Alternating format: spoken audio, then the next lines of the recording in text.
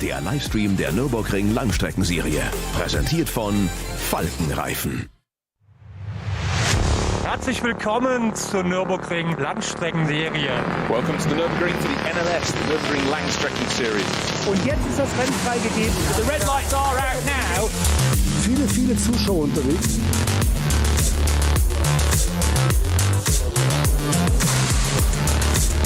I would think that's very, very close. Jetzt kommt er ran, zieht sich ran.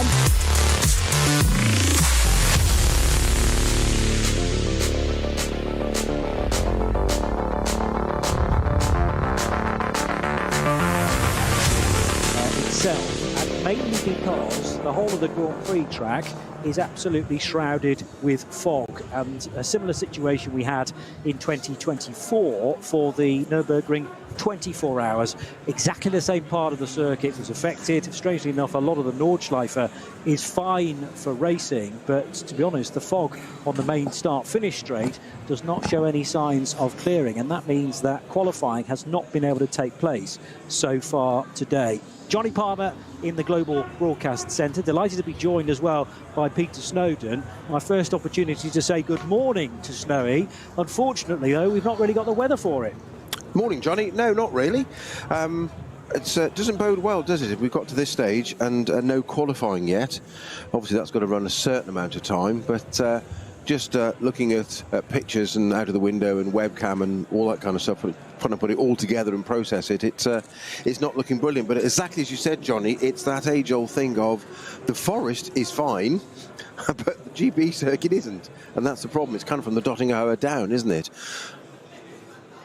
And the people in the pit lane have been given updates steadily through the course of the morning. They've been coming every 30 minutes or so. But to be honest, when the next announcement is put forward on the screen, or at least an announcement of an announcement, everybody kind of knows what's going to be said in the next 30 minutes because this fog does not clear particularly quickly. It is an opportunity for so many fans to be in the pit lane looking at their favourite cars, mind you. But you just really don't expect this in the middle of August because it's beautiful in other parts of Central Europe, you know, particularly Western Europe, areas like Portugal, Spain, France, getting blistering heat and have been for the last week or so. But here in Germany, and particularly because it's the Nürburgring, I suppose, up the road at Spa-Francorchamps, it has the same thing, this microclimate, which is entirely independent of anywhere nearby to it. It is, and trying to take my cynical hat off, and I really, really am, Johnny. It does remind me of that Nürburgring 24-hour last year, wasn't it? So this year was fine. Last year when we kept getting update or race control notifications of update at this time. And as you said, we all knew what was going to happen anyway, and it didn't. And there's just more and more fog. And there's I'm looking at some of the CCTV cameras around the circuit from here in sort of race control or above, and it's still ridiculous out on the circuit. You can't see. Of course, the limiting thing being two things for the driving point of view of the marshalling is vision between marshal posts. Two marshal posts need to be able to see one another for obvious reasons. Something happens, they've got to be able to relay that. And the GP bit, of course, is where the medical helicopter is based at the end of the pit lane. And if that isn't clear to take off, you can't run the meeting should something happen where that needs to be used. And hopefully it isn't, but you can't start the race with that inability to fly. And it doesn't appear to be clearing. I was looking at the weather forecast an hour and a half, 2 hours or so ago, and it looked like it was all going to clear quite rapidly, as we've seen in the past, haven't we, Johnny? But not today, at the moment. And this is the day, I mean, this is the day that we want the weather to clear because we've got so much racing to put forward. It's no coincidence that a 6-hour race is held in August because that's the best chance you've got of a full day's racing and the qualifying. And we haven't had any action yet, bearing in mind that the race should be starting in just over 40 minutes time and taking us through till 6 p.m. local. So there's plenty of opportunity through the day for the situation to change, but we have to produce a grid somehow. And it's been quite some time since we've seen GT3 cars on this circuit for a key event. In fact, the last time was the 24 hours this year, the weekend after the 24 hours of Le Mans. The last standard ADAC, the last standard event here was one of the two qualifiers, which are have been independent from NLS. They were actually run as NLS rounds this year, but they are called the ADAC 24-hour Nürburgring qualifier races. So middle of June, we're now 2 months on from that. We have had an NLS light race that I seem to recall went down a storm. It wasn't covered from an English crack of a race. Was it? Well, tell us what you know, Snowy. Well, I just watched a little bit of it at the time, even though we didn't do a live stream of it. But it was a great race, and I think it was a format that I think it was a great idea, because you always get this drop off, as we say every year, don't we? That after the 24-hour, which isn't part of NLS, but we all know pre-NLS, everybody uses it to test and get data and etc. etc. And we have a little bit of a drop off immediately afterwards. So in response to that, ADAC said let's do a light race, which dropped out the GT3 and GT4 cars, because there weren't that many of them coming to the immediate round after the 24-hour. And they had an absolute cracking race. It was brilliant. It was well worth having a look at, to be honest. So I think that's a format that we'll see in the future. Today, should we ever actually get underway with qualifying, etc., we do have 111 cars on the grid, which I think is a good turnout. Only 7 GT3 cars, but usual. A couple of Falcon regular supporters of this, cars 3 and 4, the Falcon Motorsports cars in their unique colours we know. Haupt Racing, we've got a Mustang out with Frank Stippler in that, and he's also in the number 8 Utah Racing R8 as well, so one extreme to the other, front engine GT3 Mustang and mid-engined Audi. So Frank displaying his skills today, hopefully. My gut feeling at the moment, Johnny, is if this even clears, given the timescale, we might end up with a 4-hour race. Yeah, I suppose that is the benefit of having a 6-hour race planned. You can cut it back by a couple of hours and still have a very reasonable race. It just falls into form of all the other events that have taken place as far as the NLS Championship is concerned.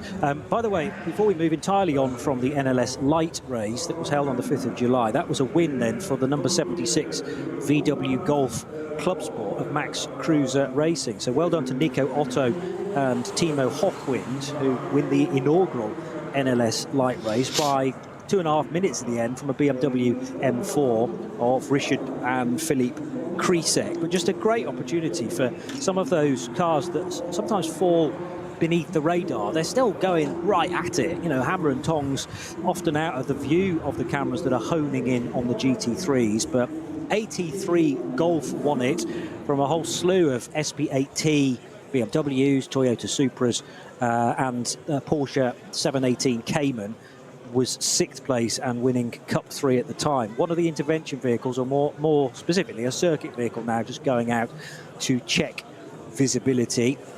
The biggest issue, typically, Snowy, is the fact that marshal posts need to see other marshal posts. So if there's a yellow flag flying, you need to be knowing whether you've got to fly a yellow or a green, depending on which side of it you are. It's less of a concern, really.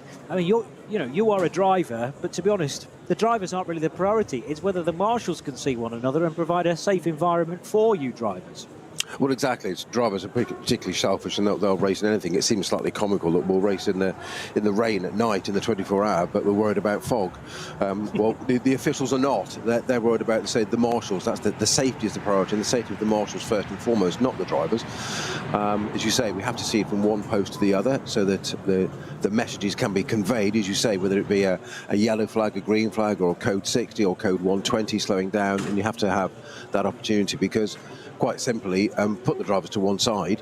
If you've got cars approaching at a speed and you haven't got the correct signs out in the correct sequence, you could have marshals working on track to deal with the situation and cars barreling into it way too fast, which is not ideal, to say the least. I think the issue at the moment is the cutback on the GP circuit was particularly heavy fog. That does seem to have lifted a little bit, but it's the pit straight still that's just watching this intervention vehicle. You said, or race control vehicle gone out there with its T-bar flashing, but they said we take a different angle on the circuit CCTV now and look down. That's another car coming in back from the Dottinghoe Tiergarten onto the pit straight, and there you go. The pit entrance is virtually invisible. You can't see it. It's just it's a grey screen with a little bit of a circuit at the bottom of it. So that's the area at the moment. That's the issue. Yeah, remember we're not using the lowest parts of the Grand Prix track, so all the way down to the Goodyear Carer, because that's reserved for the 24-hour race and the qualifiers. So it's the more typical NLS layout with that U-bend, which slices the Grand Prix track in half, effectively. But yeah, the end of the Dottinger Ruhr, I mentioned the Nordschleife itself wasn't really affected, but to be honest, much of the Dottinger Ruhr is, because it's at sort of the same level as the Grand Prix straight. Well, there's a bit of a climb through Antoniusbucher and then on towards Tiergarten, but clearly all of that part and the parallel main road that runs down to the petrol station, the model shop, where is so typically the sign-on area year on year. Where we spend too much time. Far too much time. And to be money. honest, a day like this would be an ideal opportunity to shoot down there. Yeah, not for the bank balance, it wouldn't be. No, but so on a research mission. Indeed, of course. The 4 Falcon Motorsport Porsche is raring to go. Dennis Marschall and Nico Menzel, its drivers for today. Maybe a chance to reflect then on what's happened in the NLS Championship to this point, because in actual fact, the 24 hours of the Nürburgring was the exception. Even though a Porsche won that race on the road, it was given a hefty penalty for contact. Kevin Estre colliding with a GT4 Aston Martin. Yeah, the Door Motorsport car, wasn't it? Yeah. Was it sort of Bergwerk area, or just after, or just before? No, it wasn't. It'll come back to, I think, later. It was a bit later in the lap, yes. Yeah, it was one of those things that I was in two minds at the time whether that was a valid penalty or not. I know that sounds ridiculous when you've got a GT3 car closing down on a GT4 car. It's up to the GT3 car to do the job properly, and Kevin Estre, hugely experienced, almost a ringmeister here, having won the 24-hour before. He was under pressure, wasn't he, from Mosciello behind in the BMW, then went on to win it. The only, on paper or on TV as we saw it looked dramatic to perhaps a layman of, he just touched the car. He did try and get out of the way, go onto the grass, but he just touched it. He did hit the door of the Aston, so he was well alongside, but that's probably just a slight overcommitment. But the fact the Aston flipped and ended up on its roof was somewhat dramatic, to say the least. I think the biggest element for me that was, if there's any area of disappointment in it, was that the penalty came very late in the day, quite a long time after the incident, and therefore the fans saw one car take the line and another car actually win the race just behind it, which I just never think is ideal. I'm not criticising the officials, it took a while to decide it, and obviously there were appeals and stewards and all sorts going on, but the race continued, and I think it was a 100-second penalty they got at the end, but it wasn't terribly far off the end of the race. Yeah, I forget now when that penalty was issued, but I had a slight problem with the timing of it and the fact that the Porsche didn't actually serve the penalty in race. And correct. There's a rule that says if a penalty is issued, and I forget whether it's either the final 3 hours or the final 4 hours of a race, but you then are not obliged to serve it in reality. You can carry it on till the end of the race and it's just added to your race time. The thing is, Manthey were clearly appealing it, they were arguing it through. There was a great bit of camera work which probably shouldn't have been done, but followed Kevin Estre all the way into the hospitality suite at Manthey and viewed Olof Manthey chatting with Kevin Estre, and Manthey batting the camera away like a fly at one point. And fair play to that cameraman, because that was a great bit of coverage and you felt like you were properly behind the scenes, Snowy. It was a proper bit of sort of investigative journalism, wasn't it? It was worthy of that. It was. I did wonder. I did feel at the time when they showed him going into the steward, like, no, you probably shouldn't be doing this. But you say it's great. It's great media. We got a real sense of what was going on. So we've got race control car going out again. One of our Audi Q3s, A3 Q3, isn't it? Going down the pit lane. They say the pit lane doesn't look too bad now, but it's the end of the pit lane. The pit exit is fine, but even looking across from the camera view we've got at the moment in the pit lane, you can see the Dorint Hotel. I say you see it. You can see the outline of it. It's there, and that's exactly. That's only the other side of the hotel, the track, and this just slightly rings alarm bells for me of this time last year, the 24-hour last year, as you say, when we sat for ages, and there was perfect footage clearage out on the track on the forest area, and the main part of the track, the absolute bulk of the track was clear. But it was this bit here, the pit entrance especially, that you just can't see. That said, last year we did run quite a few laps. Was it an hour or two, or a couple of hours, I think, of the 24-hour under the safety car? So maybe they'll start it that way. I don't know. There are options to get track action underway, Johnny. Yeah, I seem to remember we had 5 laps behind a safety car in 2024 in an effort to. That probably is about 2 hours then. Yeah, weirdly, because it's such a long circuit, and that was to acclimatise everyone to the amount of visibility, the lack of what they could see. But the problem was it just wasn't changing.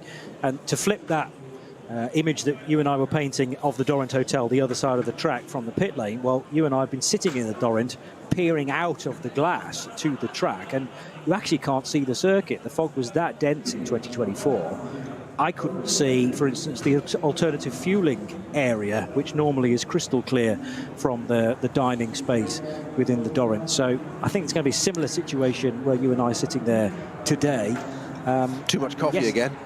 A third breakfast, perhaps. And Which all right, yes, for you being Slim Jim, you can carry a third breakfast. I shouldn't have one at all. I don't know. That's starting to catch up with me now. That's been a strategy for a good 15 years or so. But I was just thinking about those laps actually, Johnny. I think a safety car lap is approximately 20 minutes. Yes. Right. So that is that's 3 per hour. Yeah. So I wasn't far wrong. That's an hour and 40, isn't it, for 5 laps? Indeed. It's madness when you think about it. Yeah.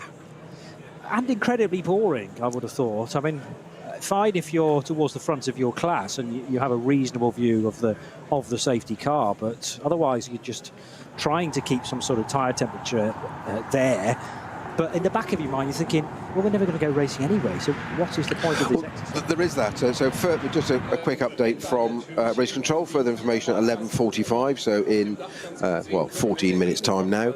Make that 13 minutes' time. But you're absolutely right, Johnny. Sitting in a race car there would be incredibly frustrating, because you sit there, you're going around, and we say 5 laps, and one thing we have to always remember about this place is it's such a long lap. We've just said 20 minutes under a safety car approximately for a lap, so 5 laps that they ran at that was an hour and 40, but you're sitting there for interminably 20, 30, 40, 50 minutes talking to your crew, to saying, have we got any news? Is the safety car in this lap? You hope that the communications are clear in terms of you haven't got to watch the safety car because you're so far back you probably can't see it anyway, so you're hoping to say you'll be informed the safety car is coming in this lap, and or are we suddenly going racing or not? And you probably get complacent and just sit there and just kind of give up, and that's when unbelievably you can run into the car in front or run wide, or suddenly you find yourself that noise underneath it. No, it's because you're in the gravel, because you're not really paying attention, because you're used to driving the car at a set pace, a certain window of speed, and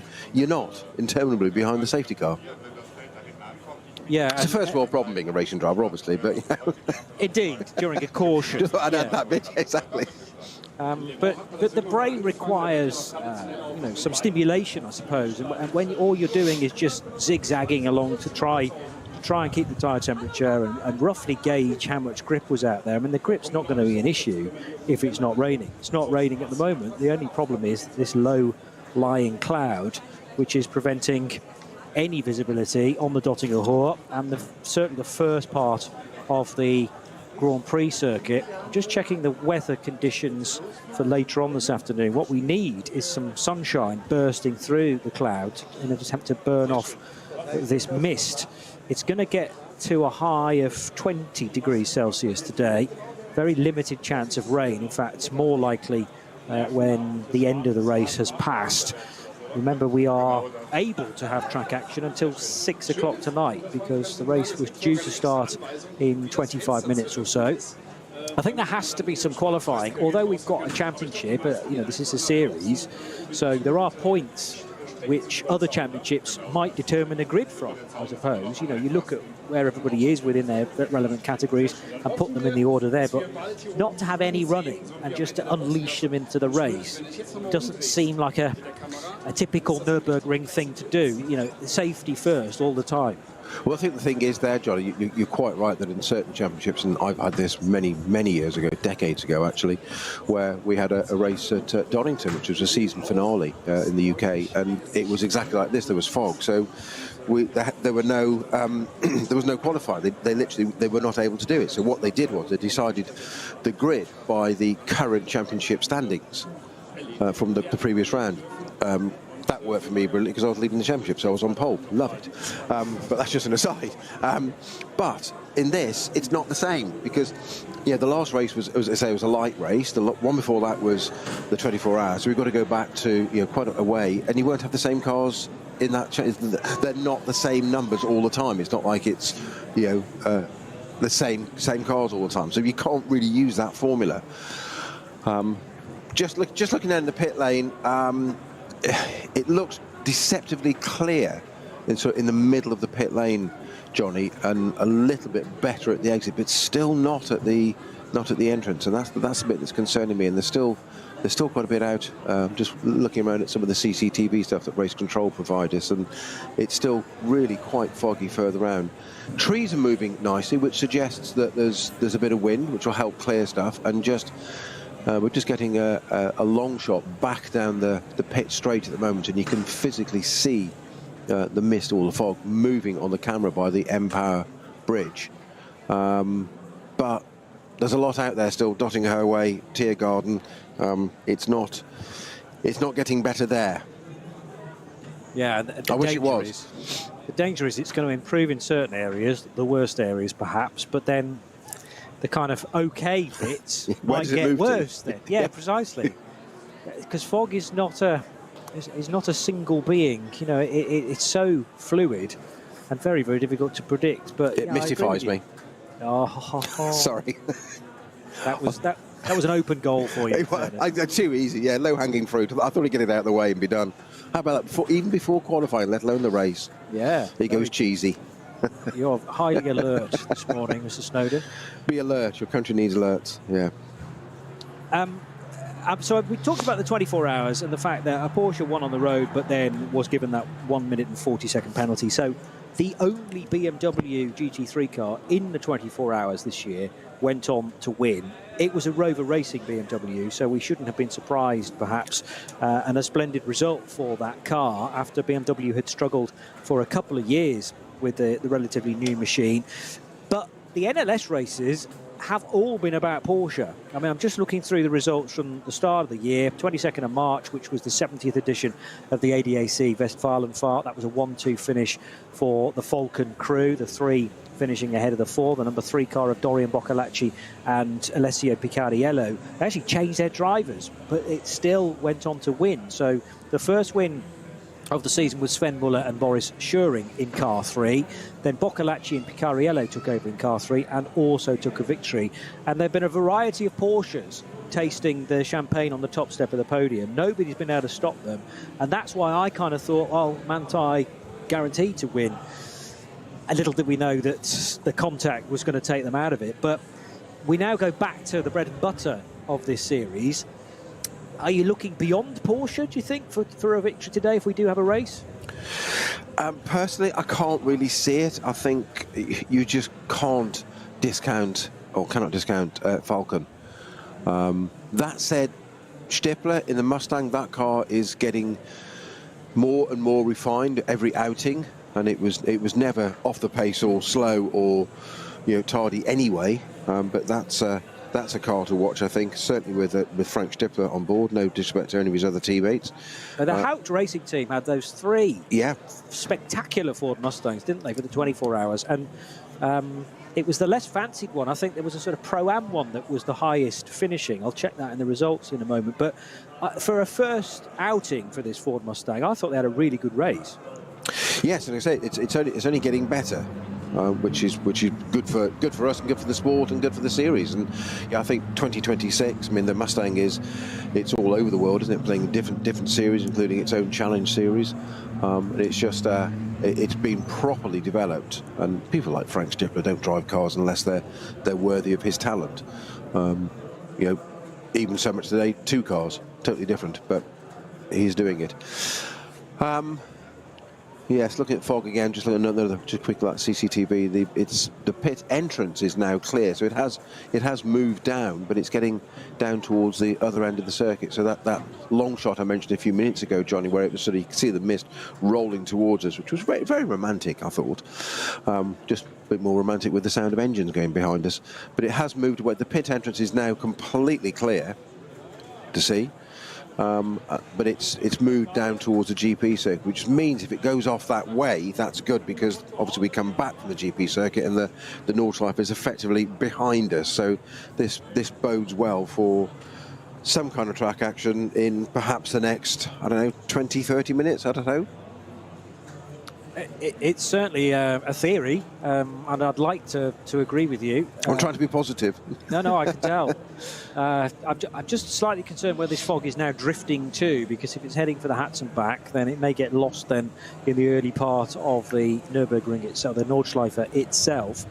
The thing is, it tends to hang at a same level, so if the track is beneath it, then we shouldn't really have a problem, but it's just slowly getting pushed towards Ad Van Bogen and those slow left and right handers after the cut through.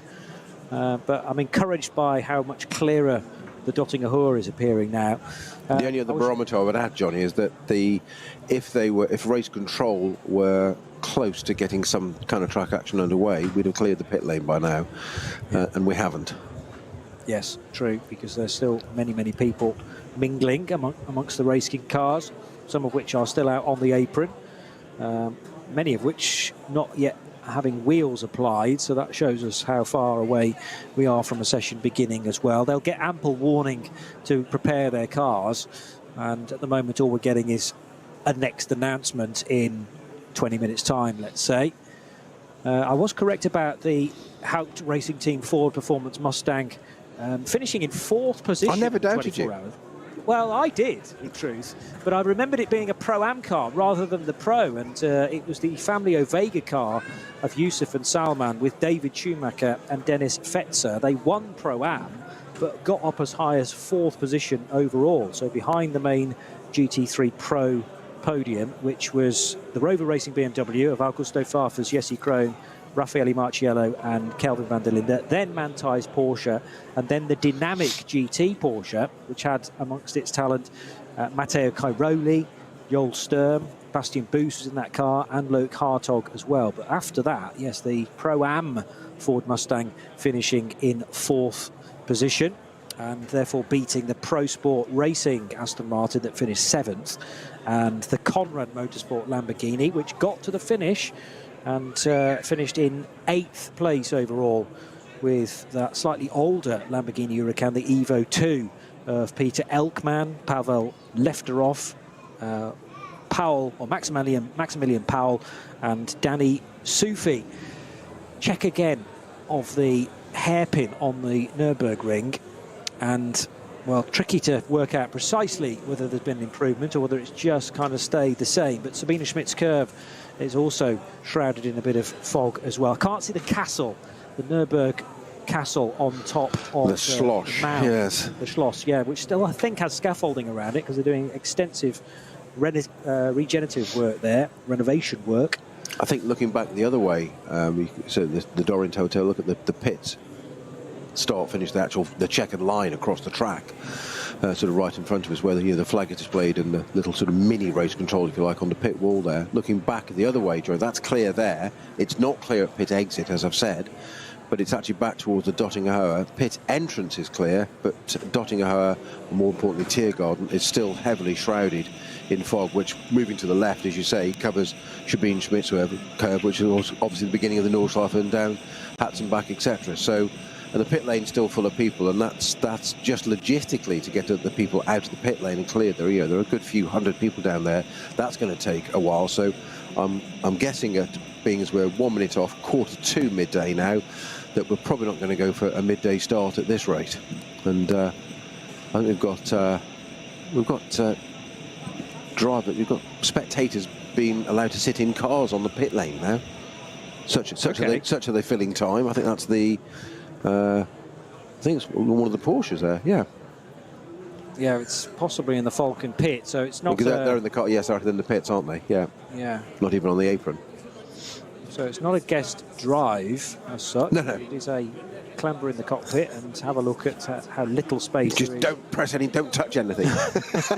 Please don't touch anything. Yeah, don't press that button because it'll take all the air out of the internal jacks and send the car to the ground, and without any wheels, that's not going to end well. Two of the four names that I just mentioned that performed so well in the Ford Mustang during the 24-hour race this year, Salman Ovega and David Schumacher, they were actually two of a three-driver lineup that won this equivalent race last year, because it was a Haupt Racing Team Mercedes, the team Advan by HRT Mercedes, that won the Rover 6-hour ADAC Ruhr-Pokal-Rennen as it was in 2024. Hubert Haupt was amongst that driving talent as well, and a convincing victory in the end. Although I am noticing that the race time was also 4 hours. So was there a problem with weather last year as well?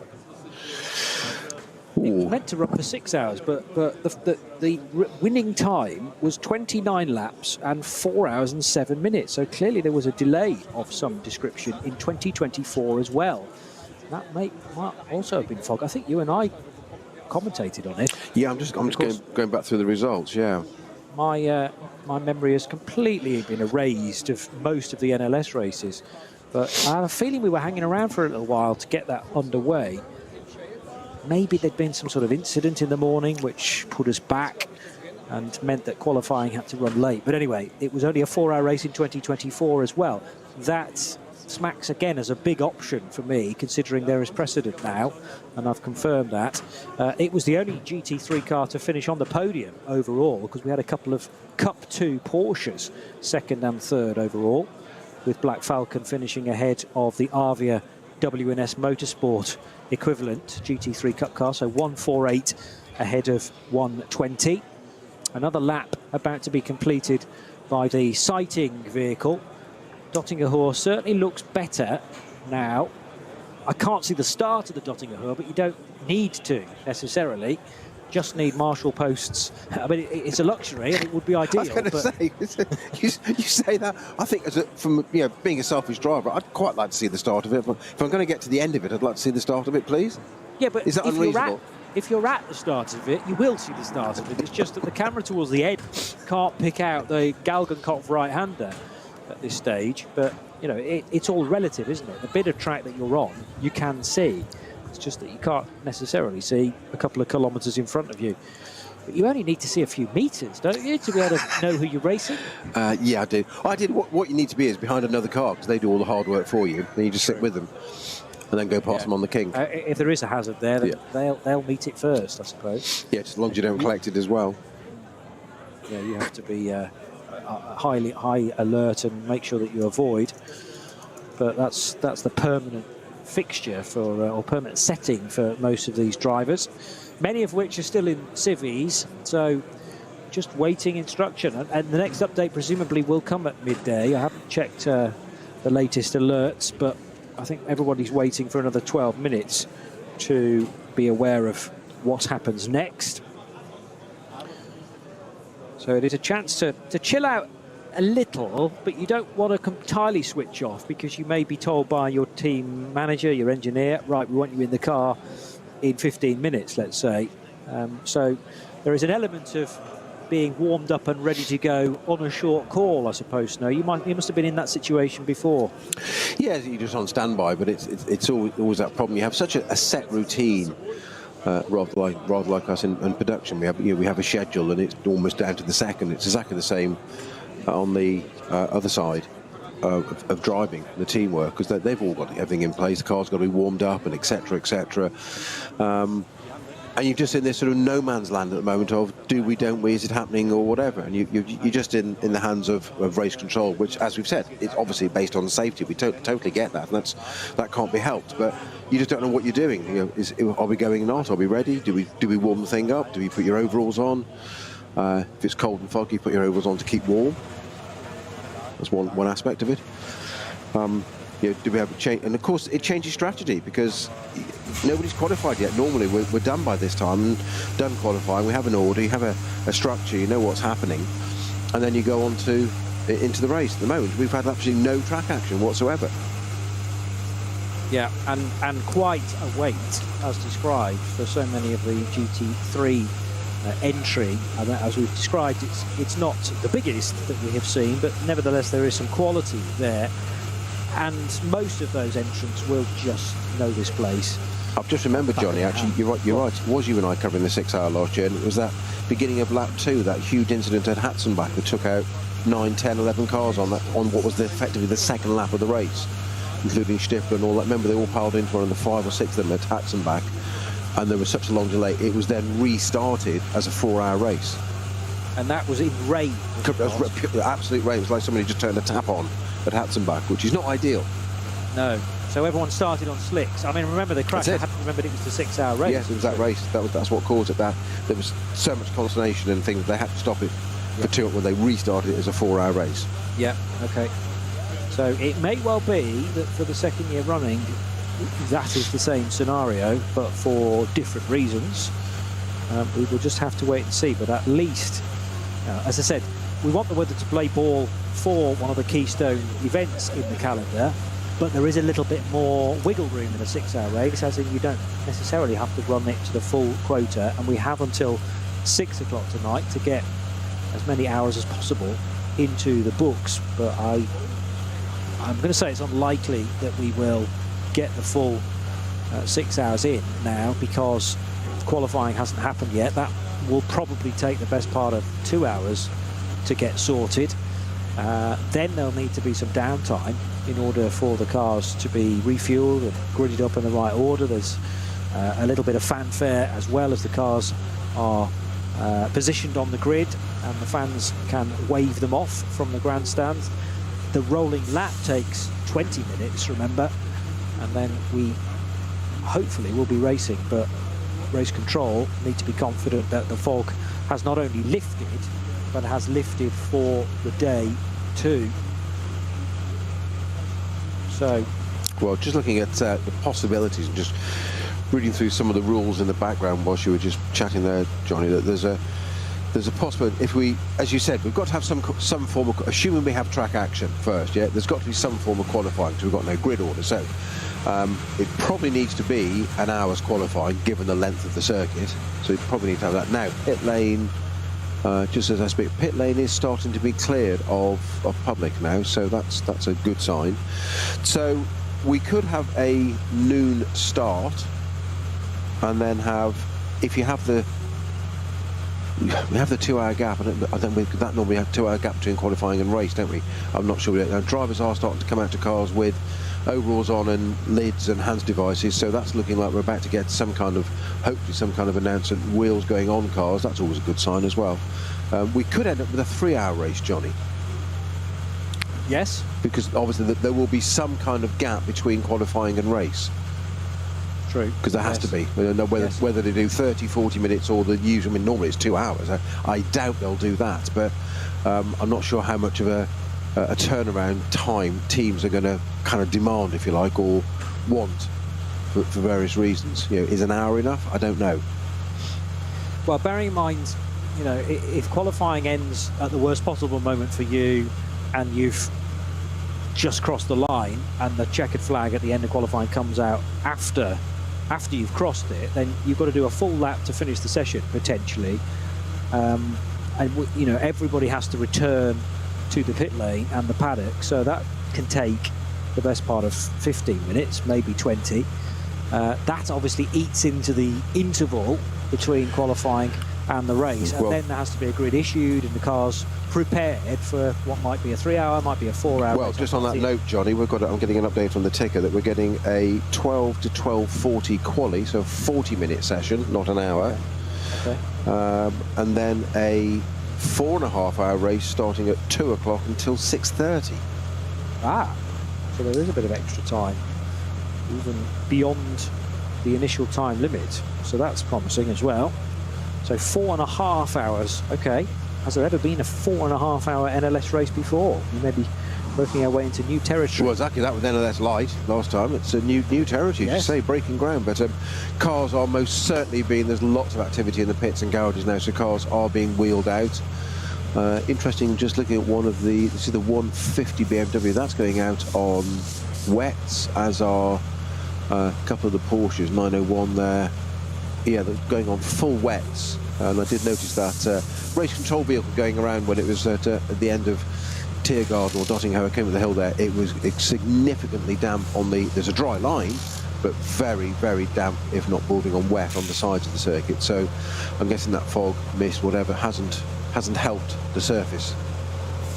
It looks like cars going out on wets. Yeah, there's always going to be a bit of humidity around, I suppose, as well.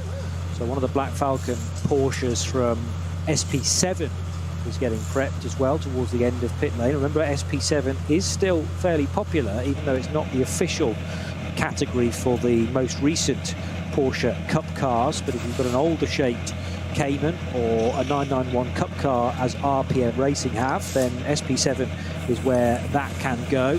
As you've already talked about, Snowy, we've got 7 cars preparing to compete in the overall for the overall victory in the GT3 class. So Audi, Ford, Lamborghini and Porsche entered within that, but also a good spread within GT4, SP10, Aston, BMW and Porsche present there, and some GT4 cars that aren't eligible for the proper GT4 category, i.e. SP10.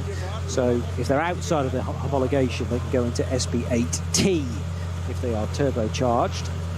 The 163 BMW towards the pit in end, which is not far away from the penalty box as well. 163 is the entry from AV Racing by Black Falcon again. Charles Espenlaub in that car, along with Ryan Harrison and Alexandru Vasilescu. So good to have part of the crew from the States present there. Yeah, the old CP Racing, yeah. Indeed, CP Racing, too right, yeah, Charlie Putman. And Charlie effectively retiring from motor racing a couple of years ago. They went out with a victory, didn't they? I'm trying to remember where that was. Was that Spa? They did, you're absolutely right. It was a way to, I think it was Spa, yes. You and I commentated on that for the 24H series, I remember. The problem is we cover so much, don't we? We tend to, you don't to raise it, but you just sort of move on to the next one, and it's another set of data and names and whatever. It just sort of, it goes into the bank, doesn't the memory bank? Yeah. Yeah. Well, clearly not. We have no. It goes into the memory bank. We just have no recall facility. Yeah, it's just more and more hazy with the passage of more seasons. Unfortunately, it looks like the 777 car is not going to be able to join the session early on, which is a TCR from the Goroyan RT by Sharky Racing outfit. So a couple of Armenians in this car. Just the 2 TCR entrants, although there may be TCR cars elsewhere in the field, just not eligible for the proper TCR category. So 40 minutes rather than, so the normal qualifying duration is 1 hour, which is held at about 8:30 in the morning. Yeah, normally. So that's going to be down to 2/3, and we're slightly more than the 2/3 race distance at 4.5 hours. Assuming, of course, that this session can pass without a difficulty, without needing to be stopped because the fog is back. But you've just got to push on, haven't you, and hope that it goes to an adjusted plan. Well, you have, but as we say again, we always have to allow for this kind of like the algorithm of the lap length at this place. That 40 minutes is going to give you around about 4 laps, timed laps. Yeah. So you've got to get it right and be precise. You've got to have, the first lap is going to be obviously finding your way around and getting some heat into the tyres, etc. And then you've got a lap to go for it, and not push too soon, because it's such a long lap. Your car actually will be up to temperature not far into the lap in reality. Cool, the number 8. Is that the number 8 Jutta Audi that's looking resplendent in almost historic JPS colours, isn't it? Yes, it is. Yeah, and it's had that for a little while now. That was one of the cars involved in the big pile-up in this equivalent race last year. And I seem to remember, well, it was certainly in these colours. I don't know whether it was this exact chassis, but they were able to repair that fairly quickly. It's polished out well, hasn't it? Yeah, 12 months on, we'd never be able to tell. But I do remember that black car being involved and arriving quite late on the scene. I seem to think that there just was no opportunity for anyone to react, unfortunately, with that incident late on the Hatson back. The all-white Mustang, which was the only Mustang in the field, is, yes, I'm right in saying that, is the car for Vincent Kolb and Frank Stippler and Patrick Assenheimer. Car number 6. And it is now under starters' orders with the lollipop about to be raised just as soon as the session is live. And who is brave enough, I wonder, to leave the pits first, because they will have to lead everybody else around. And remember where the track goes next, i.e. it's not the version that we were using a few months ago for the 24-hour race. You've got to turn right as soon as you come out of the Mercedes arena. Remember to go through the full Mercedes arena as well. So nobody hanging around. Well, I was going to say, wheel spin. Yeah, I was going to say there was an absolute explosion of noise and activity there, wasn't it? I know when somebody said free food or free beer or something or whatever, but all of a sudden everything went out. Now, the new to Audi there, the number 8 we just mentioned, that's the first car to not put wets on, but put on an intermediate by the look of it. And I'm sure I saw some of the 992 Cup cars going onto a slick, which I didn't think it was wet enough for a wet. Outright, I was surprised when I saw those going on a bit earlier, but I'm not actually going out on track, sadly, more's a pity. But so I think we've got some cars going out on slicks. Yeah, well, I suppose you've got the half of the Grand Prix circuit to work on whether that's the right decision or not, and then you can tuck in via the hairpin straight back into the pits and say, for the Grand Prix circuit, this is the wrong option. So yeah, but it's kind of deceptive here, isn't it? Because it's only half of the GP circuit, as you rightly say, but that may have no relevance to the rest of it. It could go either way. Yeah. True.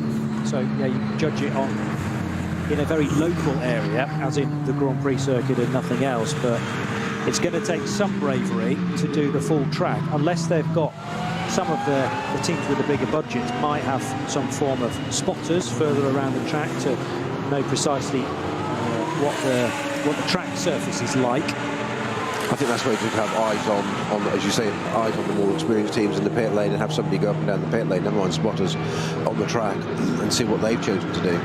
Now, as you say, quite a few cars there already. Quite a lot of cars actually not going onto the north side and coming straight back into the around the pit lane already, exactly as you described, Johnny. Yeah, so the other option, of course, there are three decisions to be made. A decision with 3 options, more accurately. You can either turn left through Sabine Schmidt's curve and head out onto the circuit. You can duck into the pit lane via the traditional pit lane entry road, or you can split the eye of the needle and just do another lap of the Grand Prix track. There's those cones out. What that does prevent you from doing is entering the pit lane straight off the Dottinger Ruhr. So you have to do a lap of the shortened Grand Prix track in order to get into the pits. But that's a nice little option before you head out to the Hats and Back. Maybe do 2 or even 3 laps of the Grand Prix circuit before then heading out into the country. Well, the vast majority of cars seem to be taking that option of coming back in again, from what little I can see on the CCTV looking across that way, because view obscured by the building visually. So quite a lot of cars coming back in again. So that tyre option I said about wet and intermediates, I personally would have thought it was slick. Certainly it is on the GP circuit. So it does appear at the moment that a lot of drivers are taking that decision, saying, well, it's dry enough and coming back in again. The number 4 Falcon Porsche, I'd had eyes on that a moment ago, but I've lost sight of it now. I was just trying to get a reference from that to see what decision they made on that one. But to come back in or stay out, or which tyres they've gone on to in the first place. Yes. There's plenty going on at the moment with the 347 Porsche heading, yes, around the Grand Prix circuit again. That's the only entry in the SP Pro part of the field for Andreas Goulden and Tim Sandler and Mark Henrici. Well, last year's championship winning car, the number 001 Adrenaline Motorsport 240i Cup car, that's gone off, and that's not gone off, it's gone off around the Nordschleife, carried on around, better term, sorry, as have a few of the others. Yeah, there are cars heading out onto the Nordschleife now, but it's very, very busy on the GP. Now, the number 3 Porsche now joins pit lane. Cool, that was close. He was this is Bachler Ulmuller at the wheel of the number 3 car. I can't see which one it is at the moment. Already got his lights flashing, letting people know he's coming through. He's just done a lap of the GP circuit and come round. So he hasn't come out of the standard pit lane exit. He's done a lap of the GP and had a feel of that and come back out again. I think it's Klaus Bachler at the wheel of that. Okay, yes, well, we'll check on that, but Klaus is a good yardstick for just testing what the visibility levels are like, what the grip levels are like there as well, and whether they are likely to change. It is Klaus Bachler at the wheel, number 3 Porsche, yes. Remember, of course, the horror show that one side of the Falcon garage had during the 24 hours with... it was a Frenchman, wasn't it? And now I'm trying to remember which Frenchman it is in the Falcon car that had that huge crash out of the Haug hook, because it was a head-on incident coming out of the right-left corner.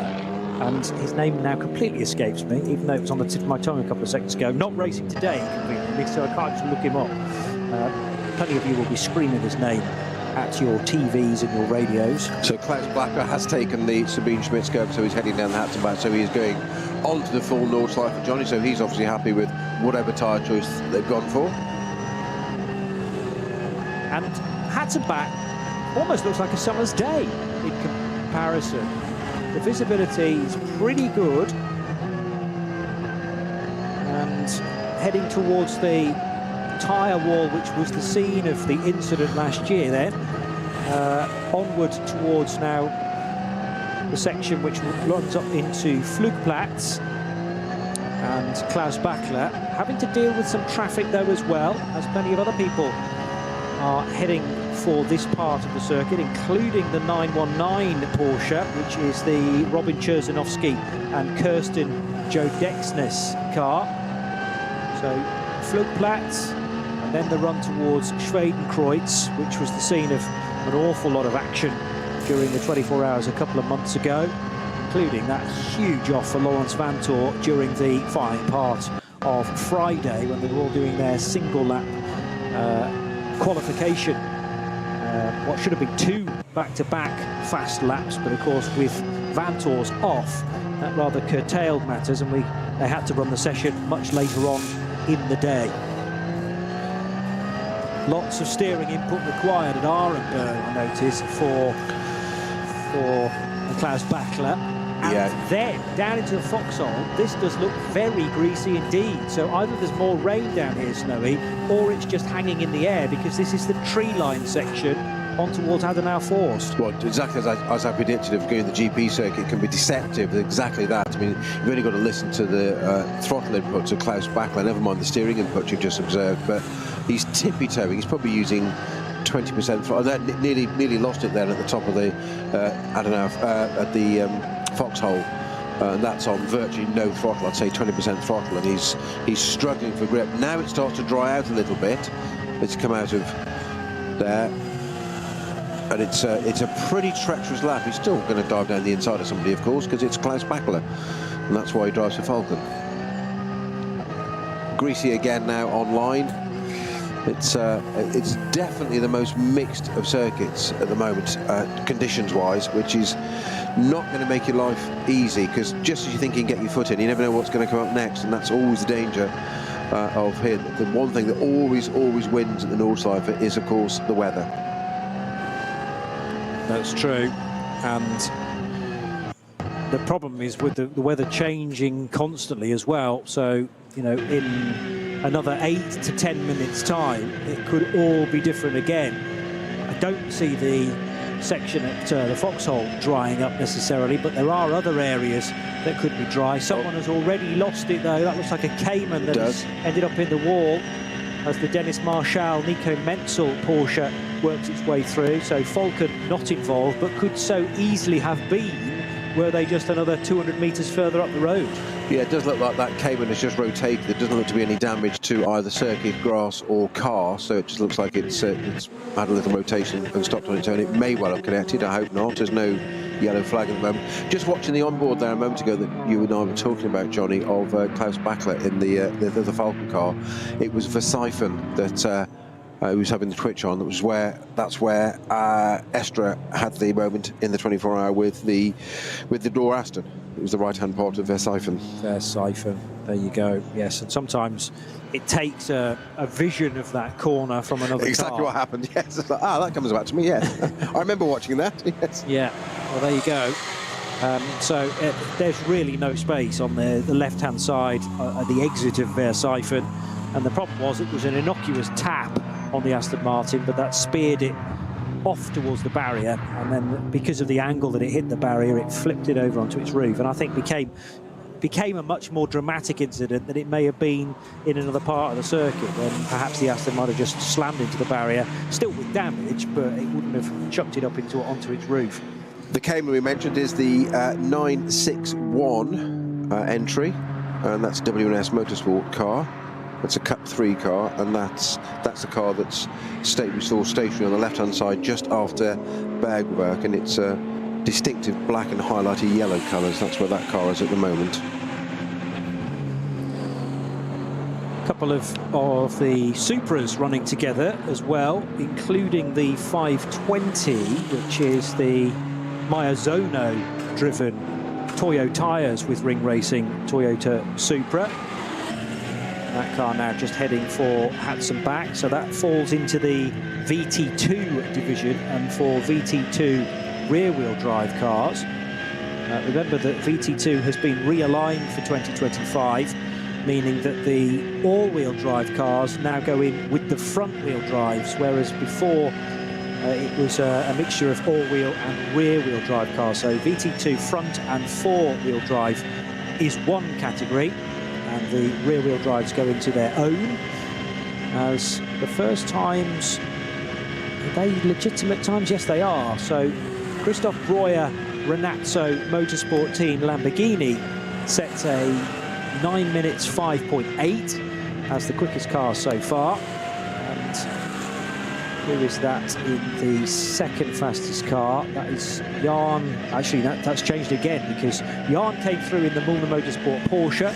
9:21 to be second fastest initially, but now 9:48. 48 Loesch Motorsport Porsche is quickest.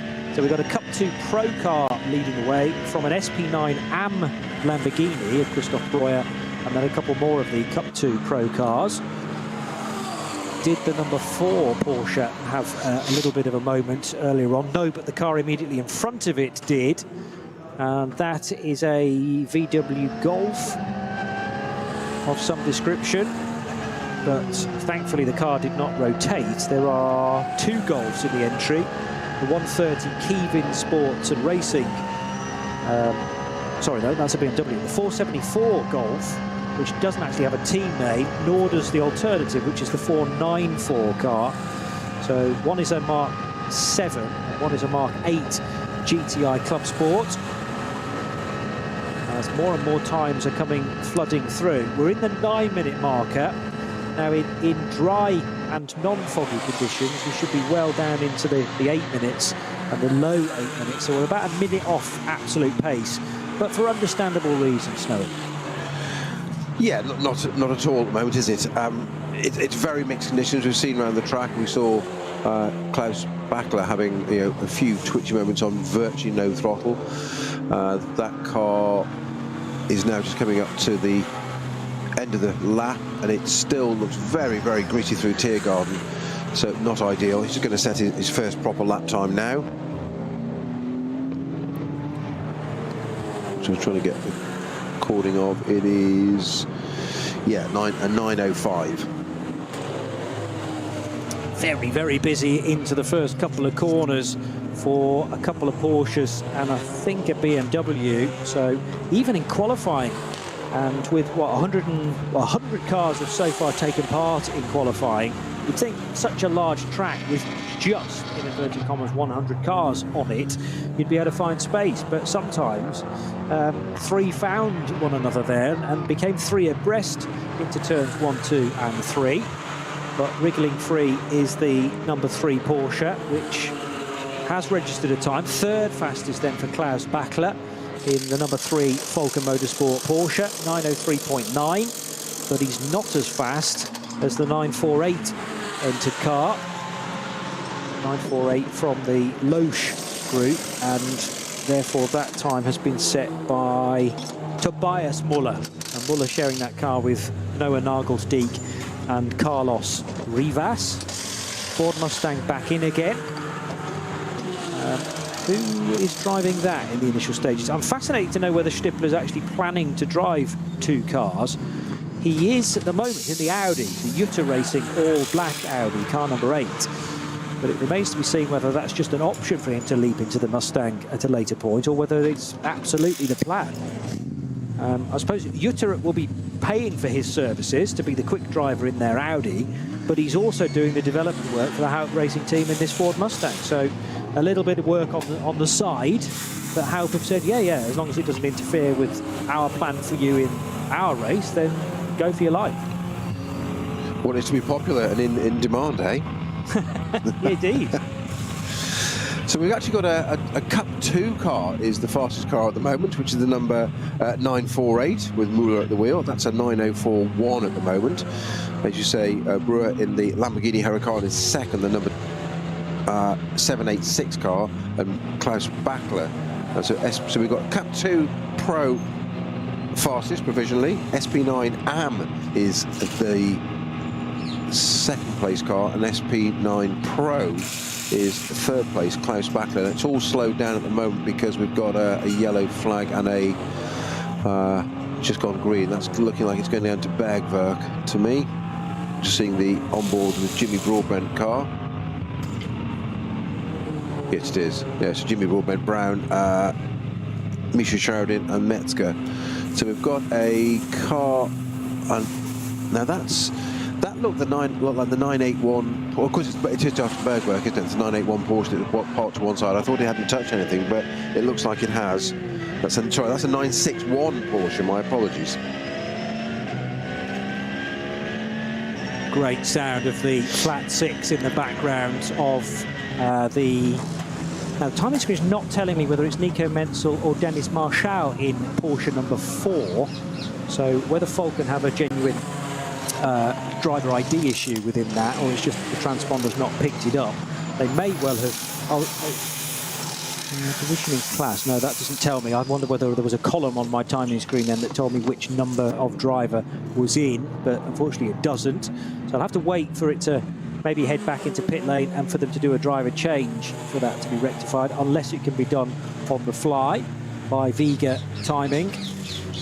Normally you do have to stipulate who is in the car, because that's then released on the data sheets after the session to know precisely who is quickest, particularly if the 4 car ends up getting pole. So news to follow on that. Heading on an outlap now is Marek Bachmann, and the Bachmann Pro Sport Racing Aston Martin number 140 has just done the best SP8T time. A reminder then, if you're just joining us on the Radio Show Limited network of channels, we're live from the Global Broadcast Centre, John E. Palmer and Peter Snowden, and you'll be expecting us to be 15 or 17 minutes into a 6-hour race. Well, unfortunately, the fog descended on the Nürburgring Nordschleife very early this morning. It meant that the scheduled qualifying of an hour could not take place. In fact, it only began about 18 minutes ago, and this is a shortened qualifying session, therefore, of 40 minutes to give us a grid for a 4-hour and 30-minute race, which is due to start at 2 p.m. this afternoon. So 2 o'clock through till 6:30, therefore slightly later than build. A shorter race, but a longer day for everybody. Let's hope that not too many dinner plans are interrupted by the reschedule. 948, the fastest car out there, Tobias Muller. But the car's now in the pit lane, so we have a Cup 2 Porsche quicker than any of the GT3s. There are only 7 GT3 cars entered into this what should have been the only 6-hour NLS race of the season. Now, I've got a red banner showing on the top of my screen. Yeah, I think it's a timing glitch, Johnny. I've just spotted exactly the same, but it's... Are there some red lights on the... Well, there aren't any red flags being flown by marshals, are there? No, okay. No, there's nothing on the GPS tracker. I was just comparing the two, but I think that's just a little glitch. But I've just spotted exactly the same. Well, I'd spotted the banner and was happy to ignore that, but then I thought I'd seen some red lights on the starting gantry. But the fact that there are no marshals waving flags of the same colour, I'm encouraged that the session is still very much live. And now heading back out for another opportunity is Tobias Muller. So the 48 Loesch Motorsport car in that resplendent gold and red and black colours. That car looking really special. They had a GT3 car for the 24 hours this year, I seem to recall, the EAE-backed car, but that is a Cup 2, therefore GT3 Cup car, but very, very fast in the hands of Tobias Muller, currently 1.7 seconds clear of Christoph Breuer's Lamborghini for Renazzo Motorsport. I'm kind of quite up for a spiced-up field. I know they'll group the GT3 cars together at the end. That's what I'm expecting anyway. So even if a Cup 2 car is quicker than a GT3, I don't think it'll be allowed to start on the front row. But it'd be nice to see it on the actual timing charts. I see, why not though? I mean, I'm with you, spice it up a bit. I mean, if you... It kind of begs the question that where's the point in qualifying if you're going to be in the start groups 1, 2 and 3? So are they going to put them in that order, or, you know, if a Cup 2 car is fastest overall, then you've earned it by right, so that's where you should start. Yeah, yes, and some championships do that. I think it's more, again, on safety grounds, because assuming the track is much drier for the start of the race, much clearer of the fog as well, then there's always the scope for a collision when you've got a slower car effectively starting ahead of the thoroughbreds. But then again, it's the job of the quicker car, the quicker driver, to find a way by safely. So I'm all up for spiced up, shaken up grids, and for them to then sort it out on the first lap of the race. We may not have that issue anyway, because now the number 4 Porsche, either driven by Dennis Marshall or Nico Menzel, still not getting a clue from my timing screen, or indeed... Well, it's just black, isn't it? Yeah, it's not helpful, is it? Yeah. No, because, well, that's what I feared, is that the 4 car would take pole position and we wouldn't be able to tell you who was at the wheel of it. We definitely know it's Klaus Bachler. That's helped. Yes, Bachler's just gone pole, hasn't he? Provisional pole, the 2 laps in, with an 8.22 from a 9.05 to an 8.22 all of a sudden. But I'm back to your comment about how the grid order works. I think it's brilliant. You've got such a short lap and such a short race round here. Why not add a bit of jeopardy in? Sorry, tongue-in-cheek. I'll take my tongue right out of the cheek now. Well, as I say, there are areas, there are championships elsewhere in motor racing that say, you know, the grid is that order, and sometimes there's split qualifying. GTs might qualify first, then prototypes in, you know, other areas of racing, the ACO, for instance, might have their own separate qualifying.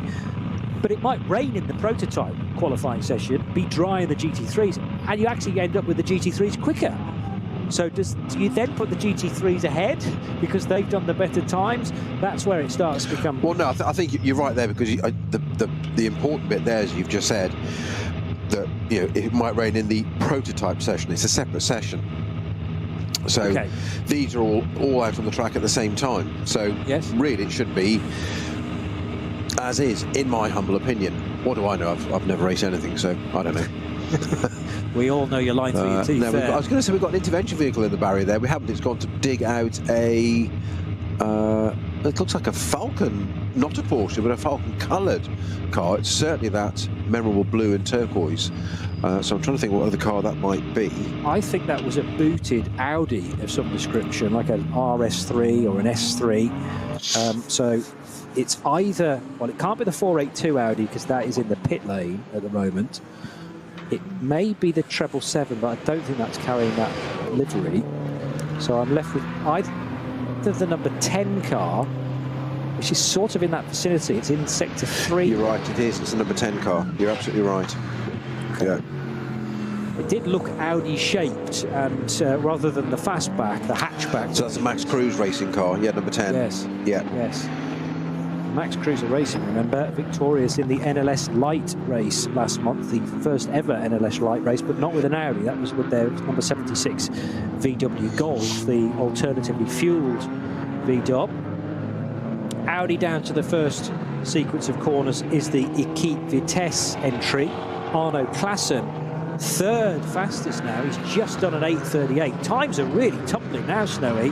We had a 9 something initially. Either the track's getting much grippier, it's clearly getting easier to pick out precisely where you are on the racetrack, but also everyone's starting to have a bit more faith as well. The Falcon Porsches, neither of them are pitted.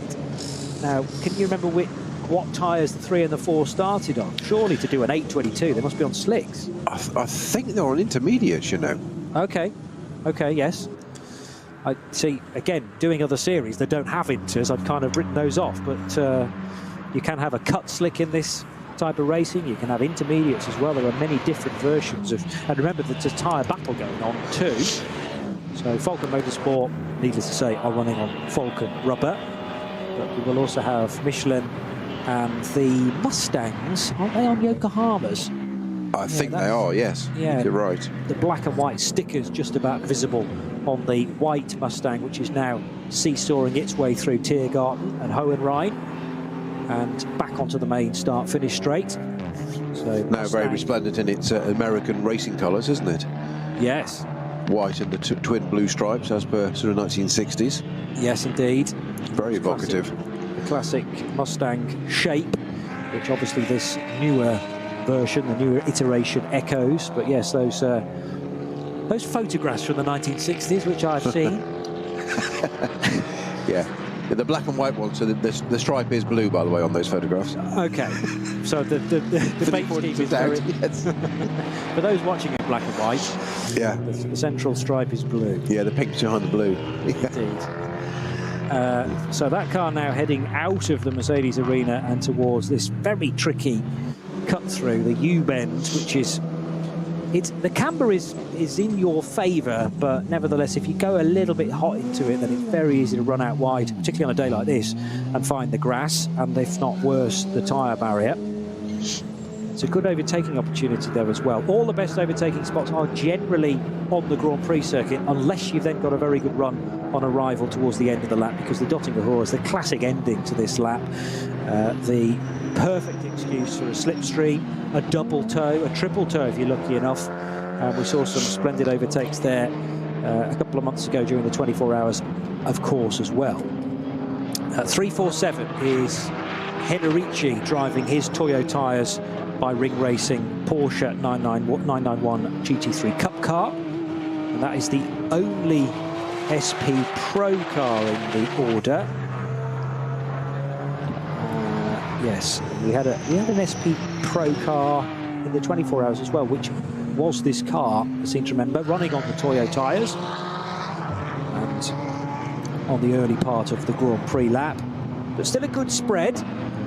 It's made its way towards SP9s being the dominant force now, but not a Pro car that is quickest, because the talent from the Netherlands, Dan Arrow, not his real name, but it's easy for us to pronounce that way. His surname in Dutch means arrow, but it's I think it's spelled P-I-J-T or something like that. So I much prefer his use of arrow, and wants to win just about everything going in sports car racing. We had a quick word with him during the 24-hour weekend, Joe Bradley and I, and he said, much like Nick Tandy has done, when did he seal the kind of Grand Slam of 24-hour races? That was last year when Nick ticked off his 4th and final one. So that's the 24 hours of Daytona, the 24 hours of the Nürburgring, of course, the 24 hours of Le Mans, and the 24 hours of Spa. Nick's the only driver to have won all 4 of those races outright, and Dan wants to be the next. But it's all very well saying these things, you've actually got to do it. Like so many of these things, easier said than done, isn't it? It sounds great when you just mention it as a sentence and on paper, yeah, piece of cake. It's good to have a dream. Well, yeah, aspirational. Yeah. And he's quickest in this session, and by a good chunk of time as well, 10 seconds clear. So surely the Dan Arrow 48 Porsche has got to be on slick tyres, I'm going to suggest. 8 minutes 12.865. And that is the SP9 Pro-Am car. So I was calling the 48 car as a Cup 2. That's been changed on our screen now. I did think it looked a bit more beefy than a standard Cup car. Maybe initially entered into that category with a different car, and they've turned up with a proper full-fat GT3. So it's going to be exciting to see how car 48 goes, and they will be taking the fight, at least initially, to the SP9 Pro lineups. But bear in mind that their Pro-Am driver lineup should even things out a little bit and mean that it will drop away with Mustafa Mehmet Kaya, Gabriele Piana and Mike Stursberg making up a 4-driver lineup. They are the only 4-driver lineup in the SP9 division. So they're spreading their workload, but part of the reason for that is because they're entered into Pro-Am. Yeah, just a quick update on the Hoffer Racing by Bonk Motorsport M4 GT4. That was misplaced in its class. It was in SP10. It's had to be moved to SP8T for turbo, which is correct, so where it should be. Just a little update if you're looking for it in its class. 188. Klaus Battler still...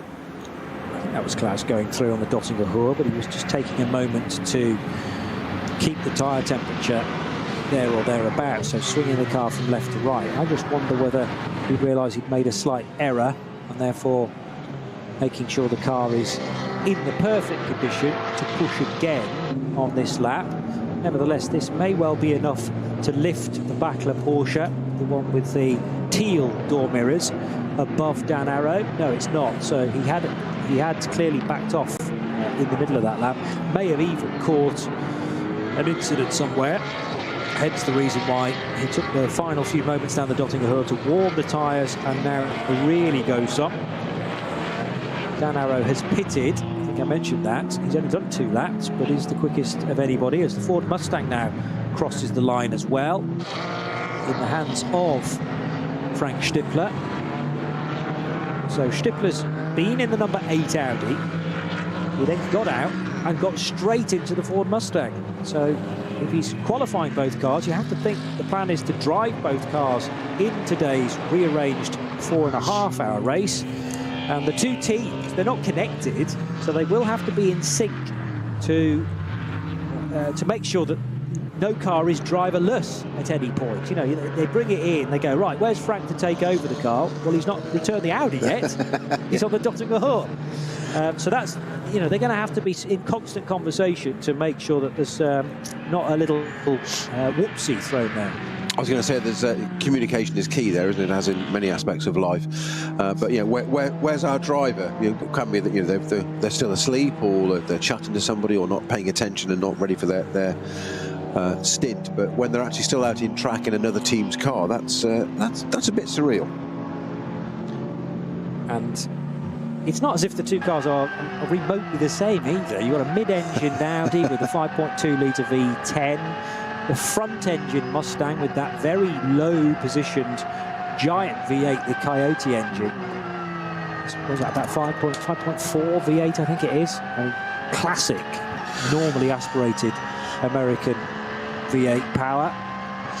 Do you know, I did do that once, Johnny, actually, from one car to another in the same race, a mini endurance race at the Aston Martin 100th centenary meeting at Brands Hatch back in, 2013, when Mr. Hindhoff and Mr. Bradley were commentating, and I started the race in a period 1961 DB4 lightweight, so manual right-hand drive and treaded tyres. And partway through the race, jumped into a current GT4 car on slicks, an Aero, which was equally odd. What was very strange was, as I left the pits and went up towards Druids, like 2 corners in, the team gave me an update and told us that we were actually leading the race, so don't throw it off. I was like, sorry? I've just come from about 20th to 1st. I like that. That's what I call the driver change. Like, we must do this more often. It's going to catch on, this is. Yeah. Yes, so total recalibration of the brain required. I suppose it helps Frank Stippler in the sense that one car is black and the other one is white, predominantly white. I hadn't thought of that, yes. Yeah, thankfully, you know, there's a constant reminder there. I think they're probably both left-hand drive without seeing the Audi up close, but it is, yeah. So that's not going to be a giveaway. But I mean, once you're in there, even the engine note will be very, very different. So, but it is about how they behave in tricky conditions as well. Well, it's a very valid point. You've got a greasy track, and we're just seeing again, once again, some Klaus Bachler in the number 3 Falcon Porsche going through the green hell bit, and it's still really greasy and damp. I thought there was a red flag there. It's not. It's a Marshall's outfit for a minute. And it's a very valid point, John, that going from one car to another, that's, you know, totally different. You know, front engine, mid engine, they just dynamically behave very, very differently. And to jump from one to the other in tricky condition, when it's dry, it's not so bad because you've got a reference point and you understand it. But it's that's where the experience of somebody like Frank Stippler will come in, because he'll understand it and know what to do. Hopefully, I hope I haven't jinxed that now by saying that. Shall I shut up? You know about the commentator's curse. Yeah, well, that doesn't exist. We've got rid of that. Okay. So, yeah. But I'm going to stop talking about that now. We haven't even got to the end of qualifying. Oof, no. Klaus Bachler... Doing it again, isn't he? Well, no, that was him putting steering input in to get the car, almost to get a heat in the tyres. Yeah. But he was doing that at the end of the previous lap as well. Yeah. So he did it on the Dottinger Ruhr at the previous lap, and I thought that was just because he'd written off his current lap. He wasn't going to be good enough to usurp Dan Arrow, so concentrate on the next one. But very unusual then to be zigzagging at Brightside that time around, when the car absolutely needs to be on the right-hand side of the corner as he's leaving it. I suppose, well, there's the double yellow, isn't there? It's Arenberg, Schwegenkreuz Arenberg. So that is any opportunity to go faster spoilt as well. But good chance to get your tyres, get some weaving in there. Yes, true. But just like in the race, surely you treat a qualifying session, you go, okay, I can't go as fast as I possibly can in the caution areas, but you still want to be quick in the green flag areas to know how hard you can push in the race later on. And he's already got second fastest time. Yes, he's 9.8 seconds away, but part of that has to be to do with the recovery of Audi number 10 from the Arenberg gravel. And they were a bit further along with that, i.e. it had been craned out of the stones and now was on the back of a recovery vehicle. So not too far away, I would suggest, from greens being waved again there, as long as the Armco has not been damaged. And that will be the next thing that is assessed. Good to catch a glimpse of the 6th fastest car, which is Marek Bachmann's Pro Sport Racing Aston Martin Vantage from, well, I wouldn't say the GT4 category. Strictly speaking, it's not. It's not in the correct homologation for SP10, so instead it's an SP8T car this weekend, and capable of an 8:46, although Marek's last lap completed was a 9:20.2. So again, because of the yellows being shown, not able to go any quicker than that. And this is frustrating in a shortened session, although at Arenberg, is it now clear? Car's gone, the Audi number 10 no longer in position, and that did seem to be much faster from the number 4 Porsche, which we can now tell you is in the hands of Nico Menzel. So the driver ID issue has been rectified. Menzel pushing hard and delighted to see that the track remains or is back to green on the approach to Arenberg now. I was about to say though, Snowy, in a shortened session when, you know, normally it's an hour, we only got 40 minutes, and we must have had about 10 of those minutes affected by not all of the track being clear. Again, now this, no, again we've got a certain indication that a red flag is out, but it's not, well, certainly not all the way around the racetrack, and if there was a red out, that would be indicated at every single marshal post, so that again is a glitch in the system somewhere. Clearly there's a yellow being indicated, and the track, well, there's Siphon being shown as perhaps the scene of an incident, together with X-Muller immediately after it. But if you've already gone through that part of the circuit, and perhaps you're on the Dottinger Ruhr, you may have been very lucky to find a green track all the way around. But yes, the difficulty is finding a part of this shortened session where everything is green. And maybe your best bet of that was right at the start of it. Yeah, yellow flag shows after Verstappen for low loader bringing a car back, so that's just sort of with an intervention vehicle behind it to protect it, and yellow flags. But just watching Nico Menzel there after Foxhole when he got to the end of that, and Adenauer forced at the top of the hill there. Huge moment. It's a very slow part. It's almost a famous bit of sort of YouTube and other platforms are available, of course, footage there of tourist laps, but having a literally locked from side to side just to hold on to it there. So it's still not remotely a dry lap yet we're getting down to what's our fastest time. It was an 8:12 at the moment, and the gap between that and second place Backler is 8:40, which is quite extraordinary. Mustang back across the line. Has that car improved in the hands of Frank Stippler? Not on that occasion, but he wasn't that far away. 8:42.2 compared to his earlier effort of an 8:41 that puts this white car, number 6, in 5th place. And behind, Arno Klassen's Equipe Vitesse Audi, 4th. So that's an SP9 AM car. The two Falcon Motorsports Porsches, number 3 and number 4, of Klaus Bachler and Nico Menzel, and then it's Dan Arrow, who is currently top of the times, and he has returned to the session now. So he parked it for a little while via the back door route. Well, that's the only way you can get into the pits, of course. Currently, that will change for the race, obviously, because if cars need to pit, and they'll be pitting in about 7 or 8 laps, depending on where they want to be pivoting the stints. You need to obviously enter the pit lane from the Dottinger Ruhr, so that will be permitted for the race. It's just not an option for the qualifying session.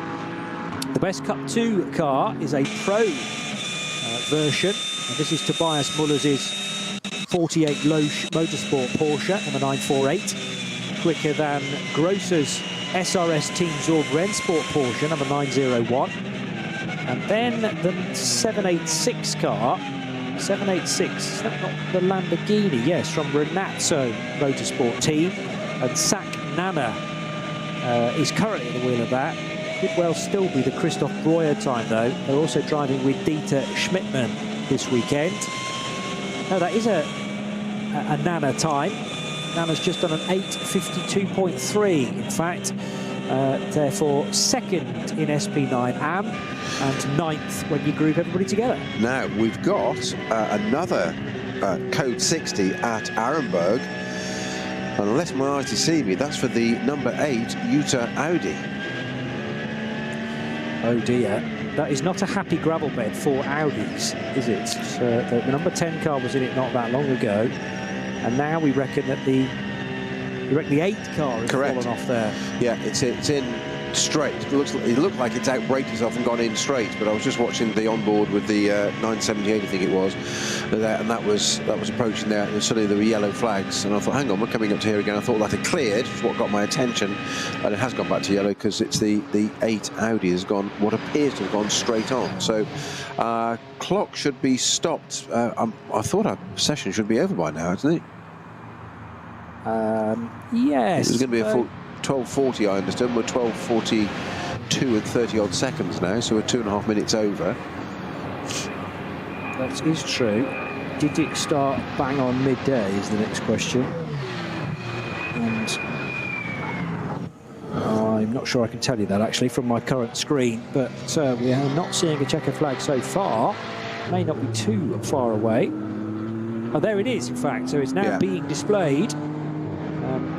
So you are spot on with the end of the session, now 12:43, and Nico Menzel has timed that perfectly, perhaps, because he's just crossed the line to go 2 seconds faster than the long-standing Dan Arrow effort, the Black Falcon Team EAE Porsche, number 48. So a real shame for Dan Arrow, although he is on a quick lap as well, and has actually done a couple of sectors at the start of this lap that are quicker than Nico Menzel's.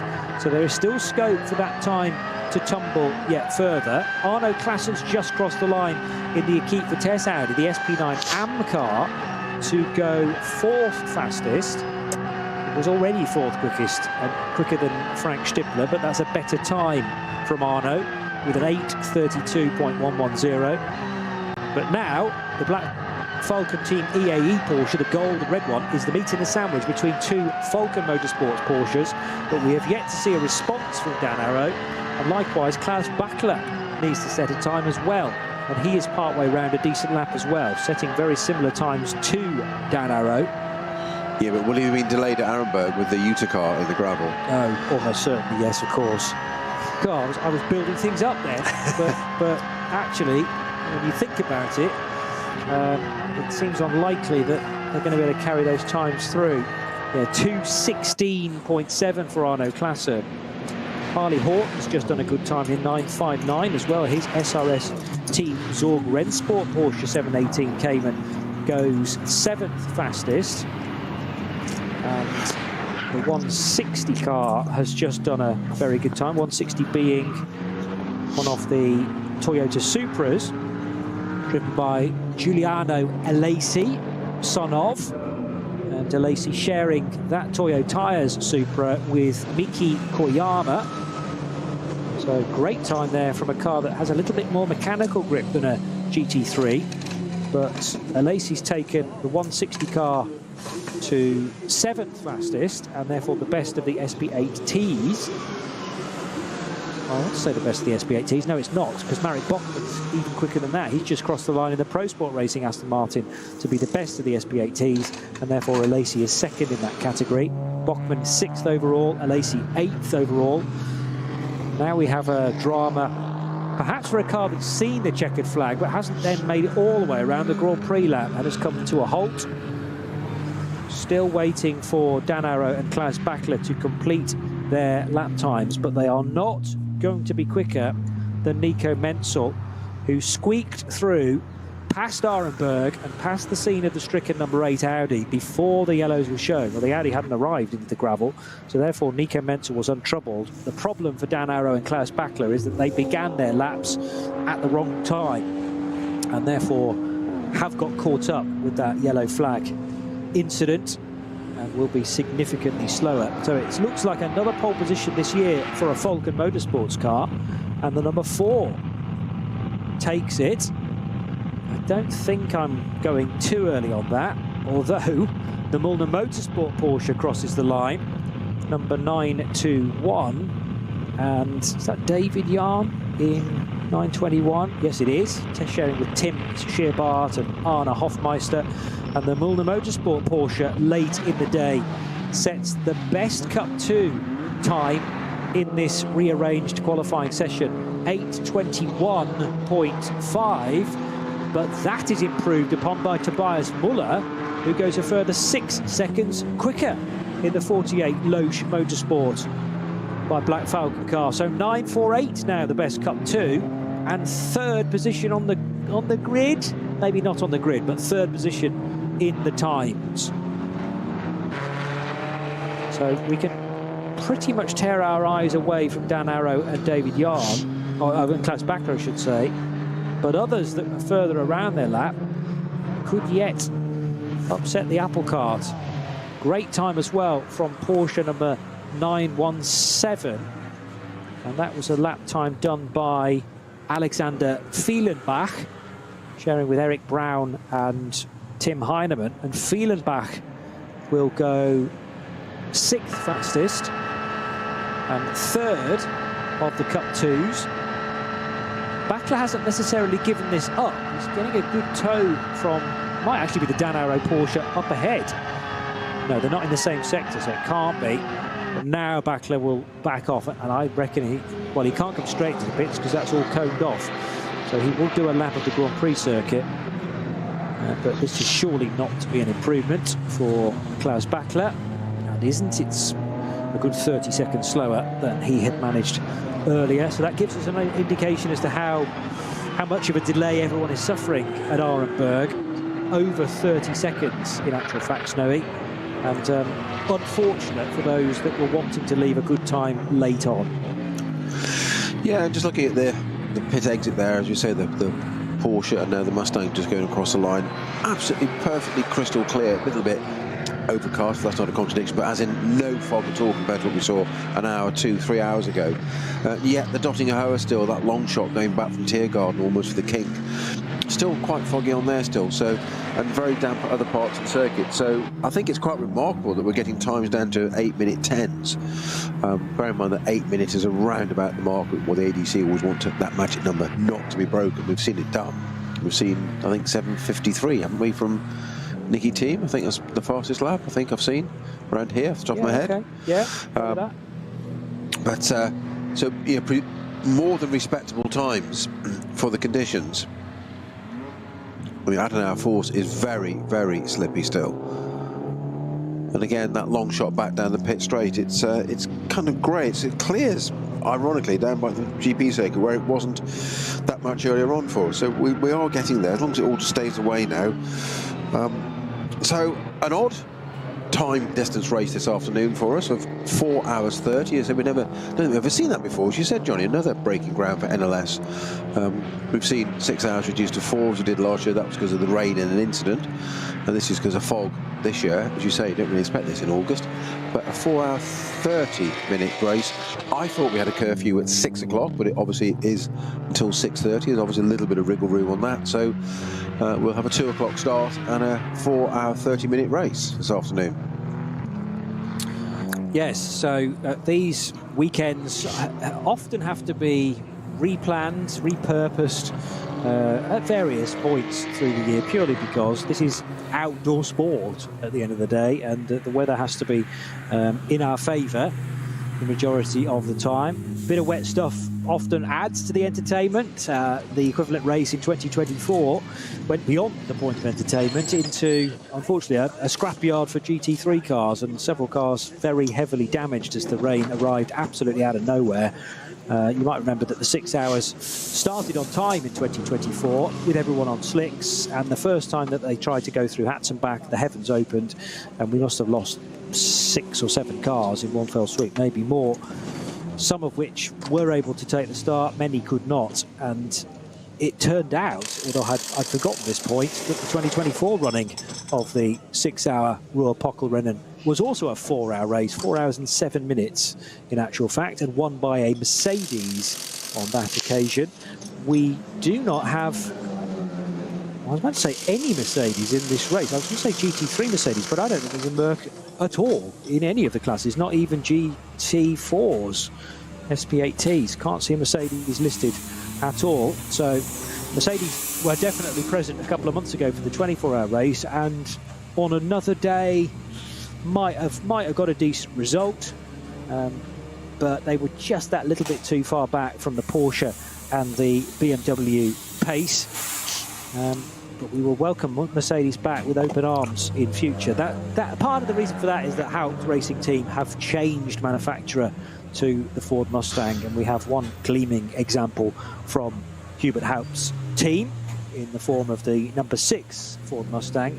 Slipped down the rankings towards the end in the hands of Frank Stippler, 15th position, but that will not be the case when the grid is written up.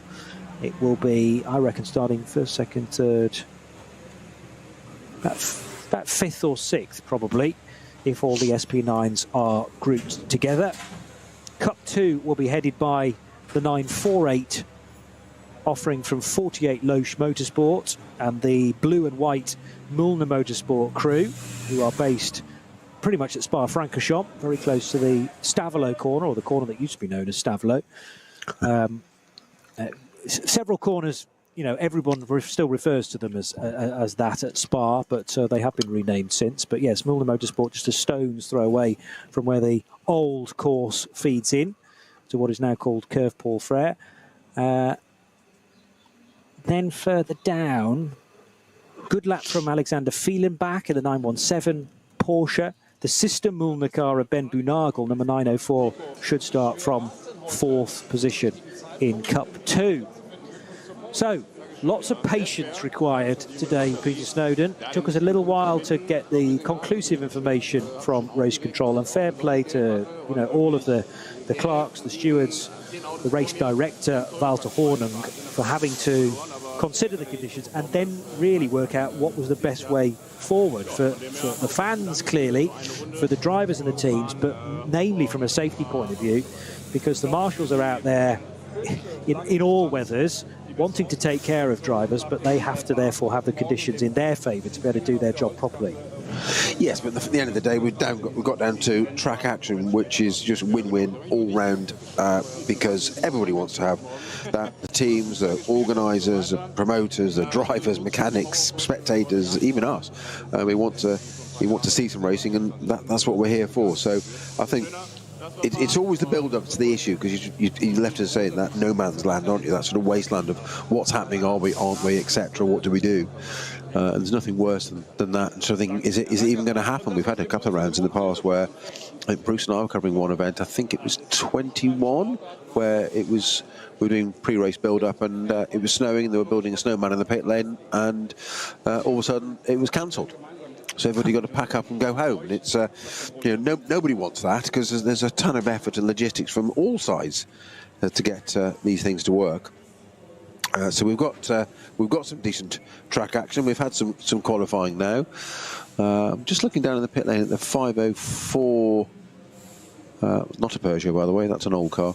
BMW 504 numbered BMW that appears to have its right rear window either down or missing, which is very odd. I wouldn't normally think you'd wind a rear window down, but very odd. There's definitely a gap. There's definitely not. There's no glass in that aperture. Put it that way. No, I agree. So, has it had a slap against a wall somewhere? Well, that's what I was looking at. There's nothing on the panel work, is it? That all looks fine, but no, strange. The strange things that catch our eye, hey. Unless they've got a problem with the windscreen fogging up, and they've worked out that if the window doesn't wind down, maybe they've just decided to take it out. But yeah, sometimes a bit of airflow through the back of the car can prevent the windscreen, warm human in a coldish car. Yeah, the danger of that is you can get exhaust fumes coming in as well, which is not ideal. Certainly not. No, I agree. So, well, it's the lesser of two evils, perhaps. See where you're going. You don't really. Well, it's not about seeing where you're going. You don't want drivers becoming drowsy because they're exposed to exhaust fumes. Yeah. You take the window out to prevent the windscreen from fogging up, but then you start coughing and spluttering because you're choking on the exhaust fumes. So did have that once with an Aston that had a damage in qualifying, not by me, I have to say, where the windscreen was broken. So the regulations said we could run the car without the windscreen, provided you had a full face helmet, because it's effectively an open car. But of course we had to remove the rear window, because otherwise the air would pop it out anyway, which would be a danger on track. So the rear window was removed as well, and that was exactly the issue. After about an hour in, it was exhaust fumes coming into the car, and it was not funny, I can tell you.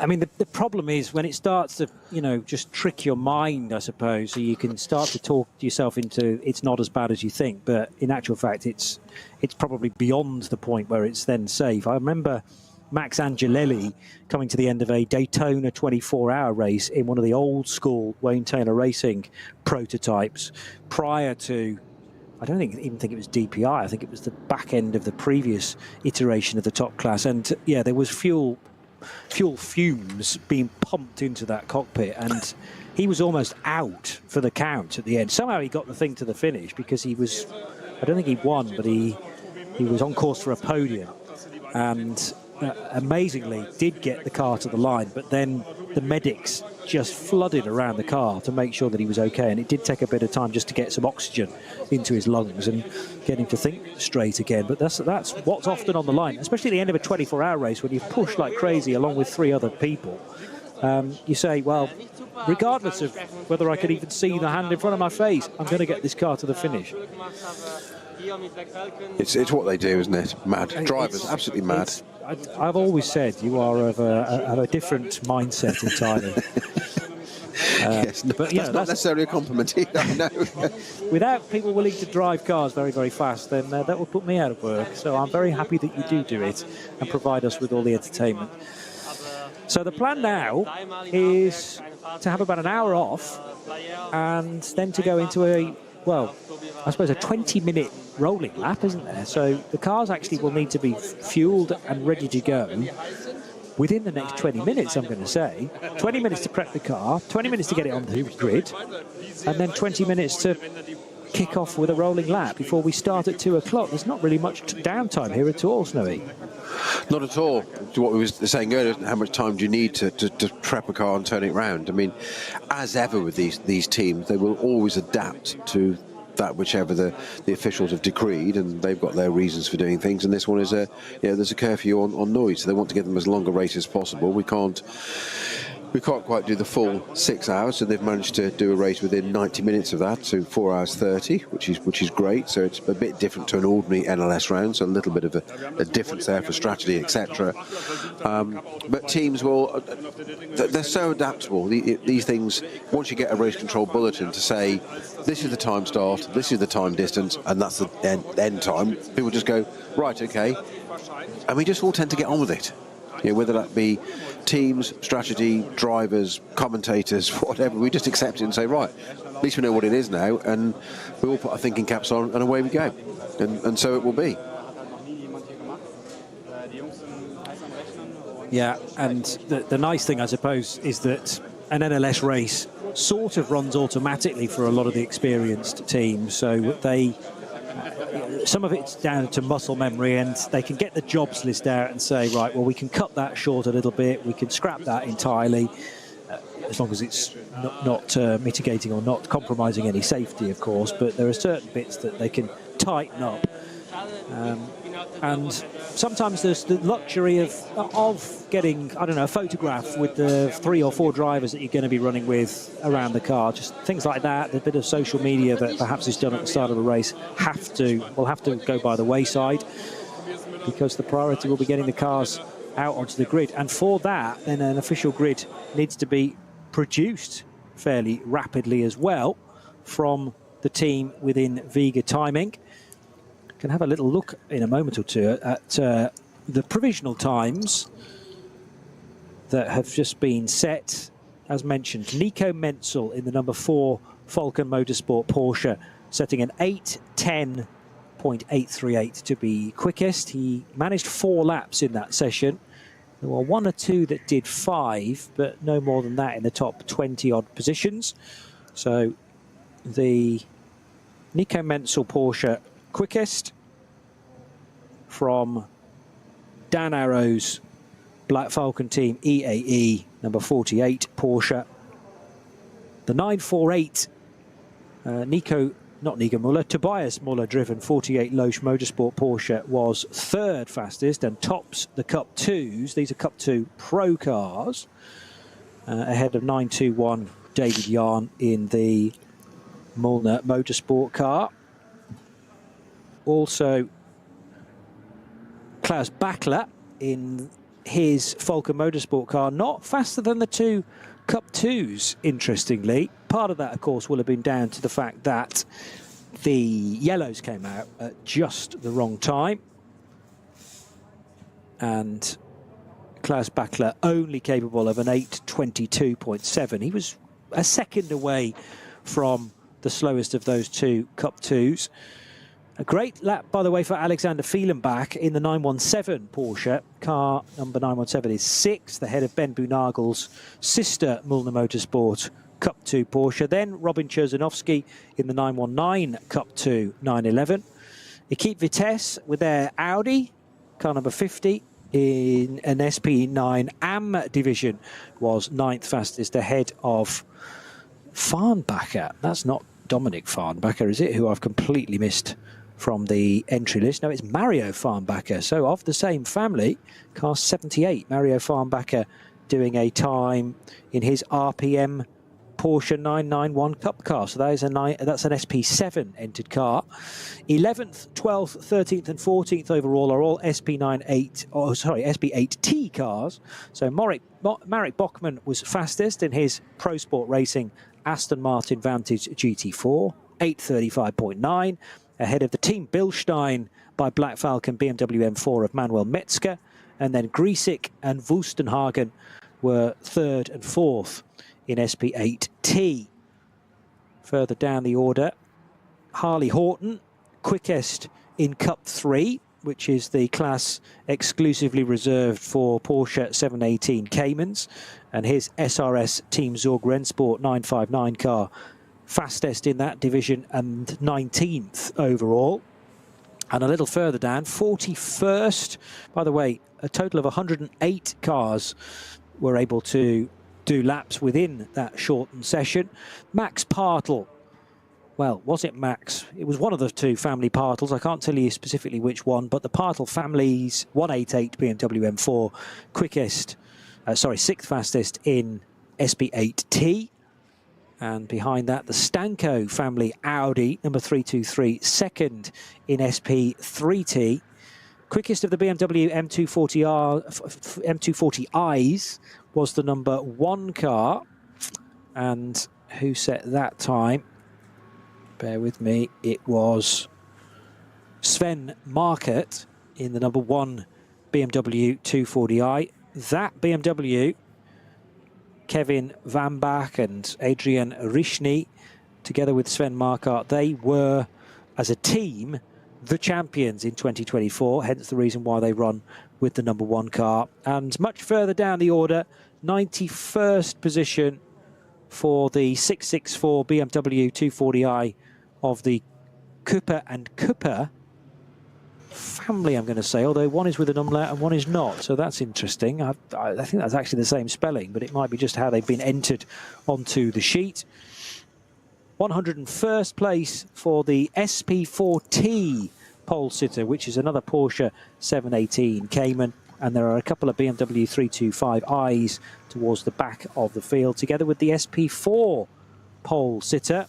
Just the one SP4 car in today's entry as well. We have a few classes in today's race that just have the 1 car entered into them, and SP4 is the Hendrik Launhardt and Torsten Kopert, Christian Koga and Katharina Lipke's BMW 325Ci. So well done to those guys for managing to set a time, and not a moment to lose now then, ahead of the latest edition of the 6-hour ADAC Ruhr-Pokal-Rennen with a new sponsor for 2025, KW 6-hour ADAC Ruhr-Pokal-Rennen, with, we hope, as many cars that qualified to start this race. So we haven't quite got to the 111 that were on the entry list, Snowy. Some do fall by the wayside for whatever reason, but 108 cars on site. There is the scope, I suppose, if you didn't manage to take part in qualifying, to through a method of force majeure,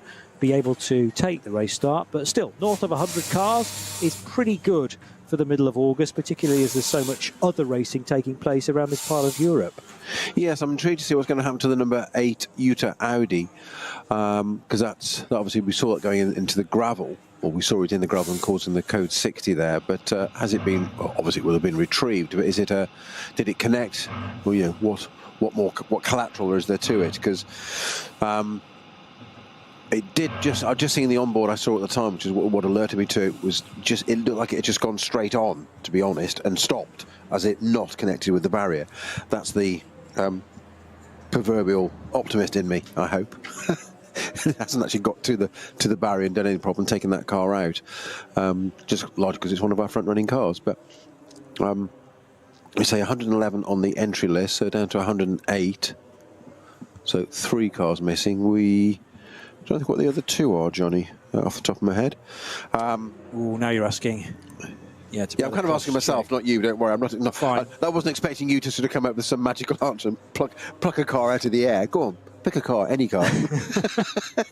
Well, also, I mean, if you gave me 40-odd minutes, I could probably compare the 2 lists side by side. But the problem is you just have no idea where you might be looking on such a long entry list, which already extends to, it's normally about 10 pages. Is it the same today? Yeah, 11. 11, okay, yeah. So there's a couple of the Cup 3s that extend onto page 11. Well done to Harley Horton, who shares with Heiko Eichenberg in such a highly competitive class, which is Cup 3. The SRS Team Zorg Rennsport duo in their 959 car will start from the best possible position, which will be from Group 2, the front of Group 2, generally speaking. Just looking down into the pit lane there, one of the Adrenaline Motorsport BMWs, one of the 330i's, competition number 500, very easy to remember. That was jacked up and mechanics working underneath it as if it's a diff issue or something well underneath the back of that car. Having a look at something there. We've got a pit lane full of spectators again. They're getting value for money this weekend, haven't they, with that delay for the fog earlier on, getting a lot of pit lane time to hang around the cars. And as you say, we saw a little bit of footage earlier on of people, you know, spectators that being able to sit in cars in the garage as well, which is, you know, to some people, they're just like once in a lifetime opportunity. Yes, absolutely. And not the easiest things to get into these days, these modern cars. But there's also a sense of relaxation from the crew preparing that car, and also the drivers that, you know, are wanting to be driving it within 30 minutes or so. That everything is, you know, those very controlling drivers that just think, right, that's my workspace, I've set it all up, I'm raring to go, and then somebody that you don't know is invited into the car and you think, hang on a minute, fine in the morning when the qualifying is not till the afternoon or the race is not till the afternoon, but moments before. But it just shows you the different level that this event is held at. I remember being struck by that, but the 24 hours, the first time I was there.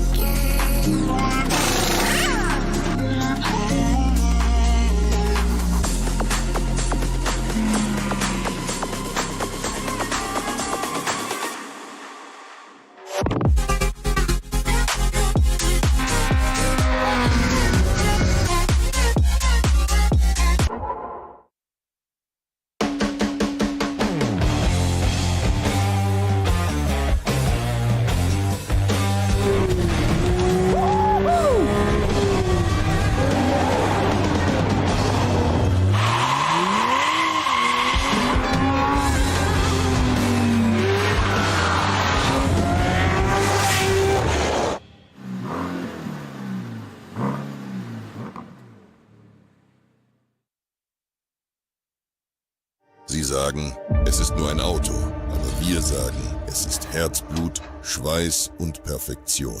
Denn wenn du schraubst, dann zählt jeder Millimeter. Dann bist du in deinem Element. Du willst mehr als nur fahren. Du willst es fühlen. Die volle Kontrolle. Eine optimale Straßenlage. Wir wissen genau, was dich antreibt.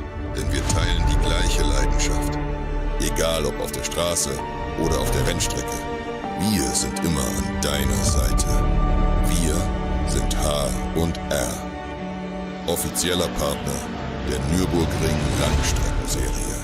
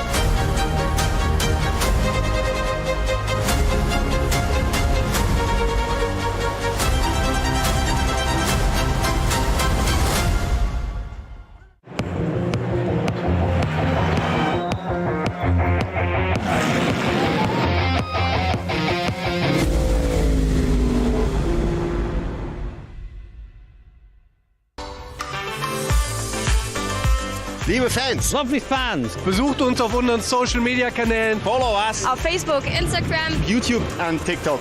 Willkommen bei der NLS.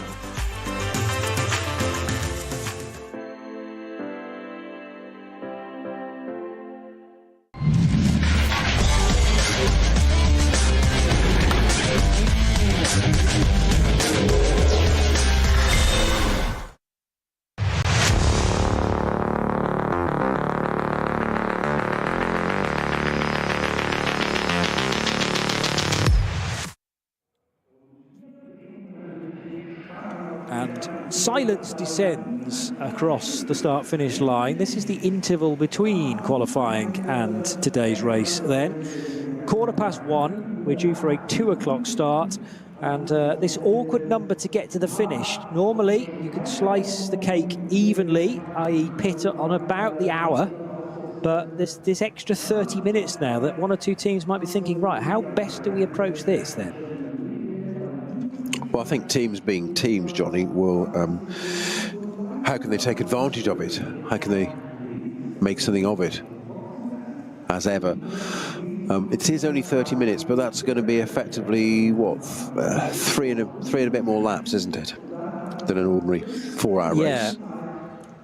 Yeah, again, it depends on whether certain teams decide to do the full 8 laps, because once you get beyond the opening stint, the maximum that a GT3 car can do is 8 laps, 8 times 25 kilometres, which takes you to about 60, somewhere between 60 and 65 minutes. But if you railed that back to 7 laps, which you can still make work pretty well, then that could effectively then be a 28-35 lap race. 7:14, yeah, 28-35, and 35 laps, depending on where the cautions fall, might fit perfectly. So rather than doing 4 full stints and then the extra at the end, if you take the punishment slightly earlier, you know, and move your pit stop forward a lap, bring it closer to the start of the race a lap each time, and do it in chunks of 7, I just wonder whether that's going to be a better point of view from strategy. But, you know, I'm saying this without necessarily plotting it all out on a spreadsheet, and that's precisely what the teams can do. They don't have to talk us through it at the same time. The negatives of being a commentator, eh, Snowy? the jeopardy, yeah. I'm with you, though, Johnny, I'd have to say. But first thing I would say is that you're absolutely right. The strategists, the boffins, the people who do algorithms and maths and spreadsheets and numbers and things, which I never understood anyway, never did at school, never did now, they will have better reasoning than we will. But I would tend to favour the approach you've suggested of kind of get it out of the way early rather than leave it as jeopardy. You know where you stand then, and that's just my way of thinking. But teams know better. They'll have different reasons. There'll be different factors about the car, its tyre wear, its differences, the weather, all sorts of things. And at the end of the day, you as a driver just have to get on with driving the car, but the team know how to work out strategy and put you in the best place possible to do that. And it's about knowing, from an engineering point of view, from a strategist point of view, about knowing the strengths of your driver and actually how much information you do pass on, because their job is basically to drive the car as quickly as possible within certain parameters. You know, there are radios back and forth to the cockpit, assuming that the radio reception is as good as it generally is around the circuit. There are little black spots here and there, so you need to be aware of where the car is on the circuit and making sure that communication is as full as it possibly could be. But sometimes you might be asked to do a bit of fuel saving here and there just to make sure that the car will make it to the end of a particular stint. But no amount of fuel saving is going to produce a 9th lap, let's say, in a stint, unless there are 5 or 6 areas of code 60. And even on the track with this level of jeopardy, that's kind of unlikely. Two spots, maybe 3, but when you're talking about let's say a third of the racetrack being affected by speed limits, that is much rarer. And the dreams of saving enough fuel to get a car onto a 9th lap are Exactly that, just too much of a dream, I would say. So generally the rule is go as long as you can, even at the start. Try and get to 7 laps, then do chunks of 8. But I'm sure we will see 1 or 2 teams within this relatively small GT3 category thinking, do you know what, we've only done 5 laps, but that's okay. We are now legally allowed to put fuel in the car. Let's do it whilst everyone else is not in the pit lane, so we get a nice clean exit and entry into it. I think your point about drivers and their different strengths, and not necessarily weaknesses, but their different strengths.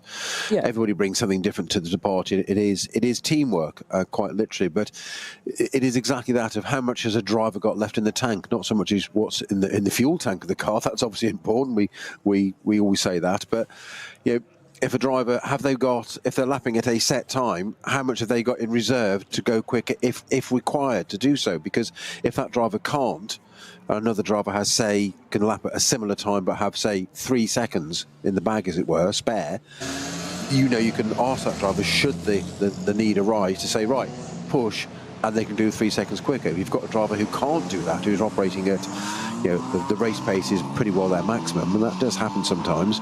And you've got to operate to the pace of your weakest driver, if you like. So there's a lot to take on board. And also, you know, you can very easily blind them with science or just litter their brain with stuff that's not relevant to an individual driver. Very, very easy to confuse a driver. I mean, it's always the most easily changed component in the car, the loosen up behind the wheel. Yeah, yeah. Well, that's what they do most stops, isn't it? So, right, we're bored of you. Exactly, yes. Fresh sheet of paper. I could tell you a few stories of that, but not on air. Not on air, no. And names that you wouldn't believe either, but we'll have that conversation off air. Okay. That's piqued everybody's interest now, hasn't it? I was going to say, that's good just to dangle that there, yeah. isn't it? It was only Le Mans, so it wasn't even like a big event either. Oh, no, that's the smallest one on the calendar. Yeah. The Tim Lucas and Desiree Muller Porsche, number 977, they run in Cup 3, and in the Group A and the AM part of it. So let me just work this out. There are various different Cup 3 cars. Are they not all in Group A, or is there a B class as well? I know that, yeah, there's one car that is in Group B, as it's called, and that is labelled as a guest car for Matisse Lismont. Chris Lullam's in that car. Interesting. Lullam has come through from sim racing, done a lot of stuff in radicals, and he's very, very fast. So I hadn't realised Lullam was now sampling the Nürburgring Nordschleife. Maybe you've been having a word with Jimmy Broadbent, who's come from a similar part of non-metal racing, as our colleague Bruce Jones calls it, but now putting his talents to good use in the real world, along with highly entertaining, well, from a Broadbent point of view, highly entertaining content as well that goes on to his various social media channels. I'm not sure whether Chris Lullam is as strident in that area himself, but he's certainly a whiz kid when it comes to the sim rigs. Kyle Tilley's in that car as well, so great that Lion Speed have brought some big names to the 6 hours of the Ruhr-Pokal-Rennen this weekend. That'll be a car to look out for. 980, and then all the other Cup 3s are in Group A, and they're either a Pro, an AM, or a Pro-Am driver lineup. The guest is not labelled Pro-Am or Pro-Am. They're just simply a guest entry, but everybody else in Cup 3 have their individual subcategories to look out for as well, and a great number of Cup 3s, 17 in total. The 777 Audi working its way now out towards the Mercedes Arena 2. So this is the Artur Gorian, Roman Mavlanov, Oleg Kvitka and Danny Brink, a former VLN and NLS champion. So Brink in a TCR car this weekend. There are obviously concerns for the other Audi, car number 10, which is not running in TCR proper this weekend. Where did we put car 10, which is a Max Cruiser car? That was one of the first cars to go off, wasn't it, this morning in quality? Yes, yes. That's it's an AT car, so alternative fuel for the RS3 of Christoph Lenz Timo Hochwind and Jasmine Preissig, who is a regular runner in the 24H series as well. Then the all-female driving lineup, but also female crewed, as in all of the pit team are female as well. The 146 GT Tyre Motorsport by WS BMW M4 also runs in the AT class for Carrie Schreiner, Janina Schal, Patricia Stalidzana and Beitske Visser. And then the third car in the AT division is the Porsche 718 Cayman for the 4 Motors Bio-Concept crew. And they're sort of mainstay runners. They're nearly always present. And 420 has, in inverted commas, Michel Gatting. Now, surely that's the Michel Gatting. It doesn't necessarily need the inverted commas, does it? Unless we're now getting to a point where pseudonyms are adopting another driver's name. Well, that's just the real Michel Gatting, surely. Well, I was just like you, John, I was wondering what that's actually alluding to. It's a slightly odd thing, isn't it? It answers on. It says she's from Denmark as well. Yeah. So, well, that all ties then. Yeah. And coming back from a broken foot after what happened at Le Mans Test Day, the end of Le Mans Test, they were doing a practice driver change, and the car got released from the air jacks straight onto her foot. It's not going to tickle, is it? Certainly not. That was one of the most painful things I think she's ever experienced, and it has taken quite some time to heal as well. Although amazingly, she was racing again in Brazil for the 6 hours there as part of the World Endurance Championship. She said, because she left foot brakes, she said thankfully it wasn't her left foot, it was her throttle foot that was broken. And therefore she's not having to put ridiculous amounts of pressure through it to brake, especially in a GT3 with the ABS. You just wallop that. I was going to say middle pedal, but it's more like the left pedal, isn't it? It is these days. I mean, it's the same in a GT4 car as well. They do, if particularly you've got the ABS turned up and you're relying on it, then yes. But thank goodness you've learned the art well of left foot braking them, because for somebody else that might be a bit more of a problem. What's your style, Snowy? Are you a traditionalist, as in you use the right foot for everything? No, because obviously it varies. If it's a historic car, then yes, but you can left foot brake in an historic still. You just have to be a bit quick on the clutch. But in a modern car, GT4, whatever, it's back to karting. It's 2 pedals, 2 feet. You just learn to do it, and I think it's something you either adopt quite early in your racing time, career, whatever you want to call it, or you don't. And there are people that don't believe in it and left foot braking. I do, on the basis that you can keep your foot on the throttle if you've got older type diffs and things where you need to spool them and stuff. You can keep the thing going. It isn't dead, is it? So you can blend. And sometimes you want to, some of the faster corners, you might want to, blend the brake a little bit with your left foot whilst maintaining, good 80% throttle. That sounds a bit odd, but rather than a sort of confidence lift, you don't want to come off the throttle all the way. Okay, so you do actually have slightly, you'd have both pedals applied. Correct. You modulate the two. I mean, as you know, I was doing a bit of testing in a GT4 Aston earlier this year, and Craner Curves is pretty well flat in one of those things these days. It is flat actually. It's about 132 miles an hour, which is bonkers in a GT4 car. But the old hairpin, which is quite a tight right-hander, if you're familiar with Donington back in the UK, that can be. You can literally you have to lift for it.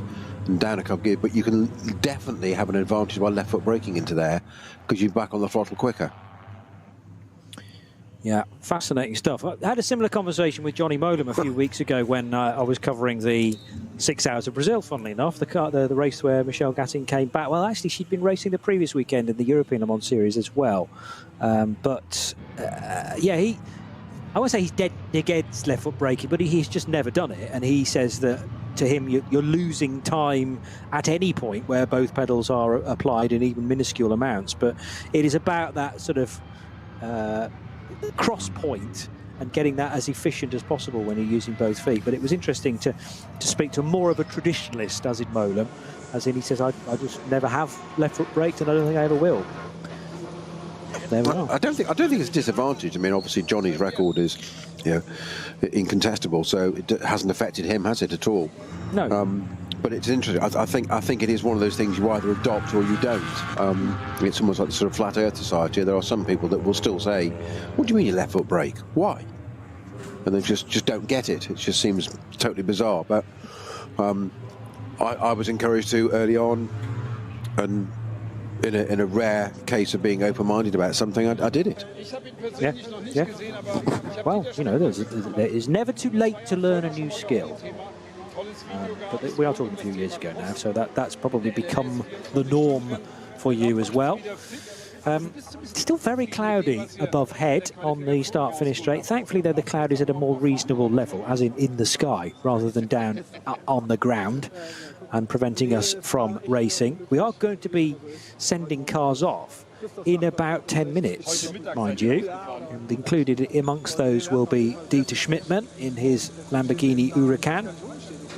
I had forgotten that the Conrad Motorsport Lambo had such a good result in the 24 hours, because, without wishing to be rude, we often try to have a bit of a sweepstake as to how long a Lamborghini might actually last in the race. Well, it got all the way to the finish, and it finished in 8th position overall. So Renazzo Motorsport team's Lambo that Dieter drives, that Christoph Breuer and Sack Nana drive, will be looking to get to the end of 4 hours and 30 minutes in their AM car. So their nearest rival is the 50 Audi for Equipe Vitesse of Michael Heimrich, Erik Ullstrom, the Swede, and Arno Klassen, who did most of the laps in qualifying. That's the other thing, Snowy, about having a shorter qualifying session, is that if certain drivers are less experienced, they might be the AM, they might, you know, be businessmen, businesswomen the rest of the year, so they show up at the Nürburgring. But if you're in a high-performance car, the last time you will have been able to drive at the Nürburgring will have been in the 24 hours, and that's even if you got into it. Otherwise, we're looking back to, what was it, NLS3, which might have been April, May time. And there probably wasn't enough time to cycle all the drivers through in qualifying today, because it was only 40 minutes. So there'll be some drivers getting on board a car going, blimey, this is all quite fresh for me, even though I'm quite experienced around the Nürburgring. I haven't actually done a competitive lap for a good few months. Yeah, you take it in your stride, don't you? But you're absolutely right. It's new, it's different. You've just got to get on with it, I guess. So there may be some that will have said, make sure I do some lappery in qualifying. So, you know, rotate the drivers as much as possible. But 40-minute session, I suppose that would have allowed, even if you're doing 10-minute laps, that probably would have allowed 3 driver changes if necessary. I think it'd be quite tight to do that with your pit in, pit out, and your driver change. Yes, it's going to be quite frantic, and I think you'd certainly do 2. 3 would be, it's possible, but you've got to be slick to do it. You have to be quick. Yeah. So I suppose you prioritise the drivers, and that comes through in a briefing at the start of the weekend. You prioritise the drivers who want to get laps in qualifying, purely to just refresh their memory and get a feel for the track surface, as relevant as it might be from one session to the race. A couple of race control updates for us, Johnny. There's 4 cars that had a GPS issue, so got mechanical black flags during that session. That's the number 50 Equipe VTS R8 Audi, the 75 Asbest Racing Porsche Cayman, and 164, which is the WNS Motorsport 718 Cayman, and 347, which was Toyo Tires 991 GT3 Cup. More interestingly, or more of note, is that penalty for car number 163, code 60, speeding, was actually 70 kph, so therefore goes to the back of the start group. We've always said how very strict they are on this, and it's only 10k over 70 onto 60, but there it is. And of all the people to fall foul of that, it's Charles Espinel. Oh, wow. In the 163 car, which is, I mean, he's going to hate me for highlighting that, but my reason for highlighting it is most unlike him, somebody more experienced you couldn't really imagine, but just got caught out. I mean, we have to remember these goes from yellow to 120 to 60 sometimes, and just maybe just don't get down to it quite in time and just go over that line, as you say. They'll pick up on it, and there you are starting at the back of the grid. So that sort of negates qualifying for you.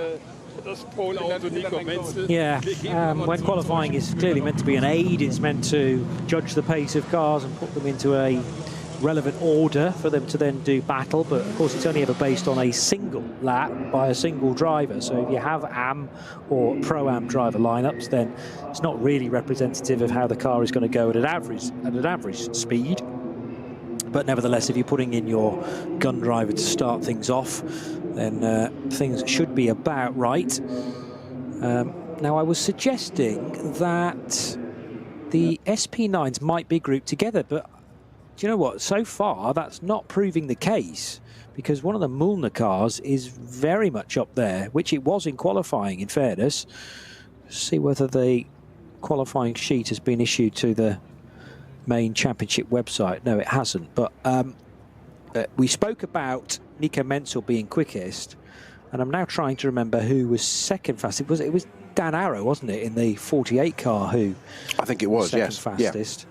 So Dan's car, I don't think has arrived on the grid yet, but it does appear that the Mühlner car that was then faster than Klaus Bachler, because Bachler got caught up in those yellows, looks like the Mühlner car will be permitted to start ahead of the second of the Falcon cars. So we do get the jumbling up of the grid, and that rather suggests that if a Cup 2 car had taken pole, it would have been allowed to start there. So we've got some fans of our theory in race control by the sounds of things, Snowy. Well, if our theory is right, and I sincerely hope it is, then brilliant, because as we both said, they've earned the place and the time, and that's to me how it should be. And the fact that it's a different category car, if it was, as you said, sessioned, so you've got a prototype session or an SB4, so a GT4 category or a GT3 category, then I get that, because you're at different times on the track and different conditions. But as it was one complete session, then yeah, that's what they've done. That's what they've done.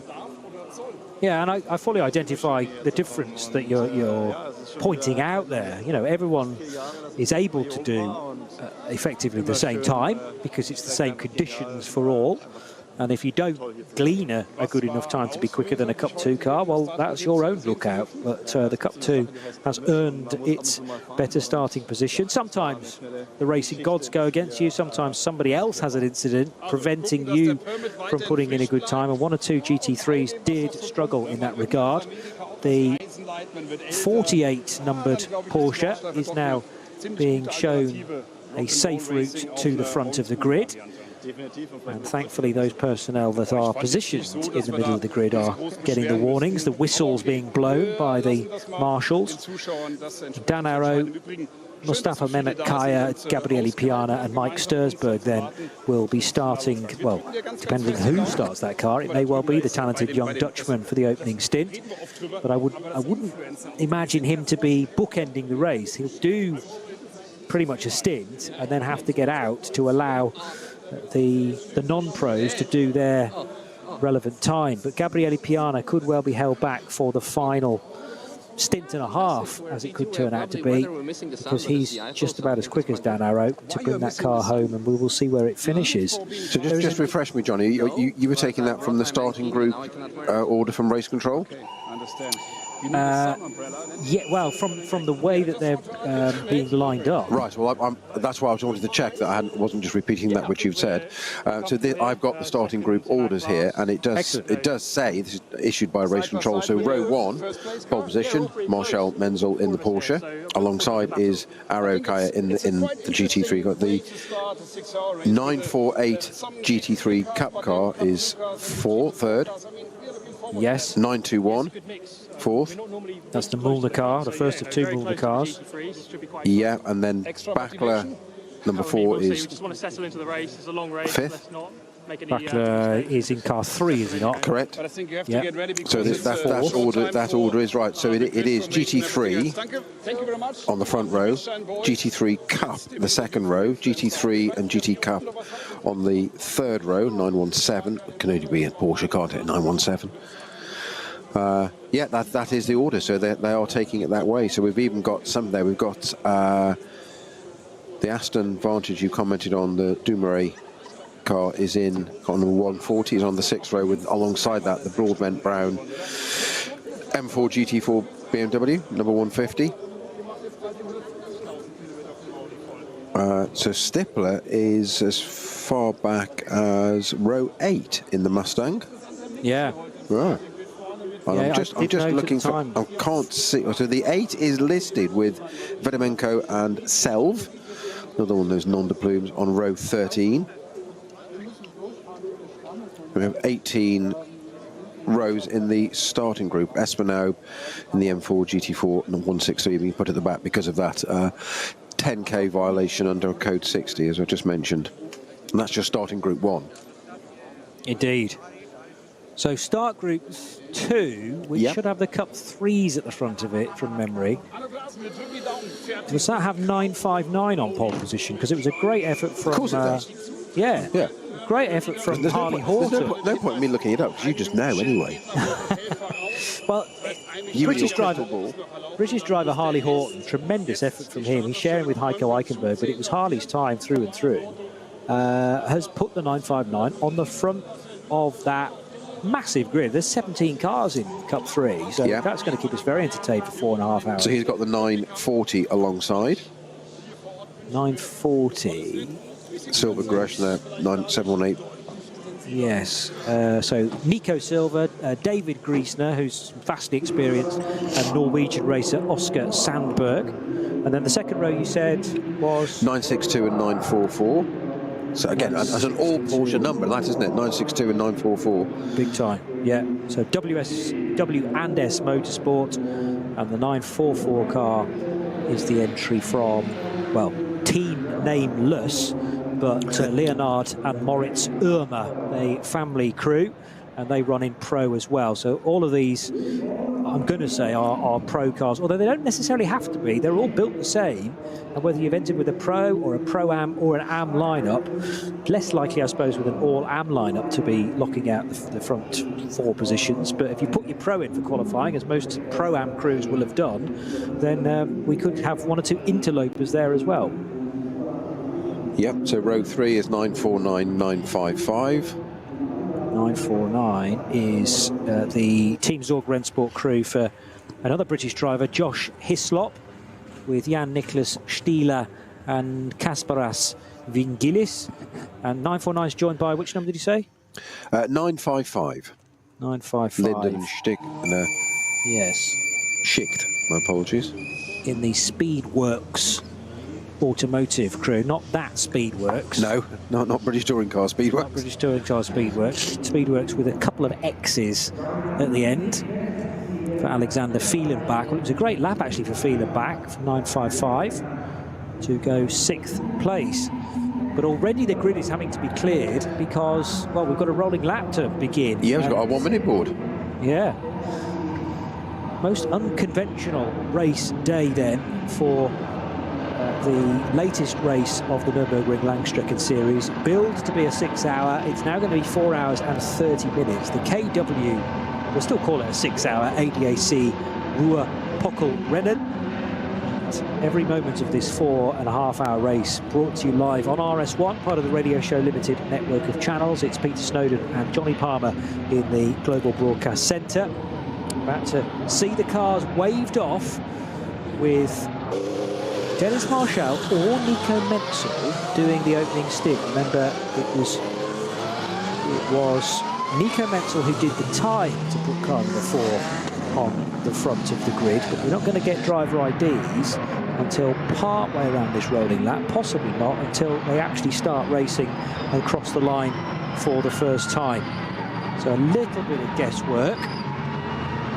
We can often do an educated guess. Big question for me is, which car is Frank Stippler going to start? He'll be in one of them, either the 8 Audi or the number 6 Mustang. But bear in mind, the 8 Audi had an off, didn't it, towards the end of qualifying? So have they been able to get that car back? Did it need repairs? And it's certainly going to have quite a lot of gravel taken out of it. So the problem is, Harenberg's not the furthest point away from the paddock, but it's still a fair schlep. And was there a flatbed in the vicinity to pick it up and bring it back in time? Well, there's so many variables in there, aren't there, Johnny, of what was the cause of it going off, what damage was there to it, and is that repairable, or is it the other end of the scale where there's no real issue to it and they've just picked it up out of the gravel and brought it back? Best case scenario.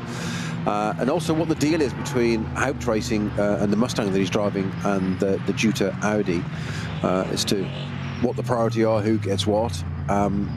So just from a sort of team manager point of view, I'd probably want him to start in the Audi because it's a bit further back, and try and get him to gain some time on the start. That's his first stint. That's just my view on it, but we don't know what the ins and outs of it all are between the two teams.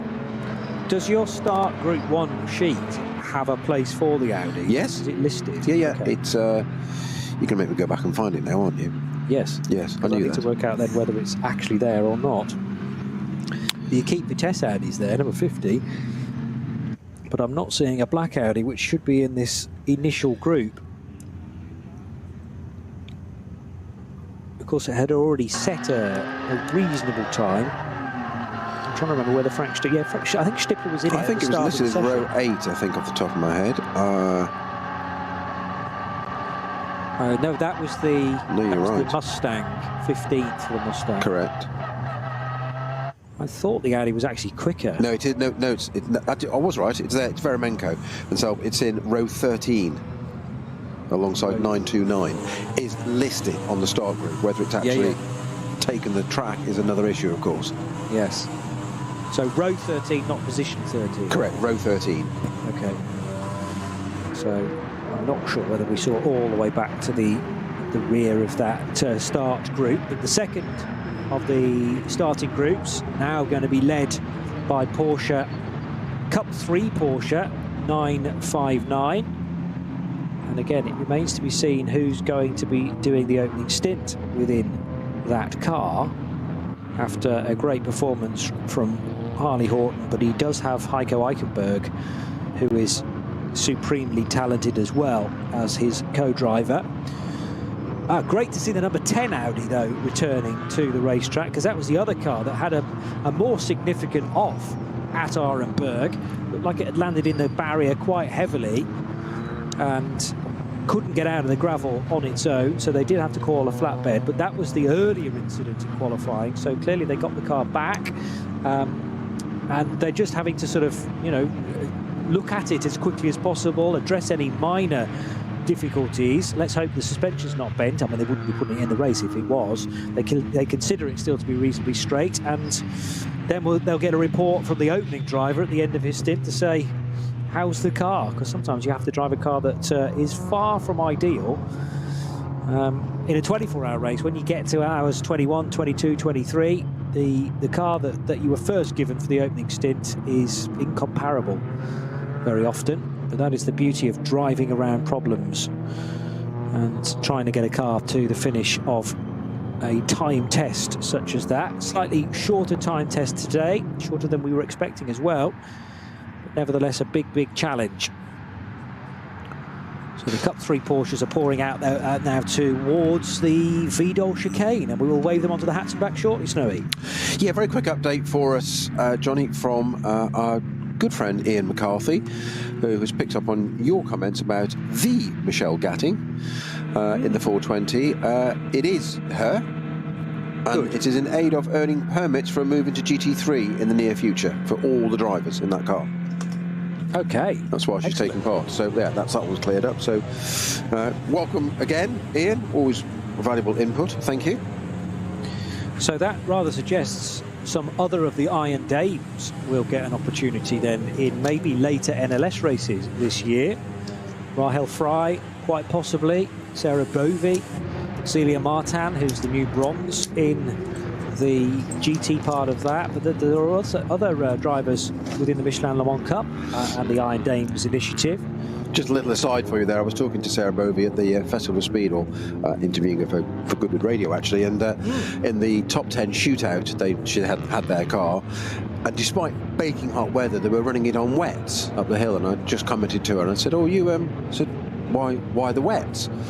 And she said, "Oh, we just said it's so quick. We thought we'd have a bit more fun. It's a relaxed garden party atmosphere, and we'd have a bit more fun and run it on wets and have a little bit more interest and intrigue to it all." I'm like, okay, fair enough, and turned the microphone off. And then she said, "We didn't bring any slicks." Okay. That's the bit I couldn't tell you. It's a bit I couldn't tell you at the time. So I hope I haven't broken any confidence there, Sarah. If I have, my apologies. So that's my interview at Le Mans next year, can, isn't it? No doubt. She'll see you coming in. Exactly. You again. Yes. I tell you a secret and you go and blag it. Yeah. Brag it. She's not like that. No, not at all. No. Very short memory, so she won't even recall that whole incident. She won't recall me for certain. But there are other drivers as well to look out for, like Karen Gaillard, who's part of the Iron Dames initiative, and Karen took Dua Lipa up the Goodwood Hill climb. I seem to remember in that Porsche that Dua had designed the livery she'd designed herself, not the car, but that sort of turquoisey with orange flames down the side. But it was Karen Gaillard who was given the responsibility of driving the pop superstar. Celia Martin I've mentioned. Marta Garcia is another one that could be looking for signatures as well. So I wonder whether that's another step forward into other areas of motor racing that the Iron Dames are thinking about. Watch this space. Look forward to it. Well, yeah, I know. It's been really exclusively reserved for ACO rules type racing, but there's no reason why. Mind you, no, that's nonsense. They have raced also in the World Challenge as well, GT World Challenge in the past. And Rahel Fry's raced in DTM, but that was well before Iron Dames became a thing. The formation lap continuing then ahead of this latest edition of the Nürburgring Langstrecken Series. Johnny Palmer and Peter Snowden cannot wait to see this race starting 2 hours later than build, an hour and a half unfortunately shorter than build as well, but at least we are still going to see plenty of action.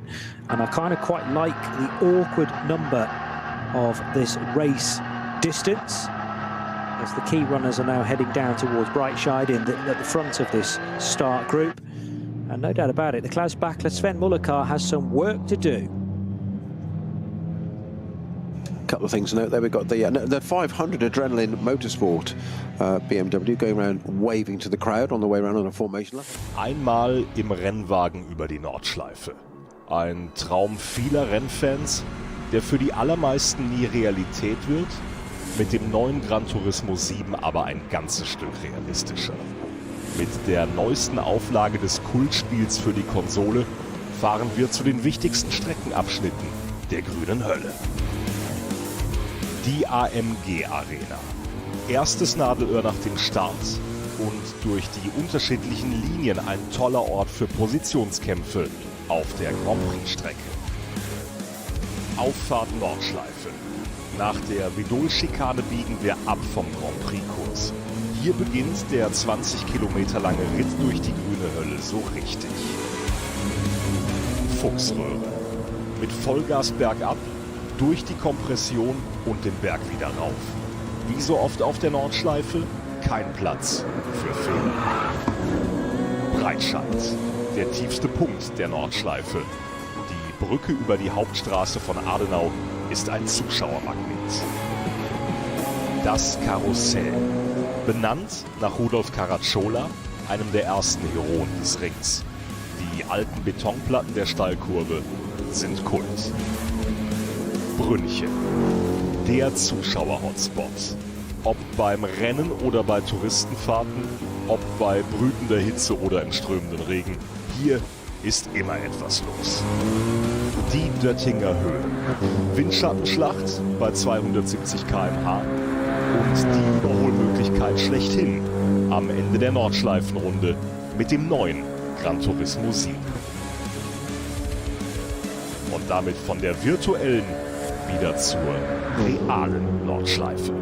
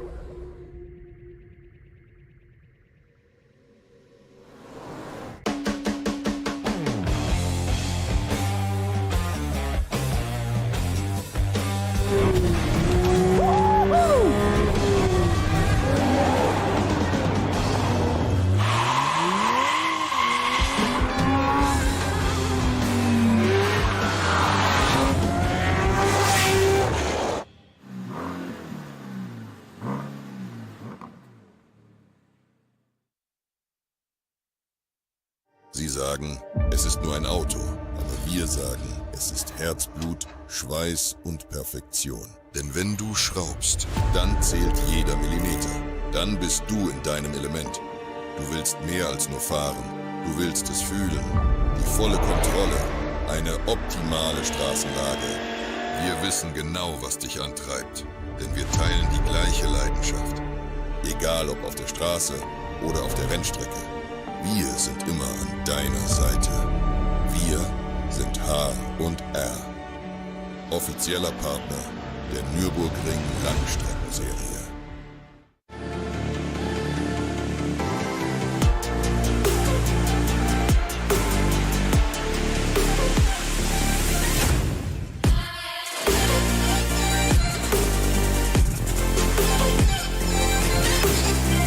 Faltenreifen.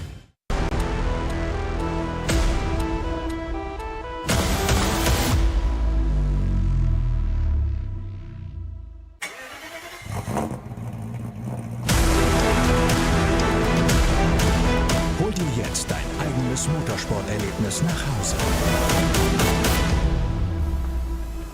Dein Online-Shop für Simracing-Hardware und Zubehör. www.simraceshop.de.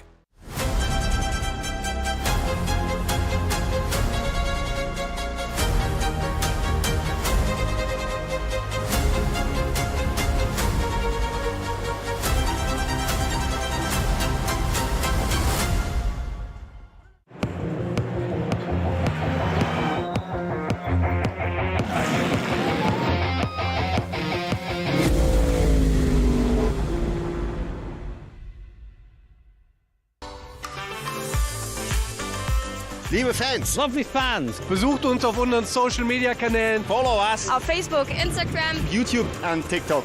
Willkommen bei der NLS.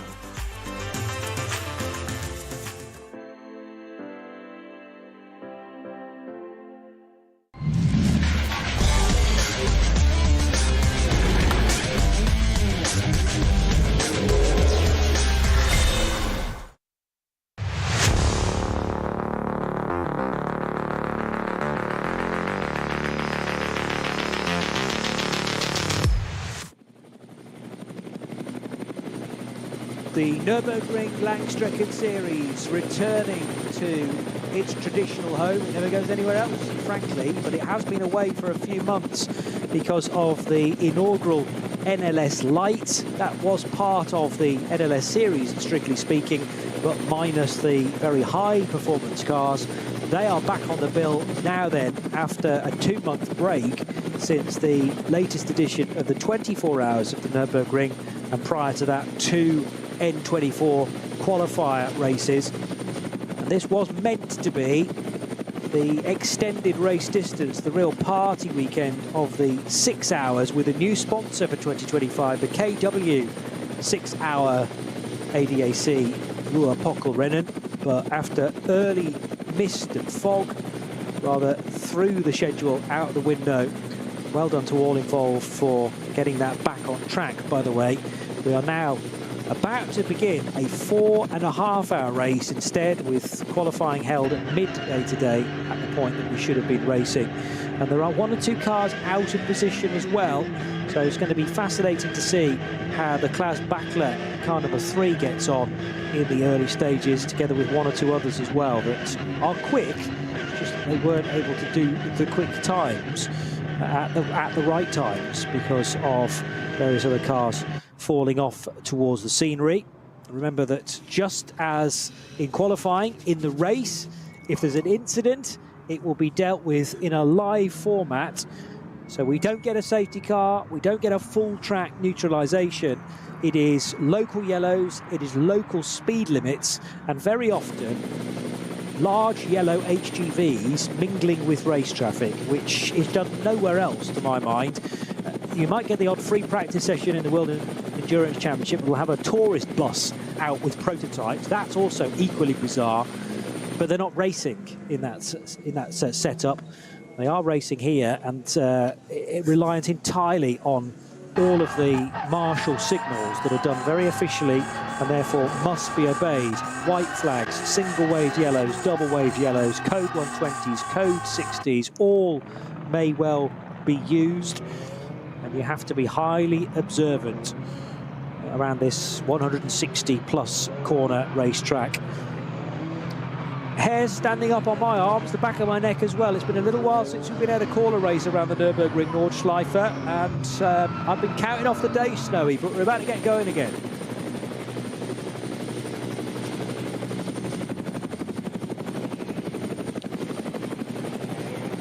So the leading cars in that first group now starting to get into their 2x2 formation. Falcon versus Loesch, and then in behind, if you don't recognise those SB9 cars, that's because they're not SB9 cars, they are Cup 2 machines. And congratulations to the 48 crew, or the 948 crew in fact, that got their car onto the pole position, and the 921 of Mühlner Motorsports. Will they get out of the way of the following group, or the following row, which are both more SB9 cars, or will they start to dish it out just as much as they are receiving?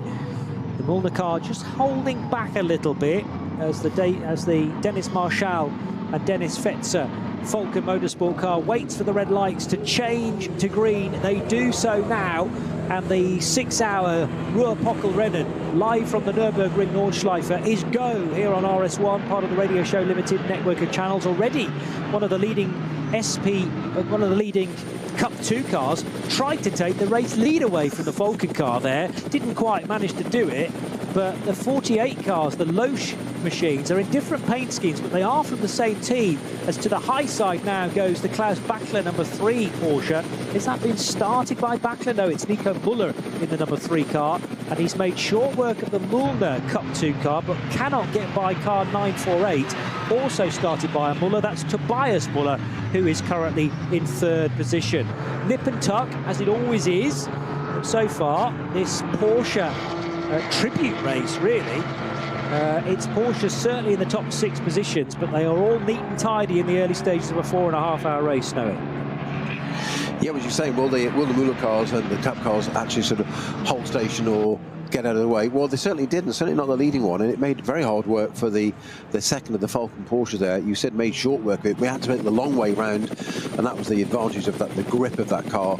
But we've seen it in the straight line. The Cup 2 cars, we've seen it on the Dottinger now, can actually hold a candle to some of these other cars. Now that's got through again. So number 3 is, that's Müller is up to, I think that's 4th place now already, if not 3rd. Going on to Hatzenbach start Group 2, just coming up to Tiergarten now. Yeah, so that was Müller overtaking Müller, Sven Müller overtaking Tobias Müller in the leading Cup 2 car.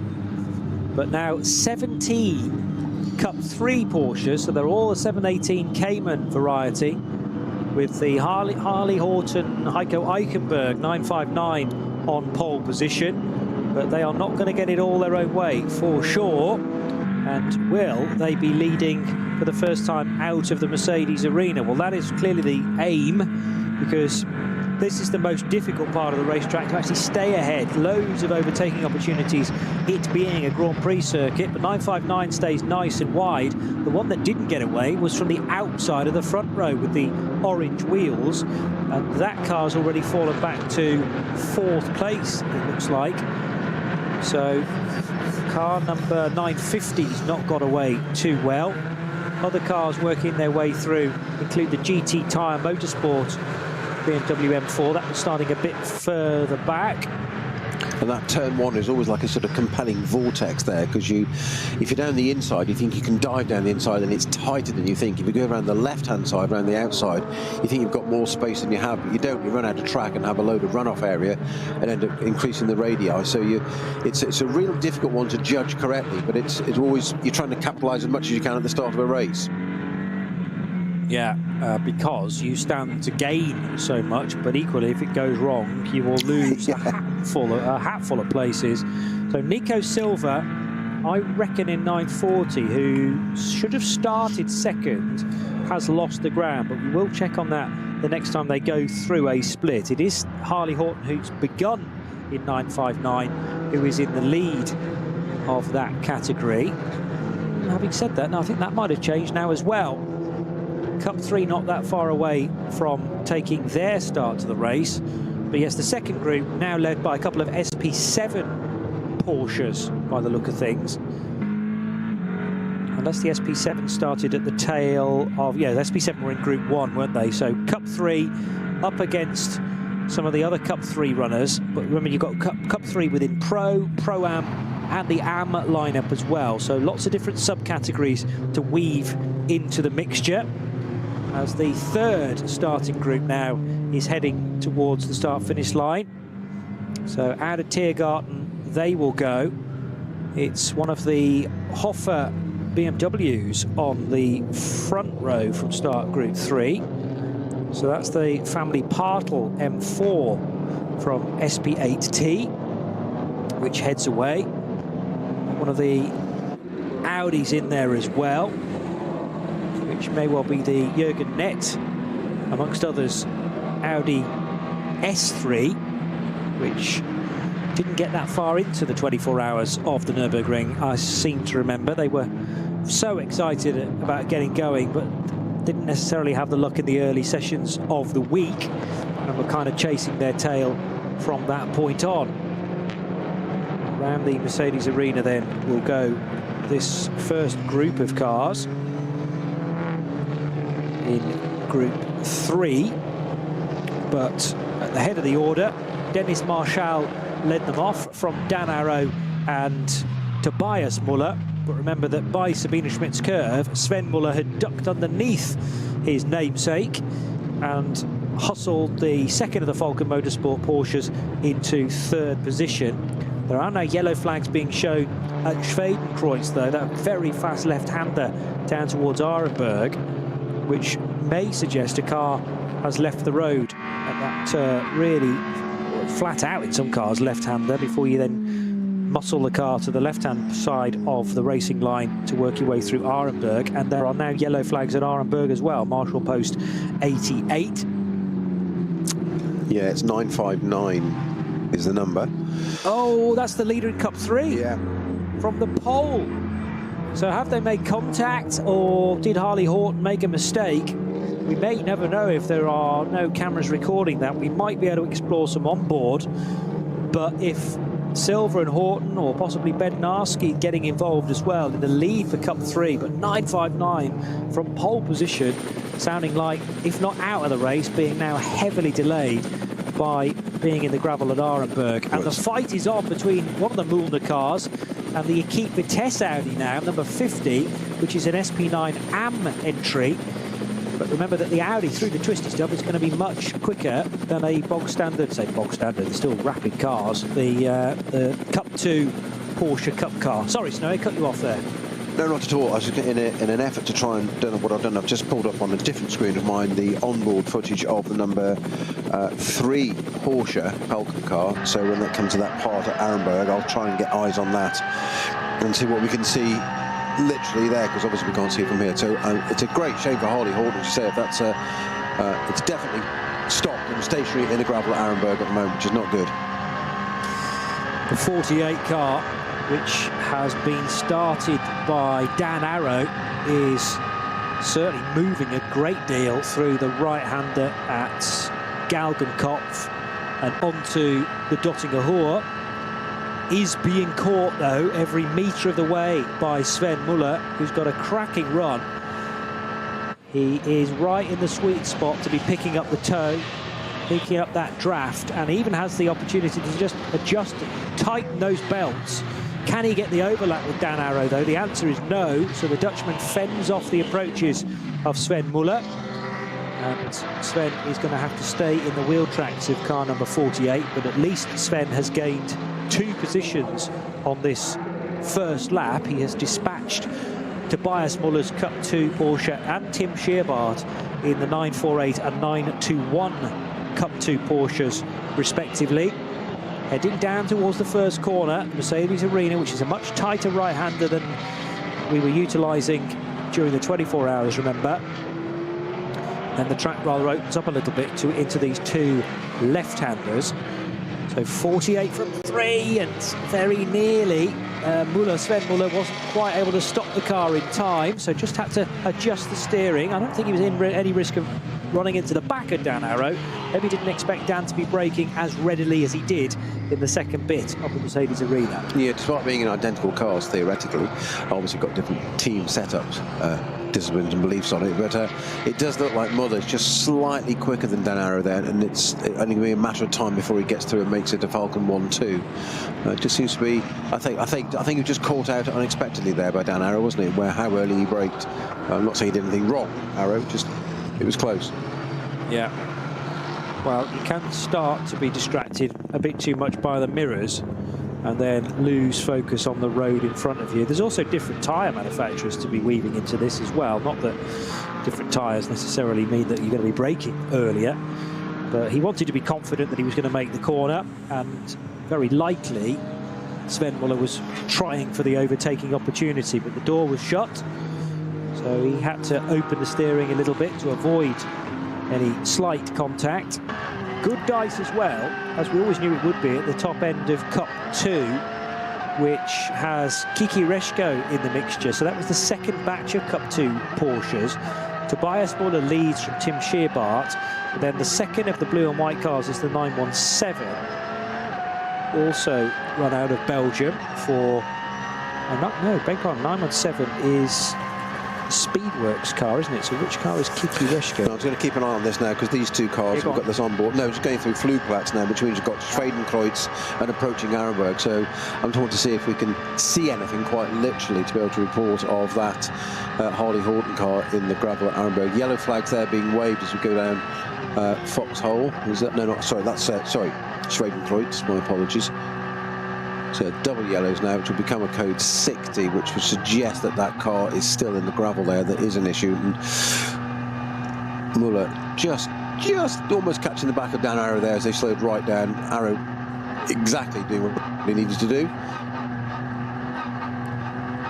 It's so close to the back of Dan Arrow's car. I can't even see into the gravel there. Now, there's nothing appearing to be in the gravel, but there are slippery surface flags on the right-hand side and left at that point. So the Harley Horton's car has been removed. I was waiting to see the green flag appear, but that would suggest that there's gravel and debris on the track where that car's been retrieved. No, I think we're going to get a... yes, he's gone off on the left-hand side, gone on the right-hand side first. Yeah, that's a huge off. That's a huge off. It doesn't look like it's actually collecting anything there. It's almost suggested some kind of failure. Well, maybe. But the car's certainly been removed, so that's back to green flag now. So, and that was a 9. Was it a 959? I said it was. Yes. Yeah.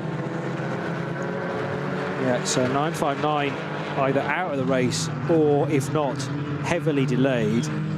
What I couldn't work out, because there was so much gravel in the vicinity, was whether it had hit a barrier firmly. It didn't actually look like it had gone deep enough into the gravel at Arenberg to have made the barrier. No, I agree. But it might have hit the fence much earlier, you know, before the corner on either the right or the left, because it did seem to have gone out wide on the right and then maybe come back across the track to collect the barrier. Well, good news is it's approaching the Correccio Carousel now, the 959, so it is back on track. Literally. And under its own steam? Yes. Wow. The pace it's going according to the tracker, yes. Yeah. Okay. If not, it's a very fast flatbed. Well, it might be that Harley Horton has taken control of the flatbed in eagerness yes. to get the car back as quickly as possible. He wouldn't be permitted to do that, I jest, of course, but let's hope that he thinks that the car is absolutely fine. And to be honest, the suggestion from our tracker would echo that. Dan Arrow still up against Sven Muller, and they're in the same order, second and third. So Muller's got to find a way through, and it is more difficult to do that on the tight, twisty confines of the Nordschleife proper, because a Dan Arrow mistake would have to be a big one in order to allow that car through. The opportunity, the best opportunity, will surely come towards the end of the lap for Sven Muller. But there'll be a concern a little bit about how much time he's dropping to the overall race leader. Yes, they are teammates, and they'll want, you know, the ideal finish, which will be both cars in the top 2 positions. But knowing Klaus Backlap and his teammate Sven Muller, they'll want an opportunity to actually fight for the race lead out on track. So they don't want to give up too much time in clearing Dan Arrow. By the way, we can add a new driver compared to the the midweek entry list. New driver to Porsche number 917, and in fact starting driver to Porsche 917 is Oleksiy Kikireshko, the Ukrainian from Kyiv, and he has raced several times around the Nordschleife, but Kikireshko is currently driving 917. Where did I say he was? In amongst the top 10. He's 7th right now.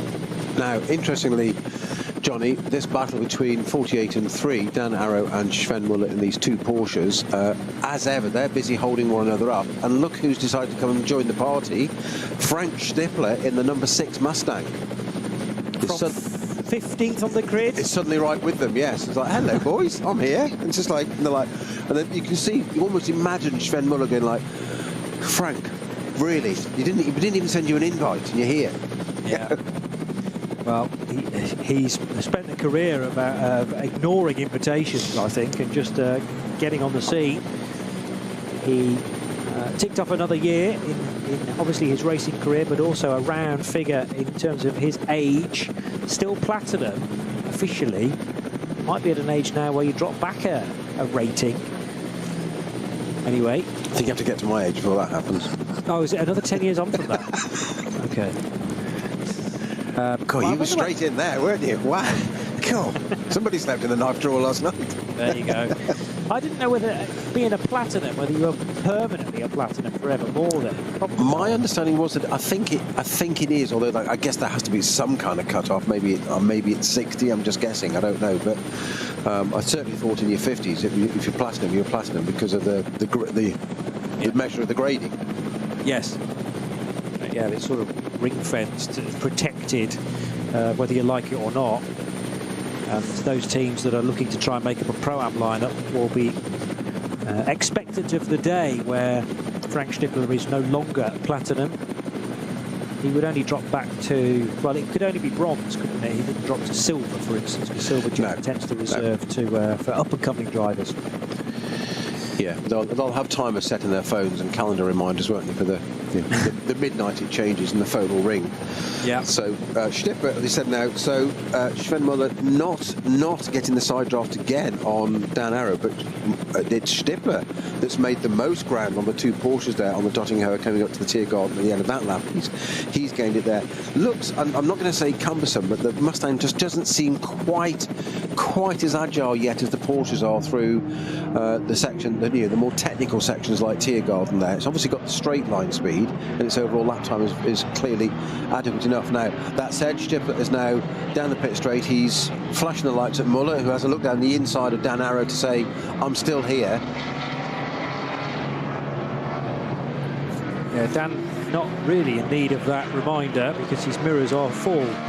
No, you've got to run your own race. You were saying earlier about getting drawn into the mirrors. Although Dan Arrow taking yet again that very tight line all the way over the curb, and almost say it's bordering on track limits. He's so far over the curbing with that gold Porsche through the left-hand part of the Mercedes arena. But well, Dan Stippler now, sorry Johnny, it's just to finish off, it's Stippler now that's right in touch with them. He's gained that down the Dottinghoe and carried it through, despite my concerns over the agility of that car through the more technical sections. He's not dropped back at all now, so it's now a 3-way battle for second place now.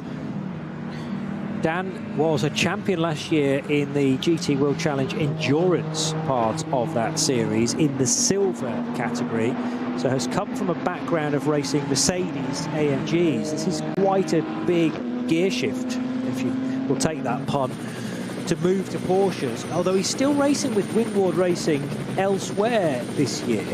That's also in a Mercedes, so he's dovetailing a part season in an AMG with this action with the 48 Loesch crew.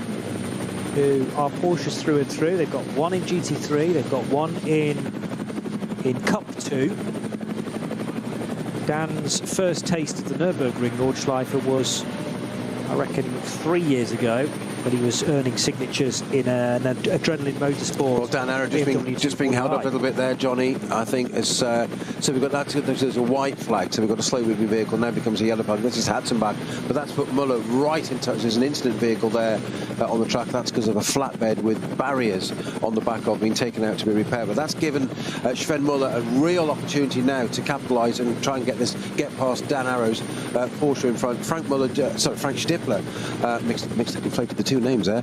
Frank Stippler just sat back a little bit just to see what happened there, and just years and years of experience again. Once again they slow down. Muller nearly overlapping with Arrow's car. Once again, this is approaching Arenberg, isn't it, where the scene of the Horton incident was. There was a bit of a splitter on the grass on the right-hand side, I noticed. So I'm guessing you're absolutely right, Johnny, about the amount of gravel dust didn't seem commensurate with the car just going straight on into the gravel at Arenberg there. So I think he's gone off Harley Horton there and collected the barriers one side, and I guess where that flatbed is going to take that delivery of metal to replace it. So this could be a code 6 at Arenberg for quite a while yet. Barrier on the right-hand side is definitely buckled, so I reckon Harley Horton's hit it there. Then it did appear that he crossed the track, and certainly right on the grass to the left-hand approach of Arenberg. They're back up to speed, though, and that was well before the gravel trap, so car no longer there, and that therefore means that the concern is the damaged barrier well before the right-hander at Arenberg, and well short of the road bridge. Yeah, and a quick clock of the number 3 Porsche there, Johnny. We can see that the foxhole is now nice and dry. We saw that in qualifying that it wasn't. So now an hour and a bit ago, that's now completely dry. We saw both those Porsches having issues up there, didn't we? Certainly the very top of it at an hour force, but that's completely dry now. Alexander Fielenbach is the new race leader in Cup 3. Remember, because of the demise of 959, although he's got going again, Harley Horton, but given up the race lead, and that will open the door to Fielenbach and Bednarski in 955 rather than 959. So 955 and 962 are your new leaders in Cup 3. We're focusing quite rightly on the scrap for 2nd and 3rd overall. These are two SP9s from one's from Pro-Am, because although Dan Arrow is very much a pro at 22 years old from the Netherlands, he will be handing over to lesser experience and generally less quick drivers. Frank Stippler sniffs an opportunity in the 4th placed Ford Mustang because, for whatever reason, Sven Muller was just a little bit slower picking up the pace coming out of the latest yellow flag area.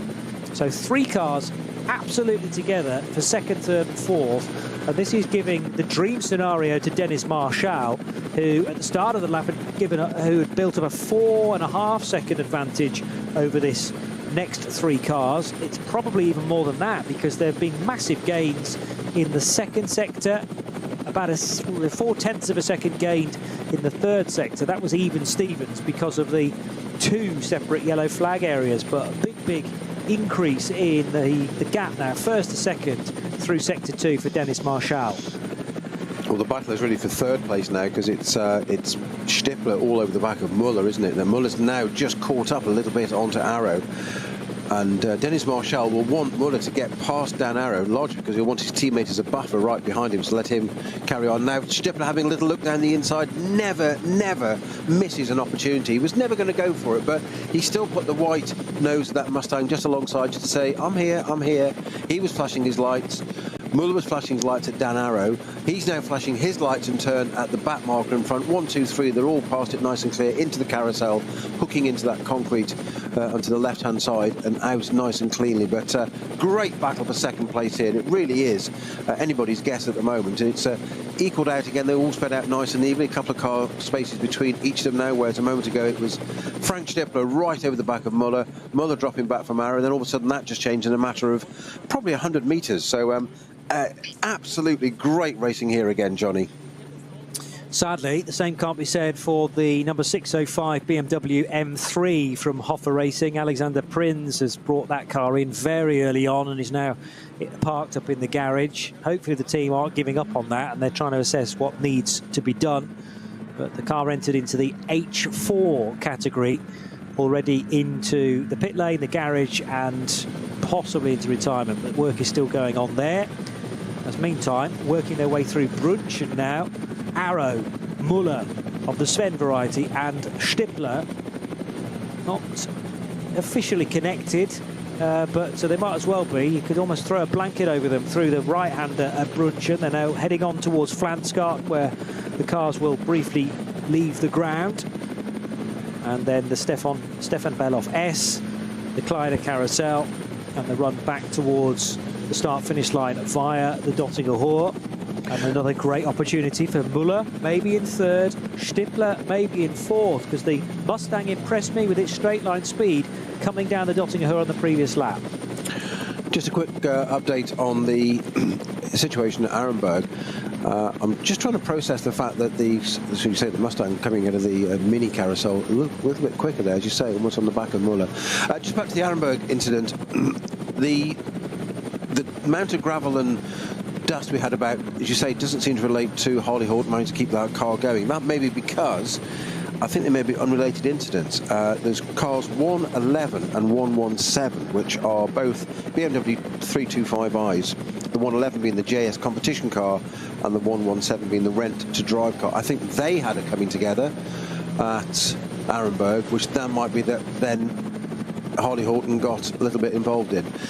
Meanwhile, Frank Stippler cruises past Sven Muller in the Falcon Porsche on the kink of the Dottinger Hoer, and now he's going to set about Dan Arrow. So I'm not sure whether Mr. Muller's going to have a view on that. Well, of course he's going to have a view on it, but is he going to be a view down the inside into the first corner? Muller sitting right behind the Mustang now. Can he do anything about it? That Mustang has got phenomenal straight line speed. Muller's teammate takes the line. Dennis Marshall crosses the line for another leading lap. Just hoping that the front left wheel arch of the Mustang didn't slightly... Oh, there's contact for Dan Arrow as he went for a gap, and then wasn't there. That's a BMW 325i, I think. Yes, it is. She's caught the back end of, and that's amazingly, he's held on to second position, but that has dishevelled some of the bodywork. Stippler from so far back nearly takes both Porsches in one fell swoop, but he was already in front of Sven Muller. But I wondered whether Muller had got back ahead of him in the confusion after Dan Arrow's contact. There's definite damage or a slight misalignment for Dan Arrow's bodywork on the front left corner. I was about to say that I was wondering whether Stippler's front left wheel arch on his Mustang had just tagged very slightly the rear right wheel arch of Sven Muller's Porsche, because they were level pegging down the Dottinger Hoor, and then all of a sudden Stippler, for fear of making contact, jumped the car from kind of lane 2 all the way across to lane 5 of the Dottinger Hoor. It's a radical departure in direction. Kept control of that car. I think this problem for Dan Arrow, though, is just going to get steadily worse, because these Porsches are built in a modular style, and he could very easily, by the end of this lap, lose that front right portion or front left portion of the wing. So he went for a gap, and then the BMW 123 turned in. Yeah, keeping sport car. Yeah, and it's Reimer at the wheel of a 325i, also, of course, battling in amongst fellow BMWs. Maybe Reimer had to have a one final look into the mirror. What do you reckon? No, I'm just going to say, from that aerial shot we've just seen there, I'm going to say, to be honest, I think that the BMW was absolutely in his rights. That's now pitting, because that's obviously had some damage and track. Oh yeah, it's got some serious tracking on the rear issue there. That's been clouded by the Arrow Porsche. But I think it looked like Dan Arrow, just from the aerial shot, just understeered and totally missed the apex and just went into the side of the BMW. So it's definitely a racing incident, if you like. Arrow hasn't died for something that wasn't there. And Sven Muller just been completely caught up in back marks now. That's cost him a load of time. That's going to drop him almost 10 car lengths on Frank Stippler, particularly to go into a slow zone as well. I think that's coming up to Arenberg, is it not? I think they're at Schwedenkreuz now. Yeah. So Arrow's through, Stippler's right behind him, but there are two back markers now in between Stippler and Muller. There's nothing he can do about it, because it's one of those slow zones. Now, he'll get past them again quite quickly afterwards, but it's agonising. That said, Dennis Marshall is also behind a back marker just as they approach the intervention vehicle. There's the barrier repair Unimog on the right, replacing the barriers where that is where 111, 117 or 959. We're not quite sure who did or didn't collect the barrier there, but it's very dry on the grass there, so it wouldn't take much to create a load of dust. We're clear Arenberg now, so that's Dennis Marshall. He's scampered. Arrow and Stippler go. We're still waiting. This is agonising for Sven Muller. He still can't get there because the back markers are right in front of him. Only now can he go, Johnny. Yeah, and did entirely the right thing. Remember that you are hampered by the back markers. You're not allowed to overtake, and you're not allowed to overtake cars whether they're in your category or not, of course. So they were going more slowly than his SP9 car into the caution. They're going to pick up the speed less readily than his car, and he has to wait for a green flag. But there was a quick blip of the flashing lights. They flash on their own. You just press them once and they'll flash several times. There's also a stricken car on the exit of Adenauer Forst, which cannot be left there partly up the curb. That was on driver's left for Sven Muller. So typically in one of these races, you have to have eyes absolutely everywhere. One of the BMWs indicating right to say you can take the natural racing line now at Metzgersfeld, and down the inside of one of the eggshell blue Hyundais goes Sven Muller. He's lost a load of time, but he cannot let this affect him now, because you know, a race with 4 hours still to go, as it has, is going to give you some stuff back that it's now just taken away from you in the run into Arenberg. But the balance of traffic generally gives and takes away, not always to the same measure, but you will get on the right side of one or two of the cautions, which should give him an opportunity to take the fight back again to Arrow and Stippler. I just wondered whether Dan Arrow and Frank Stippler might be even closer than they were to Dennis Marshall, but it's still a fair old tranche of time, about 8 or 9 seconds. Well, quick update on the Adenauer Forst. According to the GPS tracker, there isn't anything stricken there. So, yes, you saw it, I saw it, but it might look like it's just rotated and continued again. What is of more pertinence, though, is Johnny, is that according to race control, cars 1, 2, 3 and 048, that's Dan Arrow and the other BMW, are now under investigation. Yes, perhaps unsurprising. Now, that is actually usually standard procedure, so let's not dramatise it, but that will be perfectly natural. Like all start groups are under, start is always under investigation until they've cleared it. That's normal. But Frank Stippler is capitalising on that. He's right on the back, almost under the rear wing, using a little bit of curve on the right-hand side to dodge the back marker and not lose any time there, to stay in touch with Dan Arrow as they're coming up to, are they coming to Carousel? I think they are. Yes, yes they are. And I'm amazed at the pace of this Mustang. Its straight line stuff is phenomenal, but it's getting more and more agile. It's almost like the car's dialing itself in and getting better and better. Or is that just the skills of Frank Stippler, or a combination of both? Well, it's Stippler who put in a fair bit of driving during the 24 hours. His car wasn't the best placed at the end of it, and I'm now beginning to think that his car may have retired. The Mustang that he was driving might have retired, but they did at HRT get one of their cars, the Pro-Am car, to 4th overall. Of course, the incident then that involved Dan Arrow and the 1-2-3 BMW for Reimer. Reimer, remember, pitted at the end of that Grand Prix lap. This is Robin Reimer, so he had little choice but not to not continue. And then the other issue now for Dan Arrow is that how long is the frontal bodywork of his Porsche going to stay in the correct alignment? I was going to say stay in one piece. Well, it's done so at this point in time. The cracks are beginning to appear around the headlight block there, and that's part of the wheel arch as well. So that will have to be looked at during the first pit stop for car 48, even if it's just a bit of tape applied to make sure that the airflow is not too excessive, because no doubt about it, that Porsche is not going to travel through the air anywhere near as well as it was doing at the start of the race. And we already know that the Ford Mustang is blisteringly quick on the Dottinger Hohe, so it might be a bit of a sitting duck this time around for Dan Arrow.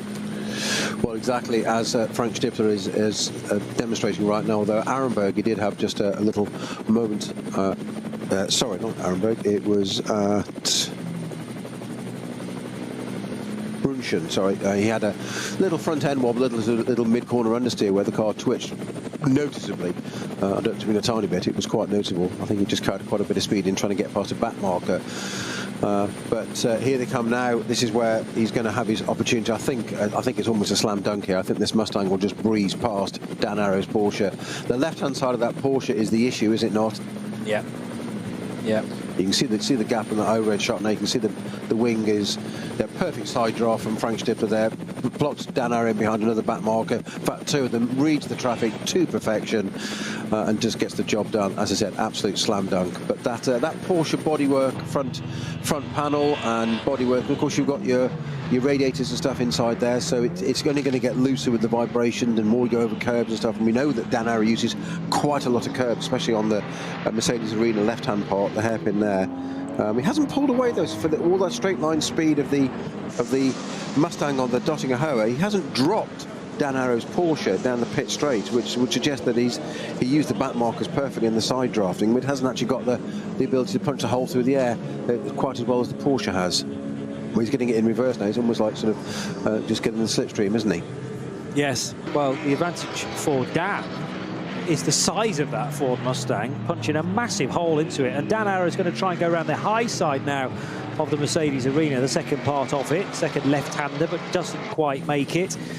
And I'm just trying to judge whether that front left wing, where the headlight sits at the first part of the wheel arch, whether it is getting looser or whether it's sort of found its new location and is happy to sit there. No, I don't think it has, Johnny. It's not getting worse yet. It's not exactly a panel gap fit that when it left the factory, shall we say? No. 10 feet away, squinting its mint, but not at the moment. But that's my fear, is that these holes, these cracks, are just going to be gulping in extra air, and therefore the airflow is ruined. Yeah, and also going to just get air under the panel and start to lift it. It's there's what have we got? We've got just under 4 hours to go still, so we're only just over half an hour into the race. Yeah, but I mean, when it comes in at the end of, let's say, 7 laps, they might even choose to pit it slightly earlier. Then perhaps the mechanics can leap on it, push it back into position, then a bit of tape as well. But even tape will start to wear away at the end of 4 hours or so. Yes, if they can, if it's secure enough to be in place and not moving, the air is the thing that's going to lift it. So if they can take away the air going underneath the panel by putting tape on it, that's going to help enormously. Yeah. Well, that will be the aim. And remember that the pit stops are done to a set duration, depending on how long you've just done or how many laps you've just completed in your opening stint. And that is then continued all the way through to the final 70 minutes of the race. So if it's an 8-lap stint, then you have the longest stop to serve, and that stop allows you to easily fill the car with fuel, change all 4 tyres, change the driver as well, and still have a bit of time to spare for a quick biscuit maybe at the end before you send the car out. That's the mechanics rather than the driver. Yeah, Muller's through. There we go. Yes, beg pardon. So Sven Muller's got by Dan Arrow, and that was just before Arenberg. So whether 1 or 2 were still expecting yellow flags there, but they have been withdrawn now. And Sven Muller, from a fair way back, gets underneath Dan Arrow's sick car. It's only sick in the sense that the bodywork is no longer as well fitting as it was at the start of the race. So it doesn't change Frank Stifler's second place. 2 Porsches in behind him have now flipped around, and Sven Muller's maybe a tad slow into Almar Force because he had a slower bright red Audi to negotiate, and that's exactly what Dan Arrow does now and loses about the same amount of time. Yeah, he was Muller was quite circumspect there, wasn't he? Which is exactly what you have to do as part of the kit you have in the toolbox as a driver, that you go diving down the inside of a car that's got every right to be there, but runs at a different pace, shall we say. They're doing their own thing, so just got to be a little bit careful. So we've got a Cayman in the pits with it's been mowing a lot of grass. It's brought an awful amount of the Nürburgring grass back into the pit lane. This is the car number 70, which is the Black Falcon car. Yeah, Team Zimmermann emblazoned on it from all angles. So 70 has been brought in by Anton Ruff. Ruff sharing with David Bast, Axel Sartingen and Leon Vassatura. On the racetrack, the Porsches have changed positions. So Sven Muller now third, Dan Arrow down to fourth as a result. And a lot of ground has been lost, though, to Frank Stippler's Ford Mustang, which has truly torn up the road in front of it. It has disappeared, and Frank was eager, you could tell from the body language of the car, to not allow Dennis Marshall too far up the road. Marshall, through the last split, enjoying, well, probably well north of an 8-second lead now. Stippler having wriggled through into second, wanting to close that gap to the race leader. So Stippler turning right at Flugplatz. There was then a delay for Dan Arrow because he couldn't get quite underneath one of the midfield runners as easily as Stippler did. So some time lost there. Yes, and that's the momentum that was lost as well. Sven Muller coming from what seemed like a long way back, but he had a much better run out of Flugplatz. I reckon Dan Arrow had to get off the throttle briefly there, out of the power to avoid the back marker, and then you're paying for that movement all the way down towards Arenberg, and it cost him a place. Stippler working his way to the left and then to the right at Brunchen corner. And no, in fact that was Flansgarten, I think. And there's some barrier repairs taking place there as well. Oh, Hedvigs Hoor. Yes, Hedvigs Hoor just after Hoor Act, in fact.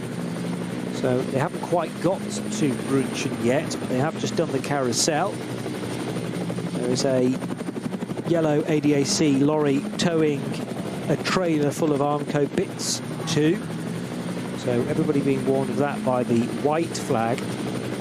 And as Hedvigs Hoor becomes clear in the wake of the race leaders, but Dennis Marshall did need to slow for that whole incident. And meanwhile, Sven Muller is now at Brunchen, further up the road. Can't actually see Frank Stippler. So that's Muller can't see Stippler, but is obviously very aware that he is just a few corners ahead and doesn't want this Ford Mustang to dominate in the early stage of the race. We've had just over 40 minutes of it. Remember, it's an extended distance, 4 hours and 30 minutes. So we're going to be racing through till 6:30 tonight. What happened to the first, as I hear you ask, of a 6-hour race? Well, that was all delayed because of early morning fog here at the Nürburgring Nordschleife, no stranger to this venue, and it's put everything back. We did eventually run qualifying, but only for 40 minutes, and that began at midday, with the race starting at 2. So the teams have turned their mounts around very quickly indeed. Frank Stippler's a little closer this time to Dennis Marshall, who leads towards the end of lap 5. And this being the end of lap 5 does indicate that you are allowed to pit for the first time in the race as well, or pit for fuel at least. But I think many of these front runners in SP9 will elect to stay out for at least one more lap, probably 2, to get to the full quota of 7, and then 8 after that. But I still think just sticking on the 7-lap pattern might pay off as well, because of the need for half a stint at the end.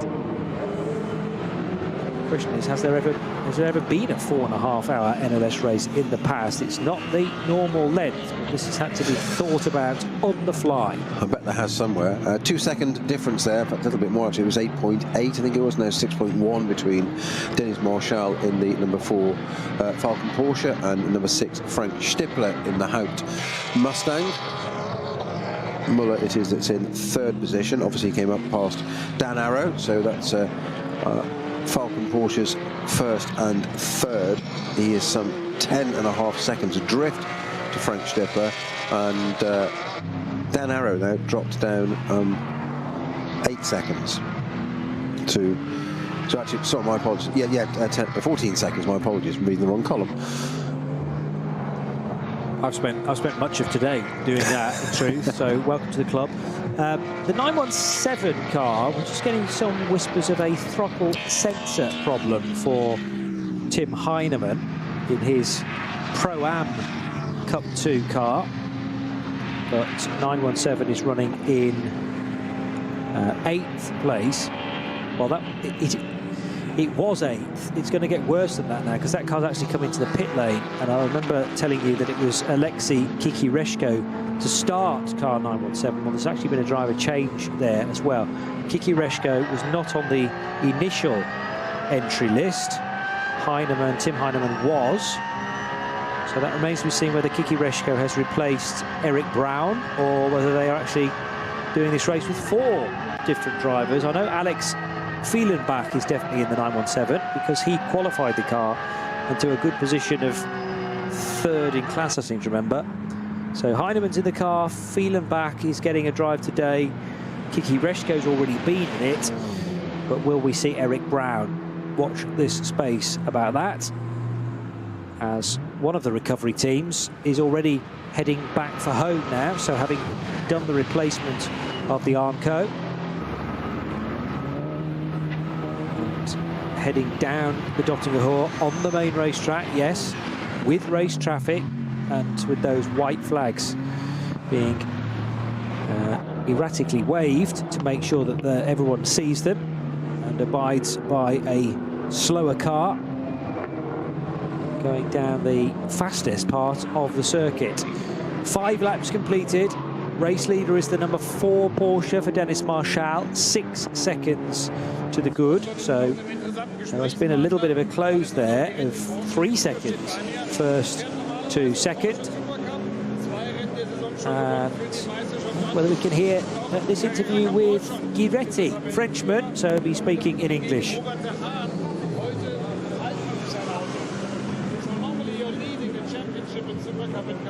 Against Robert De Haan. Now you're sharing the car to be on the first time for the Nürburgring Nordstaffel, just to do your permit. It's like that? Yes, I'm super happy to be here with Motors. Such a nice team. It's a good race actually, because I did the first race last time in the NLS for my permit. So yeah, actually Michel is in the car.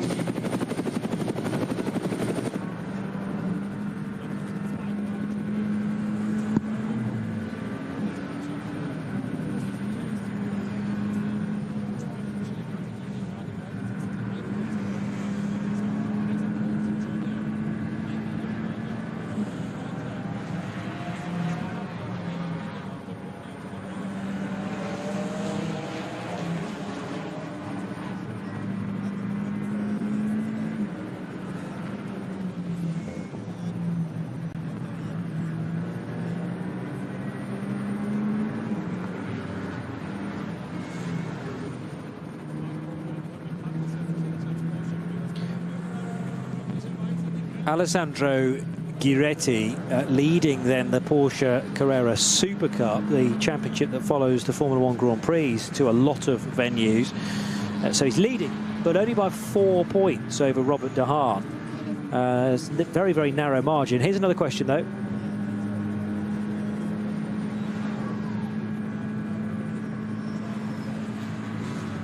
Yeah, talking about being in the car for half an hour compared to 4.5 hours today, although admittedly Alessandro won't be doing the whole of the race. But Giretti to Robert De Haan, the gap is 4 points. Giretti's got 85.5, Robert De Haan 81.5, and just 2 points back from that, Flint Schuring, who is Maurice Schuring's younger brother. So a tremendous fight with, what, 2 more races to go. And Giretti and De Haan sharing a car today with Michel Gatting. That's quite some story, and excellent to get them all doing their signatures, because you can't just arrive in a GT3 car at this place. You have to know how it is policed, how it works, because there are so many unique elements to it. Dennis Marshall leads the way by 6 seconds over Frank Stippler. Stippler getting closer and closer, it feels, in that chasing Ford Mustang, Snowy. Yeah, and you're probably going to accuse me straight away of being a driver mentality there, but Goretti and De Haan battling it out for that Super Cup championship, say 4 points in the favour of Goretti at the moment. But the first thing I'll be doing when you're sharing a car this weekend is having a look at De Haan's data to see how he's doing it and see what he's doing. Yeah. And see what Goretti is. Well, I'm sure they'll be doing that. I mean, just stick it on a little USB for me and I'll have a look at it in the hotel. It's the perfect that dated it, didn't it, USB? Well, true. Yeah, but it's the perfect opportunity. I forget now whether they're in the same team or not. No, because I think De Haan is in Lechner, isn't he? Guretti's with Schumacher CLRT. So yeah, but De Haan's with Lechner, BWT Lechner, I'm sure. Right. Yeah, with Marvin Klein. Yeah. So yes, they are not great bedfellows, shall we say, the CLRT crew versus Lechner. And I wonder what they've had to say about the two drivers sharing a car. Maybe it's all top secret, but there'll be ways of making them talk, as the old phrase goes. All's love in racing. Yes, something like that. Tremendous end to the season, though. The next Porsche Super Cup race is going to take place at Zandvoort at the end of this month, and then the following weekend at Monza on the 7th of September. And it's scored as the Grand Prix, is it not, 25 points for a race win, so plenty of points still on offer, with the top three just separated by 6. Yeah, 25 for a race win. Part of the reason why they're on the half points is because what happened at Monaco, where there was a track blockage on the opening lap, and they did eventually get a result, but it was after 2 safety car laps, I think, so only half points awarded. Hoffa BMW moving again, but at least it's no longer in the pit lane and will complete a racing lap, but not at race speed, sadly. So Alexander Prins will bring 605 back in again to the pit lane for more treatment.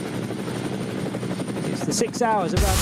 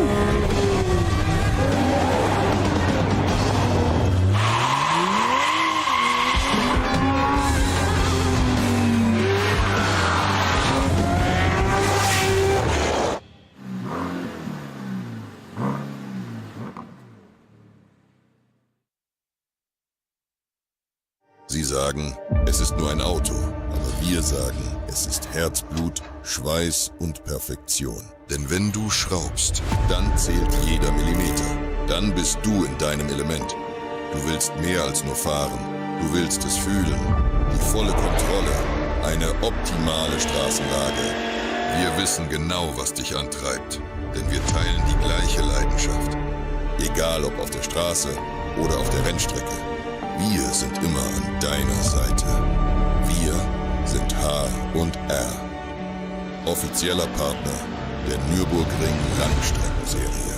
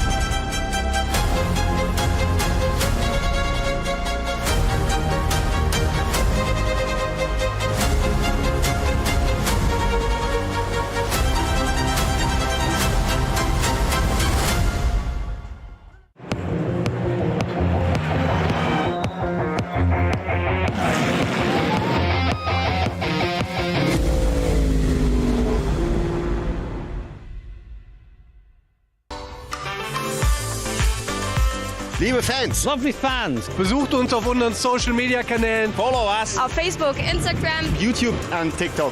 Willkommen bei der NLS.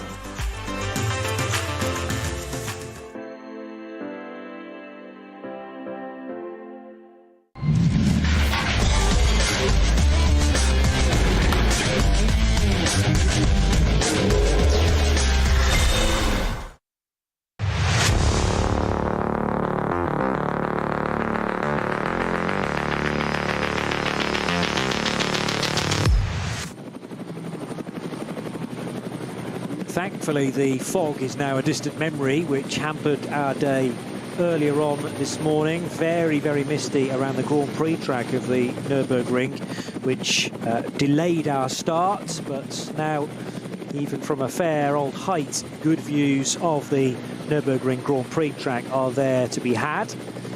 And the Joker lap, which I think is used for MotoGP, is still painted onto the road surface. We're not using that, but the wider line through the Mercedes arena is sometimes utilised in other forms of motor racing. Formula E use a version of that as well. As the 900 Porsche exits the first corner, that tricky right-hander where you're approaching at high speed, and you have to get your braking spot on right. A Cup 2 car, generally speaking, does not carry any sort of ABS. Now, there are versions of the Porsche Carrera Cup around the world where the AM categories do have some braking assistance, but I'm pretty sure all of the Cup 2s at this level, it's not permitted. So therefore, braking even more reliant on some finesse into that, particularly that first corner. And the 900 car is being driven by that's the Porsche that's mentioned. It's Alexander Hart at the wheel. Now, a couple of seconds ago, Aston Martin getting a good jump on the 150 BMW, as long as the Aston didn't go too early, coming out of, I thought that was Arenberg, but it may well be Arenberg, actually, and then the plummet downhill into the foxhole.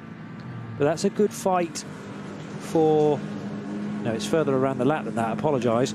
That's the fight for SP8T, I reckon. Let's just check what category 150 is in. Yes, SP8T, which is the BMW M4 for Team Bilstein. And also in that area was the Marek Bachmann Pro Sport Racing Aston Martin. And they were doing battle a little while ago. In from that same category is now the Plus Line Motorsport BMW M4. Car 155 rejoining the race. They might have done a driver change there as well. But remember, it's the Grisek family, Richard and Philippe. So even if one Grisek got out and the other one got in, we can't differentiate between them on our timing screen. Race control will have a fuller version of which driver is in at any one point, but that's the Plus Line Motorsport car, which now drops from second place after an early-ish stop for SP8T. Let us hope that wasn't because of a problem, and more so a scheduled stop. And we're working lap 7 for the SP9s, so at the end of this lap we are going to get the race leaders in, and they have all stayed out for the maximum time period. Snowy, so I was questioning whether some might come in at the end of lap 5, which you can legally do, maybe lap 6, but it looks like they're all going to pile in at the end of lap 7. It's going to make for a busy pit, isn't it? We just, at the moment, we've just got also 514, which is our SRS Team Sorg Rennsport 330i BMW from VT2 rear-wheel drive class, crawling up the Tiergarten at the moment. It's becoming painfully slow all the way down the Dottinger Höhe as the leader car is going to catch up with them soon, isn't it? Any second now, actually. I think it's going to just get itself into the pits in time, but it's certainly an issue for that car. Yeah, well, depending on where that struck, it's a better place for Stippler and Porsche arrive. in. There you go. Here we go. Yeah. Well, as I thought, Marshall will have come in as well, a little further up. Is that Stippler ahead of Marshall? I'm just wondering if... I think it is, you know. I think you're right. So how on earth did that happen? Yeah, red door mirrors for Marshall, so he's got ahead. Yes, there's the other car. There's the other Falcon car. So the second Falcon car with the blue door mirrors of Sven Muller. Well, we already knew that Stippler was in front. He must have overtaken him down the Doppinger Hohe. We were focused on the slower car, and that was the one that was potentially causing an issue.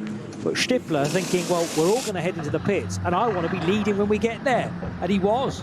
So Ford Mustang in. Now, they're all going to spend the same amount of time in the pit lane because they've all done 7 laps. So the clock is ticking. But this is not quite the longest time period that you would be in the pits. That would be after an 8-lap stint, which might be the decision for these 3 cars next time around. You don't have to do 8 laps. 7 is also an option. But there's very little point doing fewer than 7. My only thought about 7 is that will just be potentially a nice even way of serving this extra half an hour within the race, rather than doing a splash and dash. However, the splash and dash might give you road position and might be more favoured for that reason. So a last-minute overtake, and Sven Muller now giving his thoughts to Patrick Simon in German. So we won't pause for this, but Stippler, I mean, you know, talk about the man of the opportunistic moment. Stippler was always going to be on point with that, and comes in to the pits at the end of the first stint as the race leader. Most unlikely, considering he started in 15th position. Well, it's going to make an interesting outlap, isn't it, with these 3 all going out, you know, hammer and tongue together. So the 3 cars should be released first. Now that, of course, is tucked in behind the number 4 car at the moment. I know that sounds really silly, but it is. That's because they're pitted together, the 2 teammates. It's the number 4 car that's clearer to head out. Sven Muller now slightly better on the interview, although it's in German for us, no use to us, but he's got his crash helmet off now, so we can hear him a little bit better for those of you that are German speaking, because a few moments ago we couldn't. But yeah, so these 2 Porsches, trying to think which one was it, the 4 that came in and parked up first, wasn't it? So that should release a matter of seconds earlier, shouldn't it? Yes. So Stippler, who's much further down the pit lane, he and the 4 will be sent at roughly the same point. Well, he's got out ahead of Stippler. Stippler only gone out now, so Stippler's got back to 2nd. Well, that was a genuine delay for some reason for the Ford, and I wonder why that was the case, because remember they entered the pit lane at the same time, so it's all governed by the clock. But they didn't send the Ford Mustang at anywhere near the same point as the Porsche. The Porsche obviously gets to its pit stall earlier, and the clock is ticking down nicely. But it's a time from pit in to pit out, rather than the time the car is stationary. Yeah, Vincent Kolb taking over that car, Nico Menzler in the number 4 Porsche, and Klaus Bachler in the number 3 Falcon Porsche. So it's now other way around now. Our timing screens are saying, of course, that Kolb is in the lead. Of course, he physically isn't, because that car had a slight delay in the pit lane, as we've just said, Johnny. Yeah. Yeah, that doesn't get redressed, the order of the cars. Until they cross the line again, yes. Yeah, precisely. So in 10 minutes' time. 8. Strangely, they actually cross the main start-finish line before they come into the pit lane garage. So the initial order was showing us that the 4 was ahead of the number 6 car, and then as soon as they entered pit lane, it flipped around again. But yeah, the order on timing, if you're finding that online, doesn't get readjusted when they head back out again via the timing loop at the end of pit lane, even though there is a loop there. So we will have to wait for that all to be corrected, but I don't know what the delay was for Kolb, and precisely why he was told to wait, I assume, unless the other option, the other possibility is that the Menzel car was waved away too early. I was going to say that was it a short pit stop, and therefore would invoke a penalty. We're not just trying to create drama, but as you said, Stippler has brought the Mustang in, managed to get ahead of the other Porsche, so they came in Mustang 2 Porsches, as you said. First pit stop should be identical times, therefore there shouldn't really be a change of order unless something has gone awry. The question is, which is it? Is it the Mustang had a delay, or the Porsche got out early? Now the delay is nothing we can do about it, because they've kind of self-penalised themselves, whereas if the Porsche's gone out a bit early, that will be penalised. So we'll keep an eye on the race control ticker to see what happens there, see if anything comes up. And if anything, the quickest pit stop time of those 3 cars was done by the number 3 Porsche, but I do think there's a little bit of misinformation floating around, at least online. The timekeepers will have it to the absolute 1,000th of a second, so there'll be no issue there. But I just wonder whether on the road, Klaus Bachler's chasing number Porsche might have made a bit of ground up. Yes, it has, because it's now right with the cold Mustang.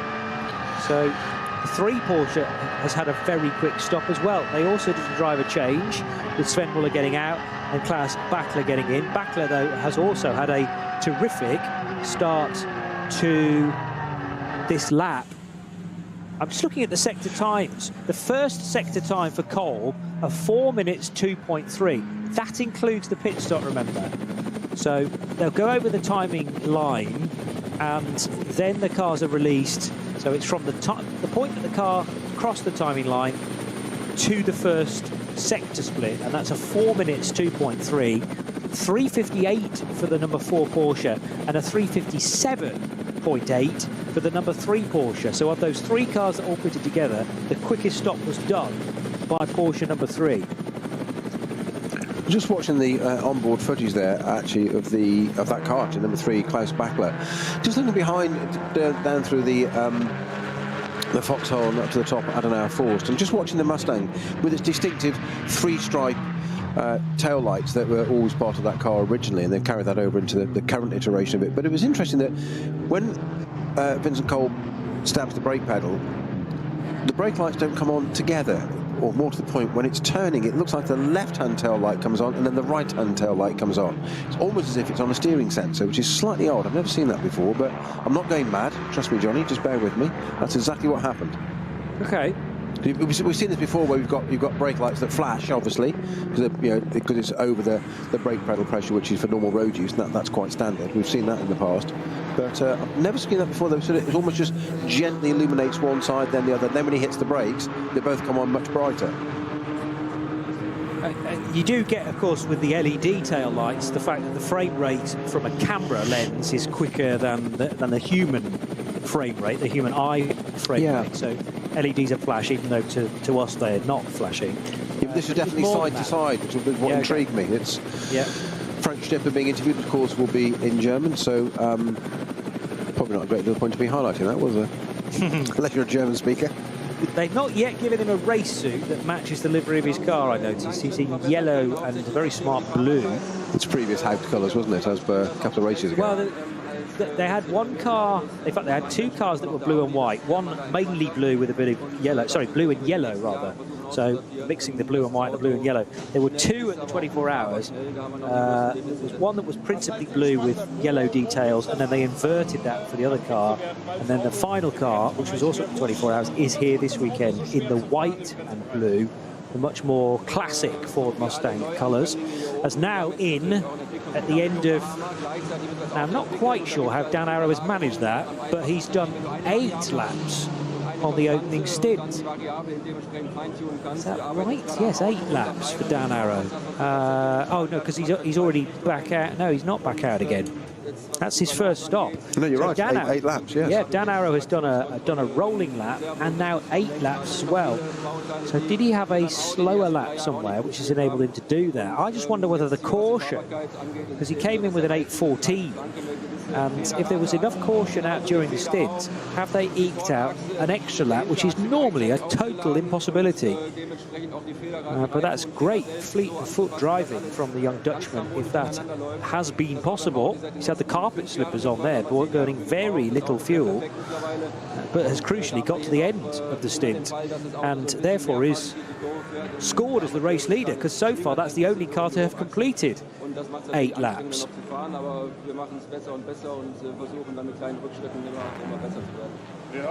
So leads by a decent margin, but remember, is now soaking up the time for doing an 8-lap stint, and this will be a longer time period, more than 3 minutes, I'm going to suggest, longer than the other 3 cars that pitted at the end of 7 laps. Also in on this lap is Arno Classen. who has managed to do an 8-lap stint as well in his Equipe Vitesse Audi. Maybe an adjustment in the balance of performance has allowed this to happen as well. Although you would have thought if one Porsche is capable of doing it, then why could the two in the Falcon Motorsport awning not do the same? Ford Mustang should lead at the end of this lap because it's just a quicker lap time than Dan Arrow is permitted to do. But Ford will not be shown as the race leader until probably the next lap around. Because also in on this lap, Michele Di Martino. Now that's more logical because he's in a Cup 2 Pro car. The Cup 2 Porsches burn fuel less readily than the SP9 GT3s.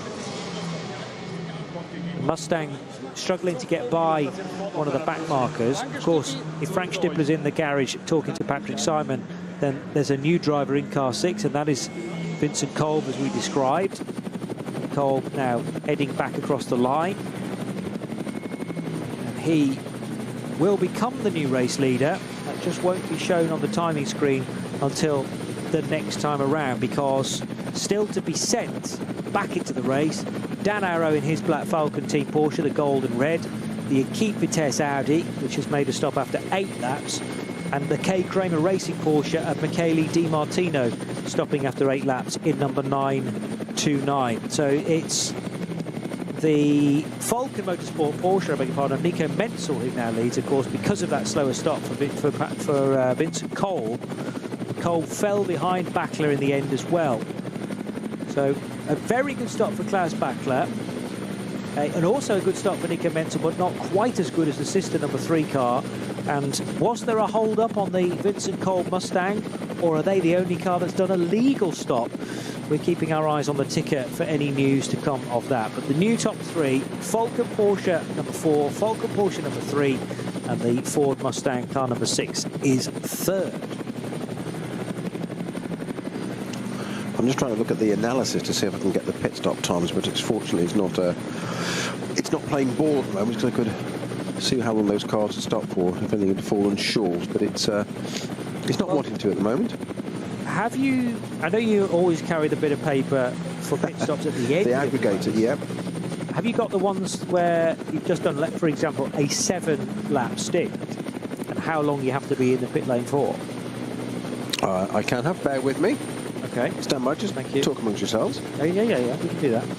So the 900 car in Cup 2 has just done that category's fastest lap of the race, and that is Alex Hart, who has already made a stop and is going really quite well. Alexander Hart sharing with Peter Ludwig and Mike Rosenberg. They run as a Pro-Am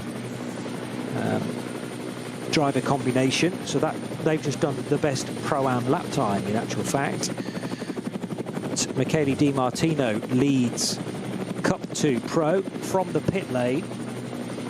Another Cup 2 Pro car is the Carlos Rivas-driven 48 Loesch Motorsport car. David Yarn in the Mulner Motorsport 921. And Robin Cherzanovsky shouldn't be overlooked either. I need to check what category Cherzanovsky is in, because he's just shown as a Cup 2 car. It doesn't actually give me the class at the moment. Cherzanovsky runs in AM with Kirsten Joe Dexnis. So he's in the 919 car, just the 2 drivers in that particular entry. As I say, for a Cup 2 AM lineup. On the racetrack, Mike Stursberg has taken over the number 48 Black Falcon Porsche. That was a considerably longer pit stop, but it needed to be, according to the rules, of course. So I reckon that was about 20 seconds longer for the 48 Porsche, having stopped after 8 laps. And I'm expecting, therefore, for the Equipe Vitesse Audi to spend about the same amount of time in pit lane. So roughly 20 seconds longer than the 3 that pitted after only 7 laps. I say only 7 laps. I honestly thought that was the furthest you could go, but clearly the Black Falcon Team EAE Porsche is capable of driving on fumes, just fumes, for the final run to the line. Would love to know how nip and tuck, how close that might have been to running out of fuel entirely. But then, as Dan Arrow was able to be successful with 8 laps, so was the Keep Vitesse Audi, which has now been handed over to Ullstrom. And Vasquez Garcia takes charge of the K. Kramer Racing Porsche from the Cup 2 division. So Vasquez Garcia, the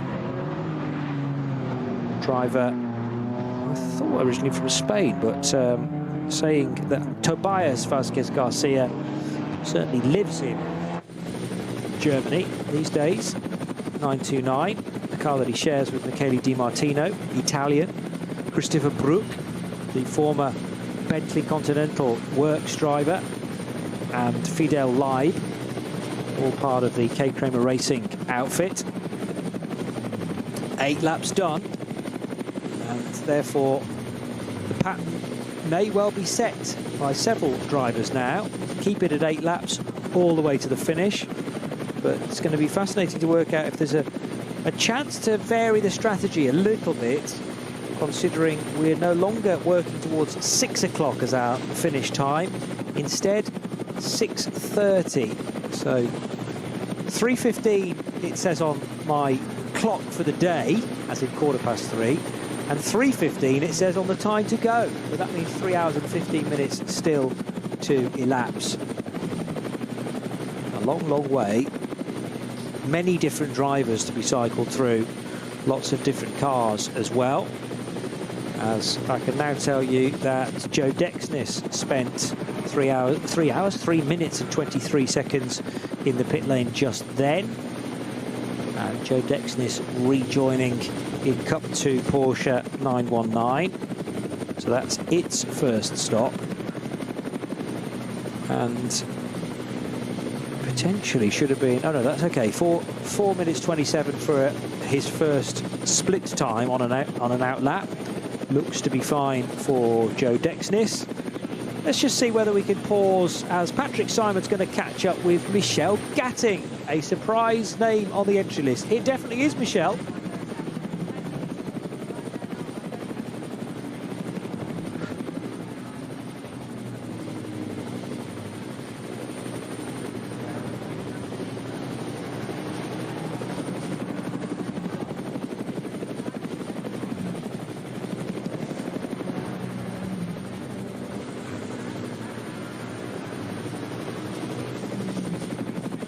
Yeah, so there was doubt in my mind that it was the real Michel Gatting taking part in what I think is her first NLS race, or if it's not her first, it's been a little while since she's taken part on the Nürburgring Nordschleife.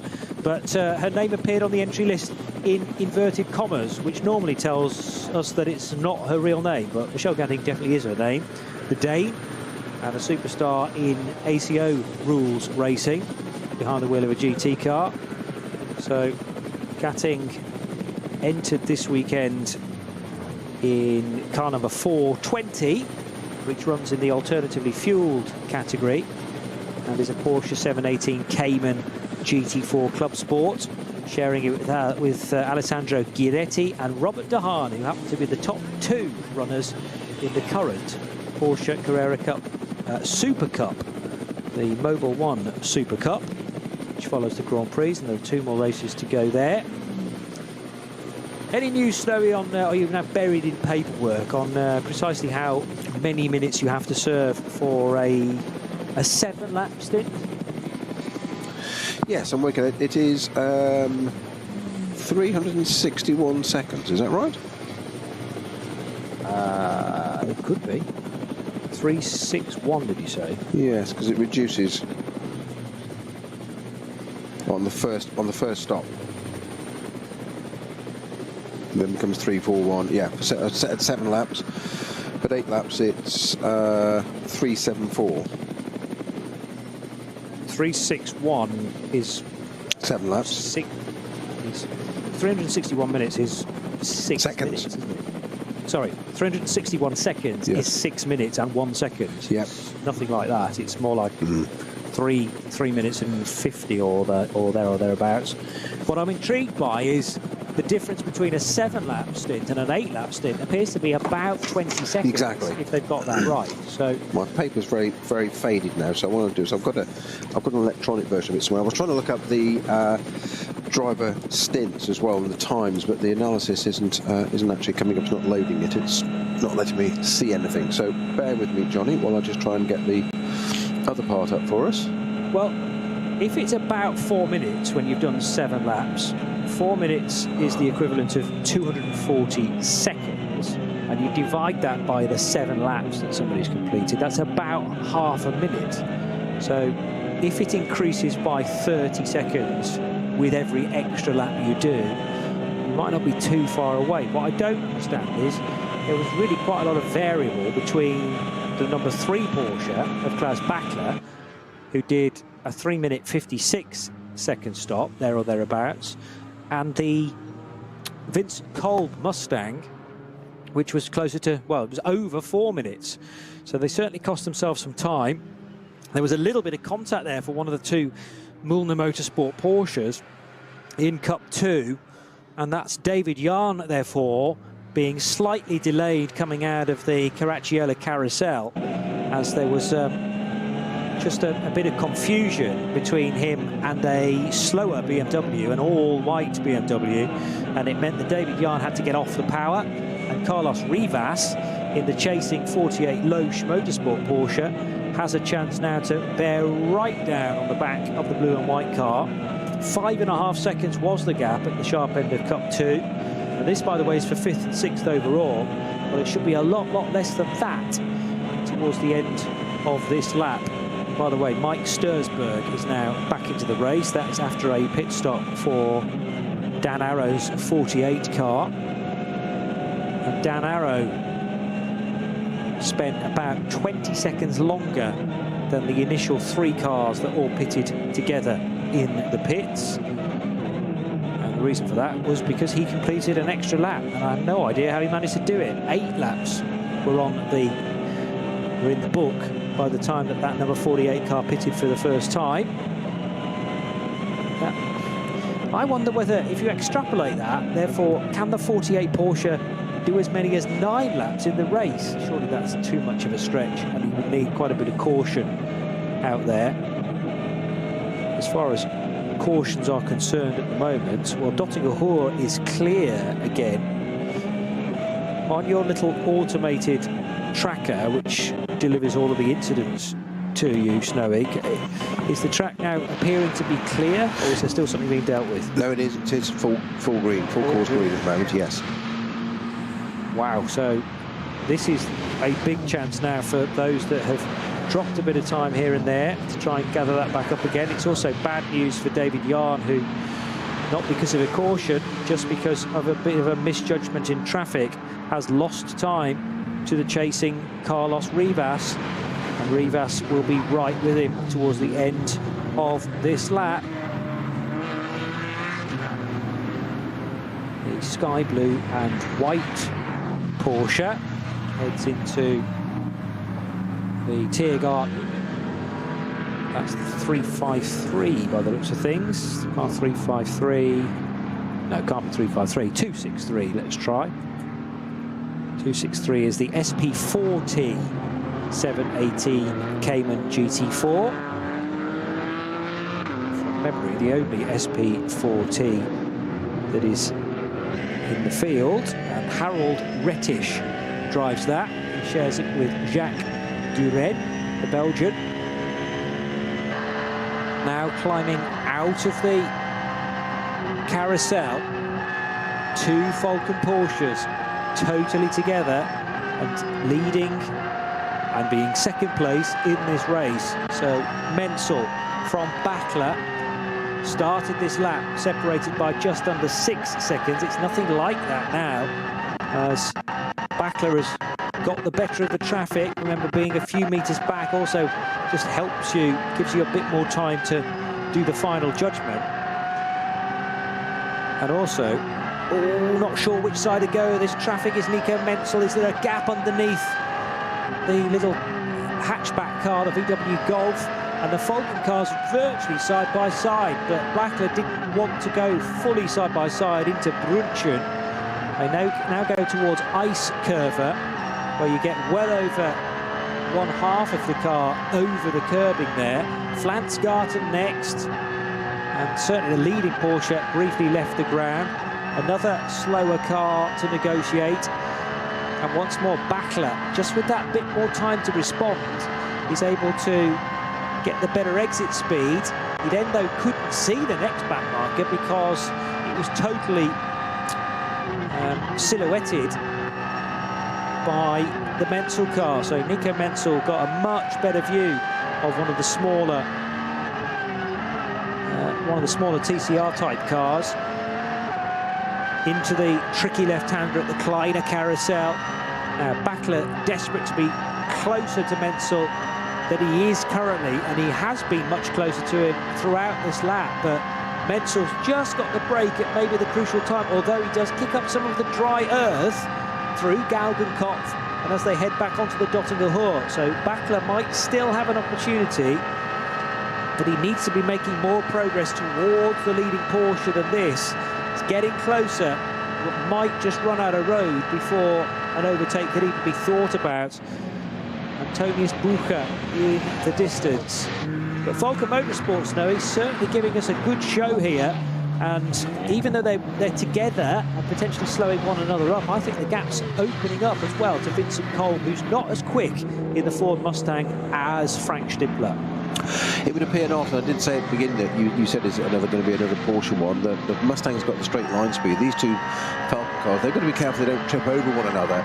They've got very, very close to that. I'm not doubting their skills or abilities, but they've got pretty close on the north side for bits of the circuit. At one point I thought there was a contact. A little look down the inside there for the number 3 car down the inside of the 4, trying to take advantage of back markers. But this is the one thing you don't want to do as teammates is trip over one another, and the team will let them race, but as long as it's clean and fair and they don't take each other out, that's the main thing. I'm surprised at the difference between Kolb and Stippler in that Mustang, to be honest.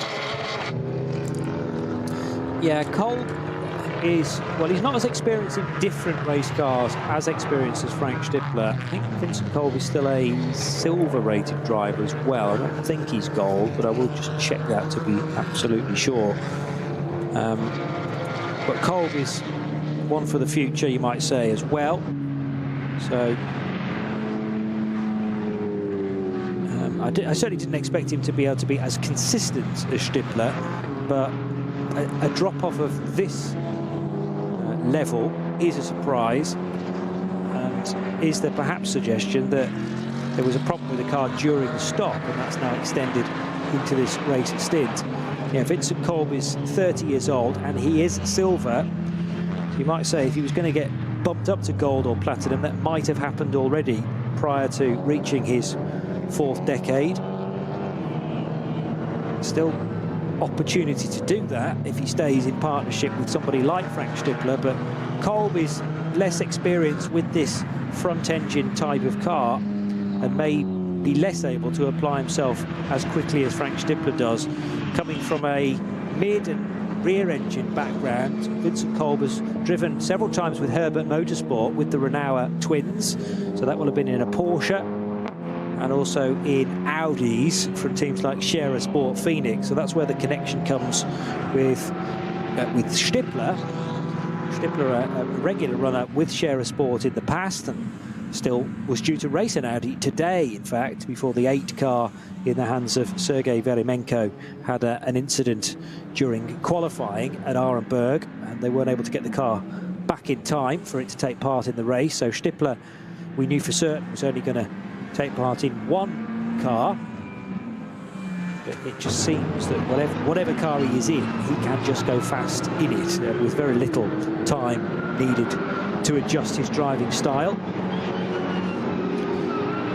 Further down the order, how are the other classes getting on? Well, Cup 2 has at the sharp end the 921 Müllner Motorsport prepared 911 GT3 Cup, and David Jahn is at the wheel of that. I mentioned that Jahn might have got caught by Carlos Rivas in some confusion coming out of the Caracciolo carousel. He was trying to go one side of a back marker. The back marker thought he was going the other side, and in the end, Jan had to get massively off the power. That gave Rivas a chance to fight back, but at the end of that particular lap, it might have been the lap later, there's this 13-second gap that's appeared when it was only 5.5. What, about 10 minutes ago? So that's very much going the way of Mulder Motorsport at this stage. 48 Loesch Motorsport, though, are okay. They have a buffer zone of 7 seconds back then to Alexander Hart in his Black Falcon Porsche number 900. And following that, it is Tobias Vasquez Garcia for K. Kramer Racing. In SP Pro, there's only one car entered in the race from that subcategory. That is the Sandler-driven Toyo tyres with Ring Racing Porsche. SP9 Pros, well, that's the top 3 overall. SP9 Pro-Am is led by Mike Stursberg's Porsche now. And speaking of the SP Pro car, Snowy, there's now a slow, what looks like Toyo tyres Porsche. So this, I think, is the 347. Yeah, left rear puncture, isn't it? Dragging itself back to the pitch. It hasn't even, carcass hasn't come off completely, so that's good. I've got the digital version of the aggregator when you want it. Okay, excellent. Well, which is a lot clearer and a lot different times. Funnily enough, so it's obviously the fading version of mine that's 6 years old is going to go in the bin. That it's going to go in Route 101. Fair enough. Well, okay, so 7 lap stint.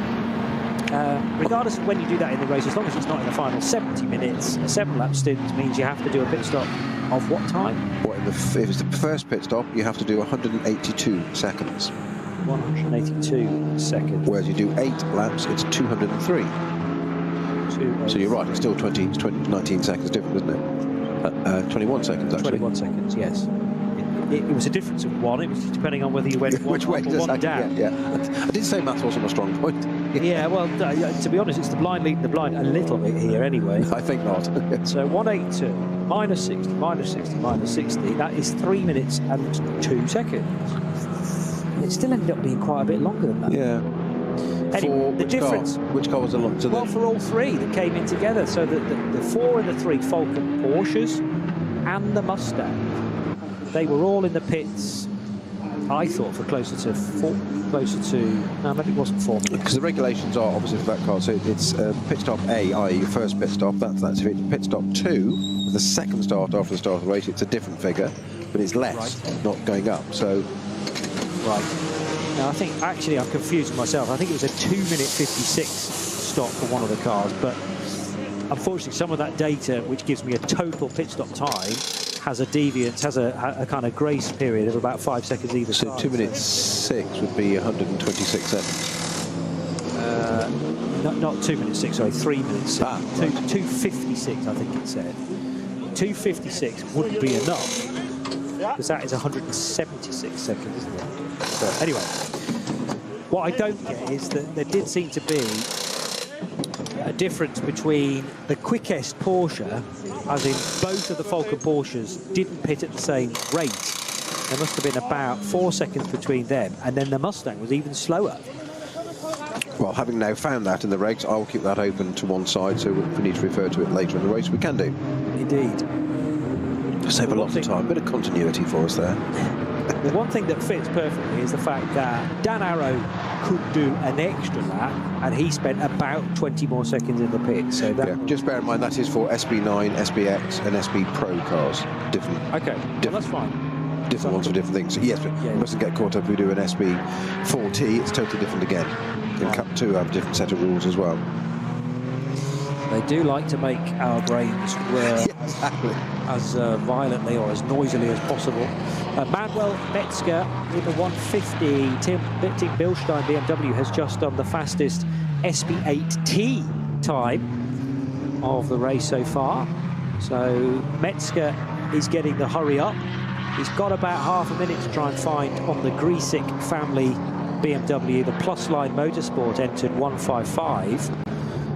So that's second to third, but no one at the moment is going to catch 187, which is the leader in SP8T, and has at the wheel, well, to bring it in to pit lane, Ranko Majatovic. sharing with Nick Wustenhagen and Tobias Wahl.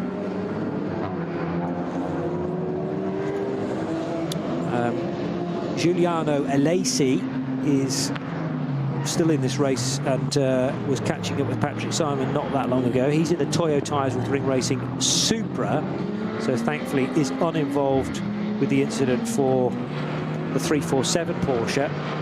But Andreas Goulden, Tim Santler, Mark Hederici now in strife with that puncture partway around the lap. What I was going to do is try and work out where that puncture struck the 347. Where did the lap time start to fall away?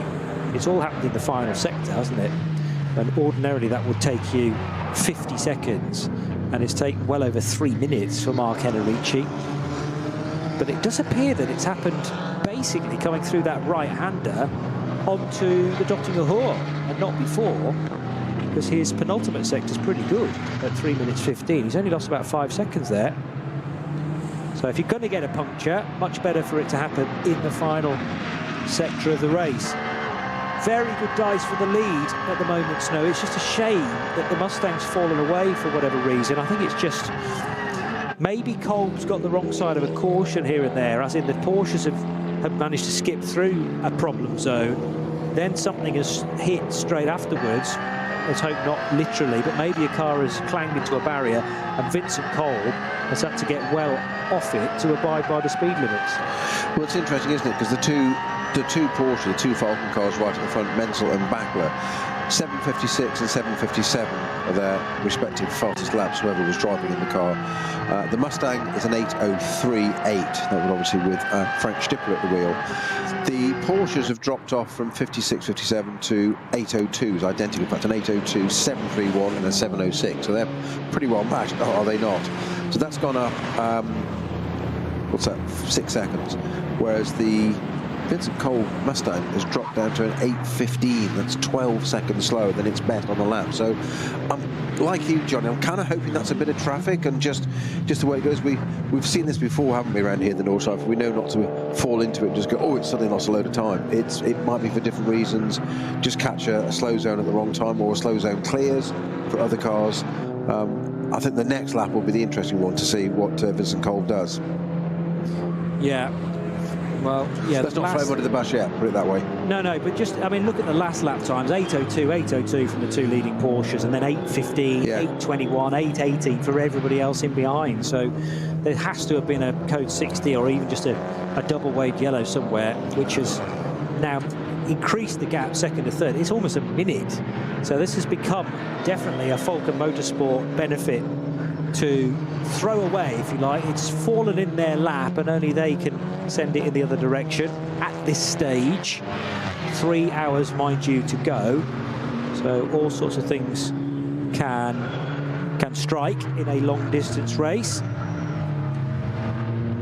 Stursberg in his Black Falcon Team EAE Porsche number 48 that, remember, started on the front row with Dan Arrow at the wheel.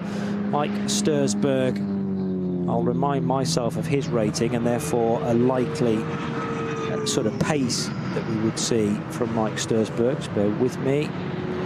So Dan Arrow's up and coming and is silver. Stursberg is bronze, but is a Nürburgring expert, having taken part certainly in the 24-hour race as early as 2007 and possibly earlier than that, but he has come through the ranks of all sorts of different categories. He used to drive a Honda S2000 in SP4 and has sampled all sorts of other different categories, including the top division for Haribo Team Manthey 15 years ago. And Mike Stursberg has driven the full-fat SP9 cars as well, and is of course driving one today, sharing with Dan Arrow. But this is the natural point where a Pro-Am car will just drop away from the all-pro lineups. And that is no detriment or no negative towards the AM drivers, the non-pros. They will find and identify a time that they are happy to be going at and produce that lap time consistently, a delta time if you like.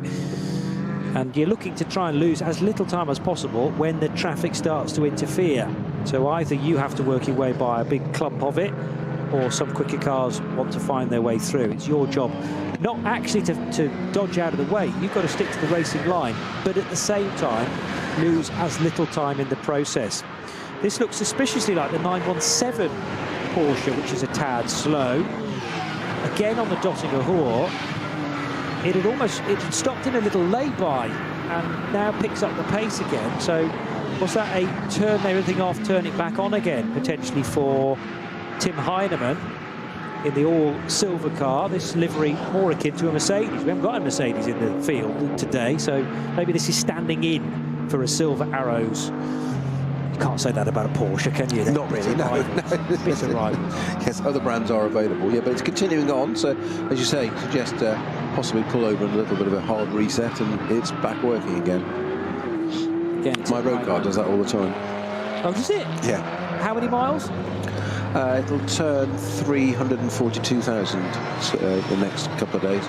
The odd hiccup is forgivable. Well, exactly. You forgive it a little bit, don't you? Right. Tim Heinemann, who is mightily experienced in things like KTM crossbows of the past, but now driving a 917 Porsche, 8th place in Cup 2, and he has remained ahead of the Equipe Vitesse Audi, which is yet to cross the line. That Equipe Vitesse Audi with Eric Ullström at the wheel.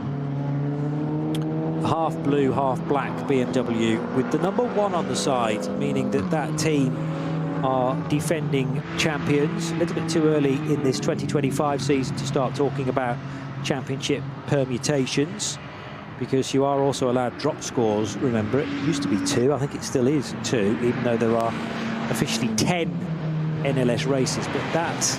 Now, does the list of 10 include the NLS Light? I always forget. It wasn't. No, it wasn't around. Okay. So even for those categories that ran in it, they weren't picking up NLS points. No. Thank you for the confirmation there. So it sat as an independent race, but remember that the 2 N24 qualifier races are rounds this year.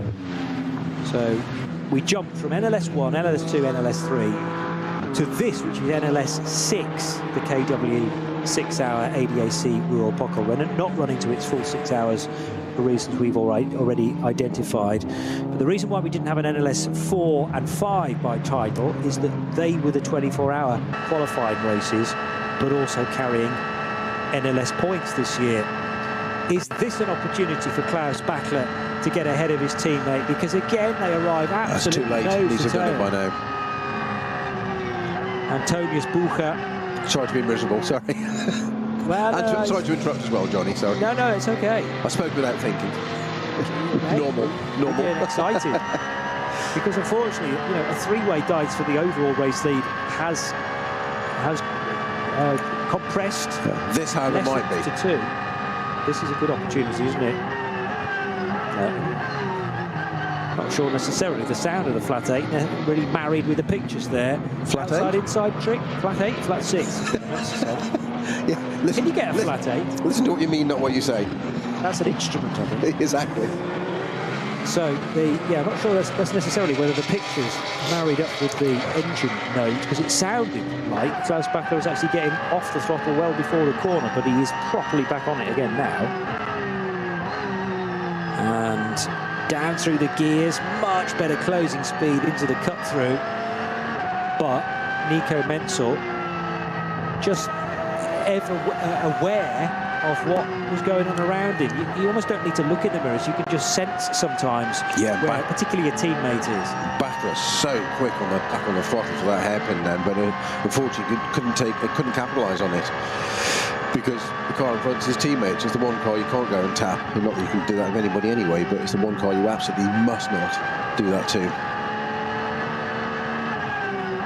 But then again, Bachler strikes me as someone who, together with his teammate Sven Muller, wants to almost spook somebody into an error. So, you know, make it really look like there's going to be a... Well, here's a chance to get the Hatzenbach behind one of the Supras.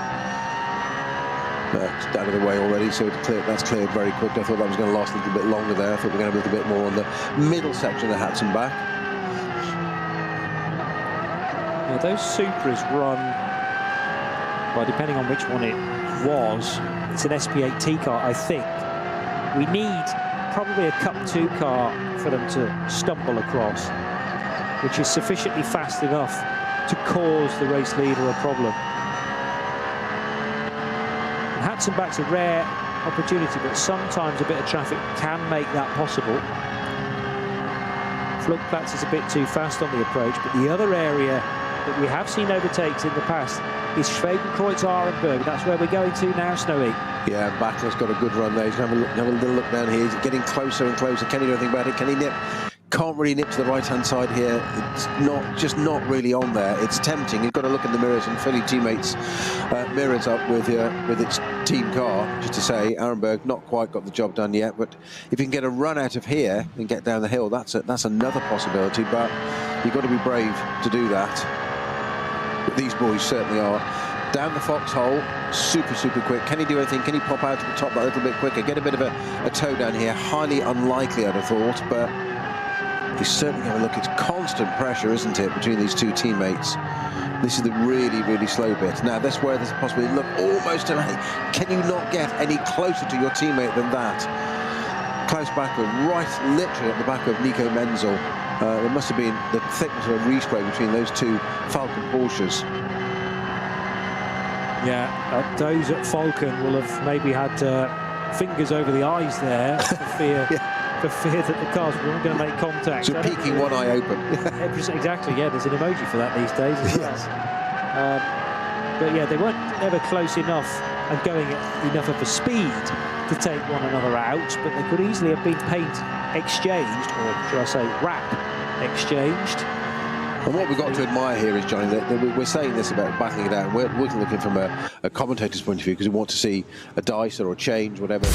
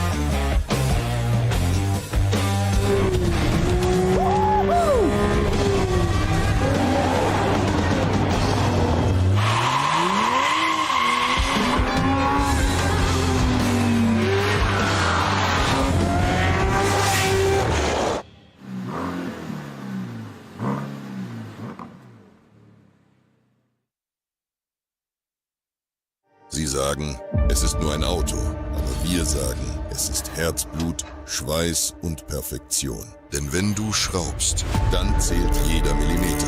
Dann bist du in deinem Element. Du willst mehr als nur fahren. Du willst es fühlen. Die volle Kontrolle. Eine optimale Straßenlage. Wir wissen genau, was dich antreibt. Denn wir teilen die gleiche Leidenschaft. Egal ob auf der Straße oder auf der Rennstrecke. Wir sind immer an deiner Seite. Wir sind H&R. Offizieller Partner der Nürburgring Langstrecken-Serie.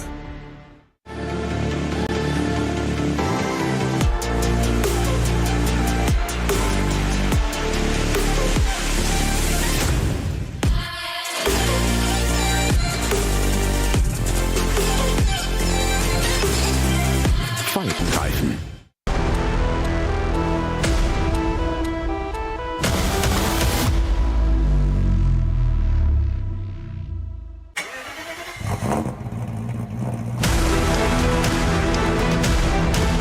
Hol dir jetzt dein eigenes Motorsporterlebnis nach Hause. Dein Online-Shop für Simracing-Hardware und Zubehör.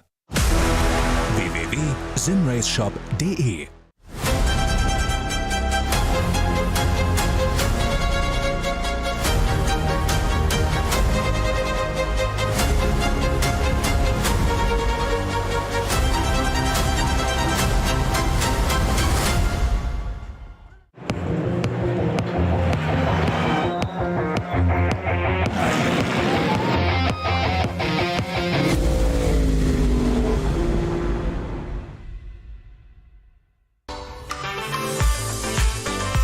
Liebe Fans, Lovely fans. besucht uns auf unseren Social Media Kanälen. Follow us. Auf Facebook, Instagram, YouTube und TikTok.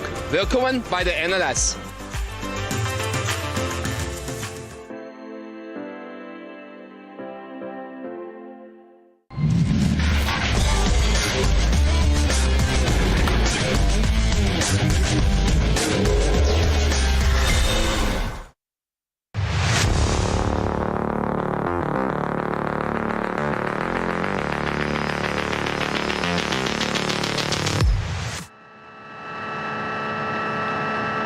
An excellent tussle at the head of the order and a really good chance this time for Klaus Bachler, but again he might have left himself a bit too much to do. Is he going to draw level with his teammate? Had that been any other car, I think he would have forced the issue, but he doesn't want to clean both cars out in the same movement. So Klaus Bachler sticking with the race leader Nico Menzel. They're going to tick off 13 laps on this occasion. Remember, they came in at the end of 7 laps for the first time of asking, so they could potentially go to 15 laps during this stint. So that is 2 more. Or do they come in at the end of this lap, lap 14, to make it a more even run to the end of this awkward number that we're now competing with, 4 hours and 30 minutes, rather than the originally billed 6 hours. But if this is the only league battle we're going to be treated to throughout the race, Snowy, it's very, very good, isn't it? And it could go in any which way, and particularly if it lasts all the way through to the end of the race at 6:30 tonight. Absolutely, it's not a bad one to have, is it? Just in answer to your question, that Vincent Kolb was the 3rd driver in the 63 Mustang in the 24-hour back in June with Patrick Assenheimer and Hubert Haupt. Okay, so he has past experience, but not prior to this season, I think I'm right in saying. Racing Phoenix Racing Audis, then Scherer Sport Team Phoenix Audis, and also sampling on a couple of occasions the Herbert Motorsport Porsche, which was a GT3 car at things like the Dubai 24 Hours at the start of this year.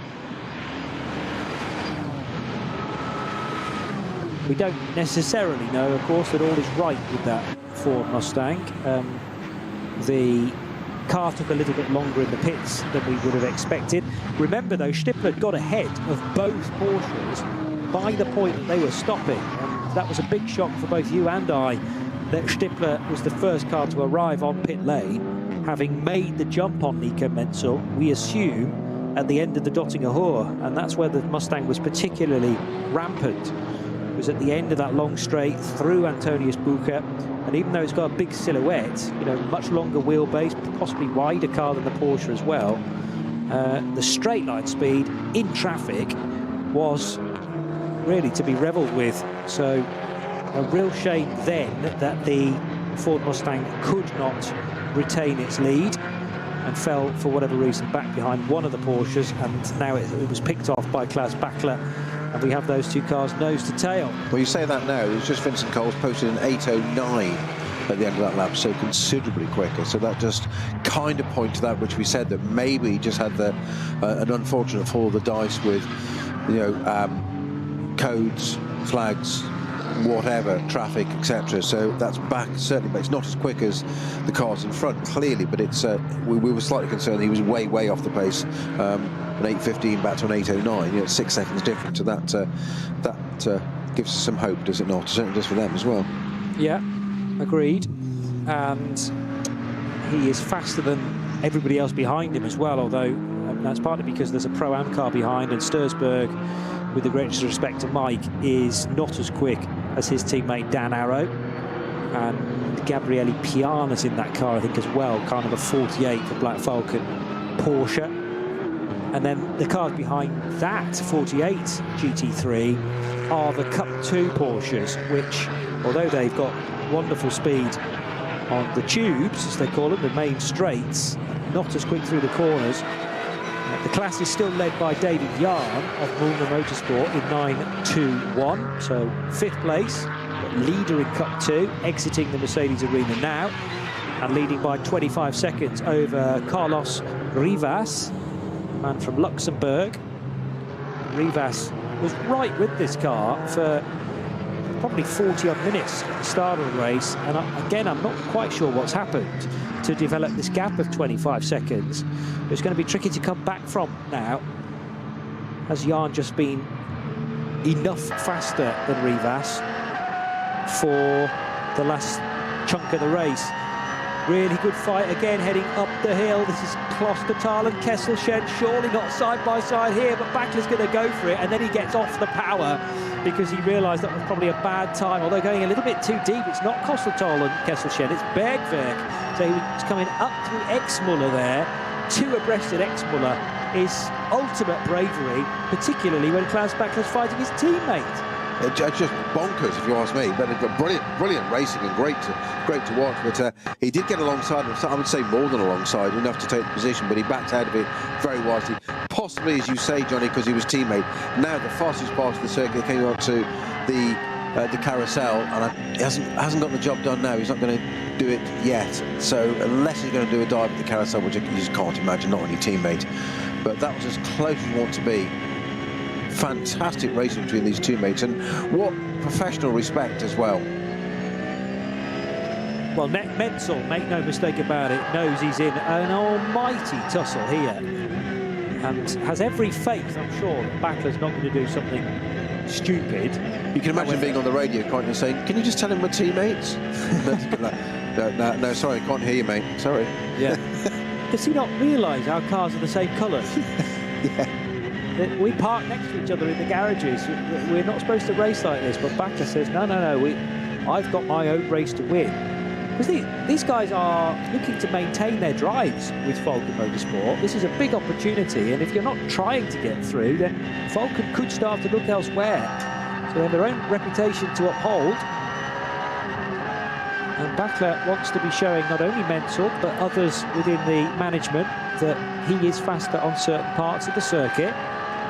That is certainly proving to be the case. Were they the other way around, do you think Bachler might actually be pulling away from Menzel? Or is it just so yin and yang around here? You know, you might get a sniff at an advantage through one corner, but then it just comes all back to you again through the next sequence because you found a load of traffic.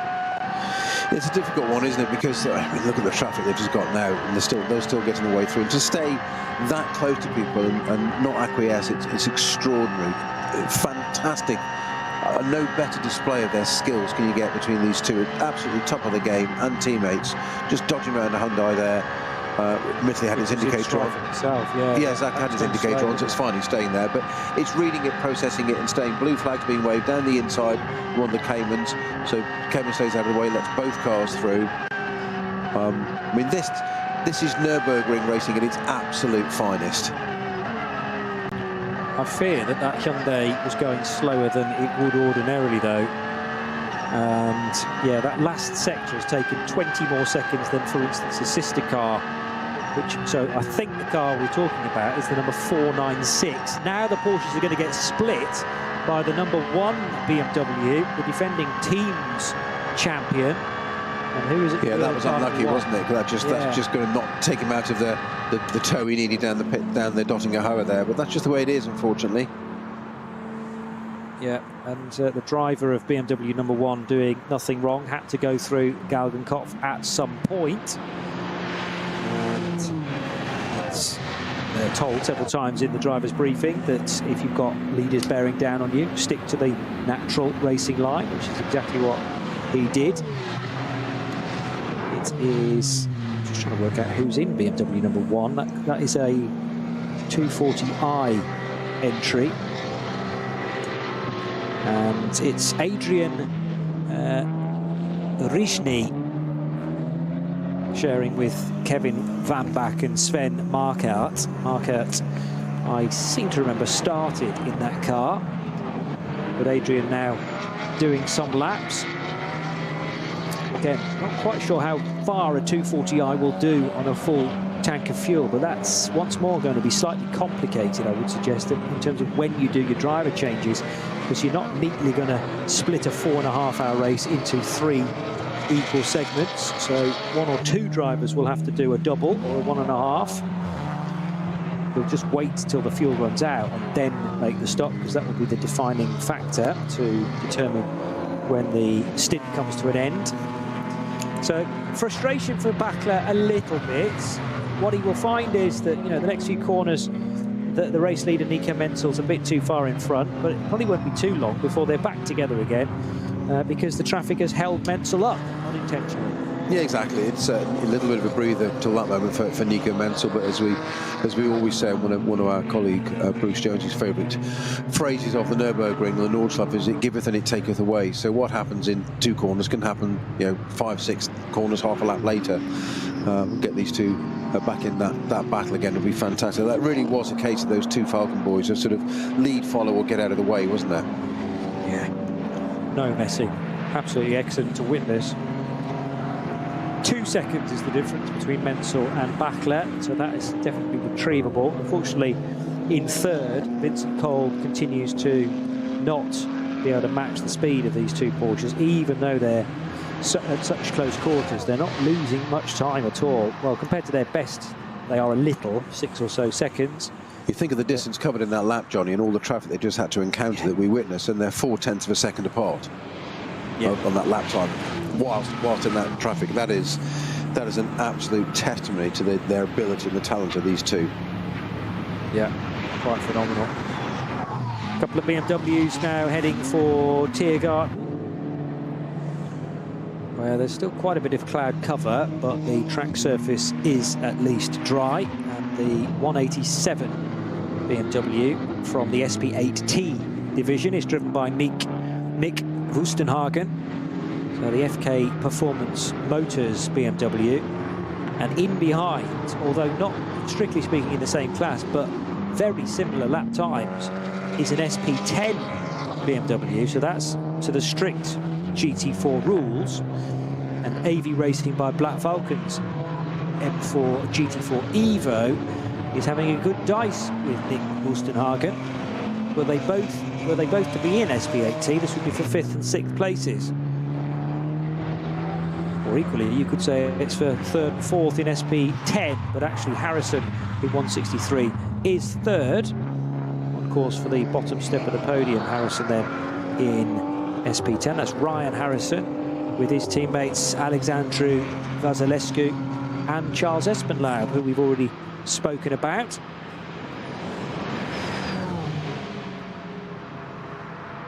One of the 718 Caymans, quite possibly from Cup 3, now motoring its way down the Dottinger Ruhr. By the way, in Cup 3, it's now the 962 WNS Motorsport Cayman that leads the way, and that's been driven by Lorenz Stegman, with Kai Riemer and Josh Bednarski as fellow drivers within the Cup 3 leader. Podium positions at this early-ish stage, because what have we got? 4.5 hours, so we're not quite at half distance, another 15 minutes and we will be there. So just prior to half distance, the Cup 3 podium positions provisionally are 962 first, 940 second, the Adrenaline Motorsport 718 Cayman of Sandberg, and then 3rd in Cup 3, a bit further back, is the 955, which has been in the wars at times, and 995 being driven by Rudiger Schicht, shared by Alex Fielenbach, who started that car, and Franz Linden.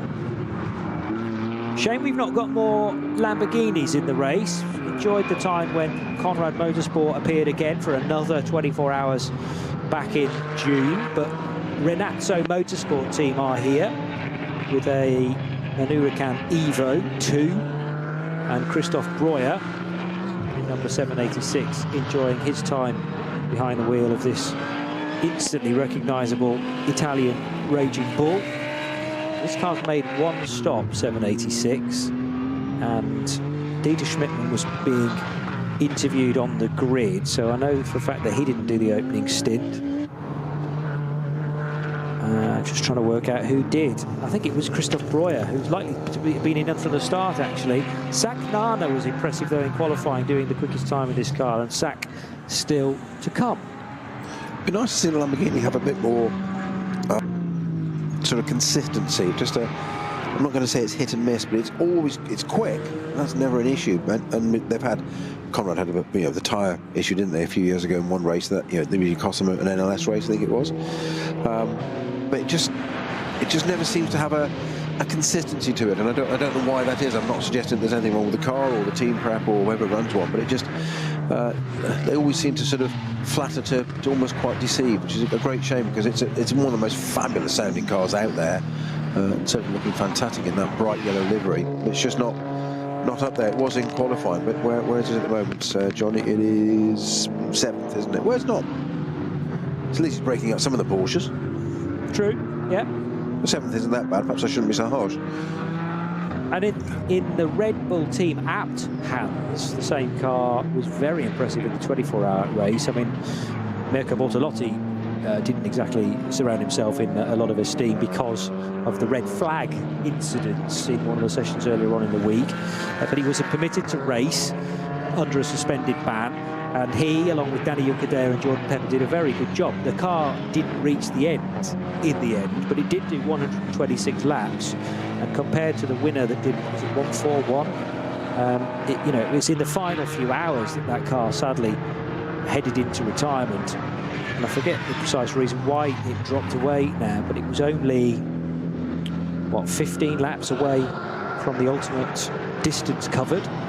So maybe Lambo aren't that far away from threatening the podium in that particular race in forthcoming years.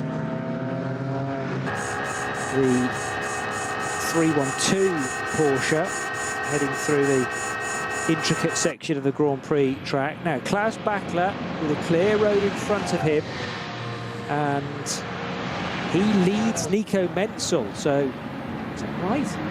No, it's still Menzel ahead, isn't it? Let's just work this out. Yeah, the Red Bull Emirates is number 4, so there's been no change.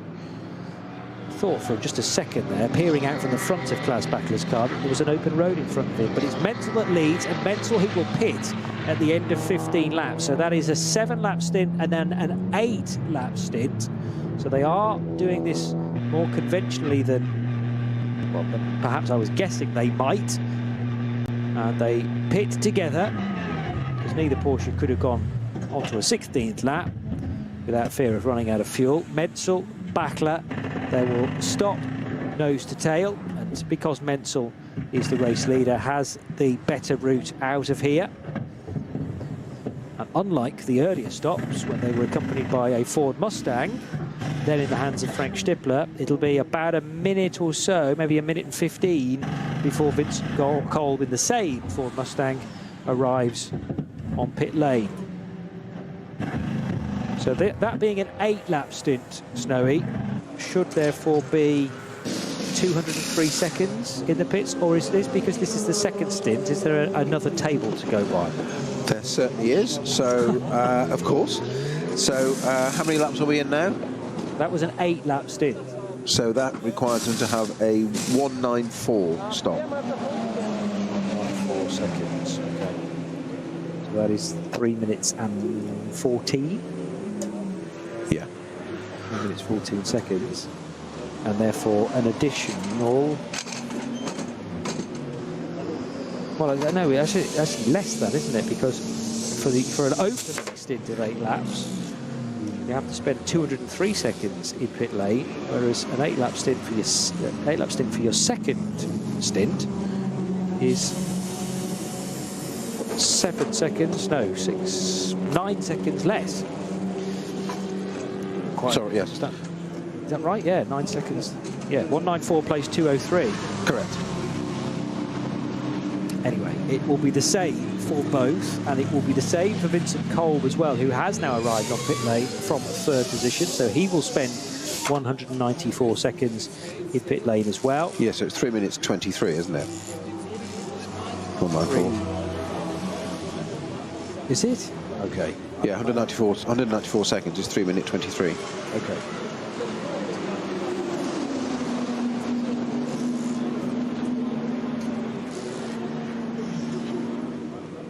I'll make it 3 minutes and 14 seconds.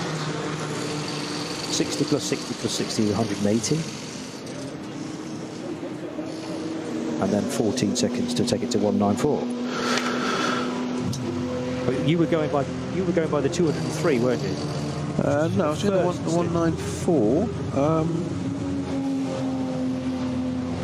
But what I was saying was the difference between doing an 8-lap stint as your opener or an 8-lap stint as your second stint, the difference in time spent in the pits is actually 9 seconds. As in, you could be 9 seconds quicker.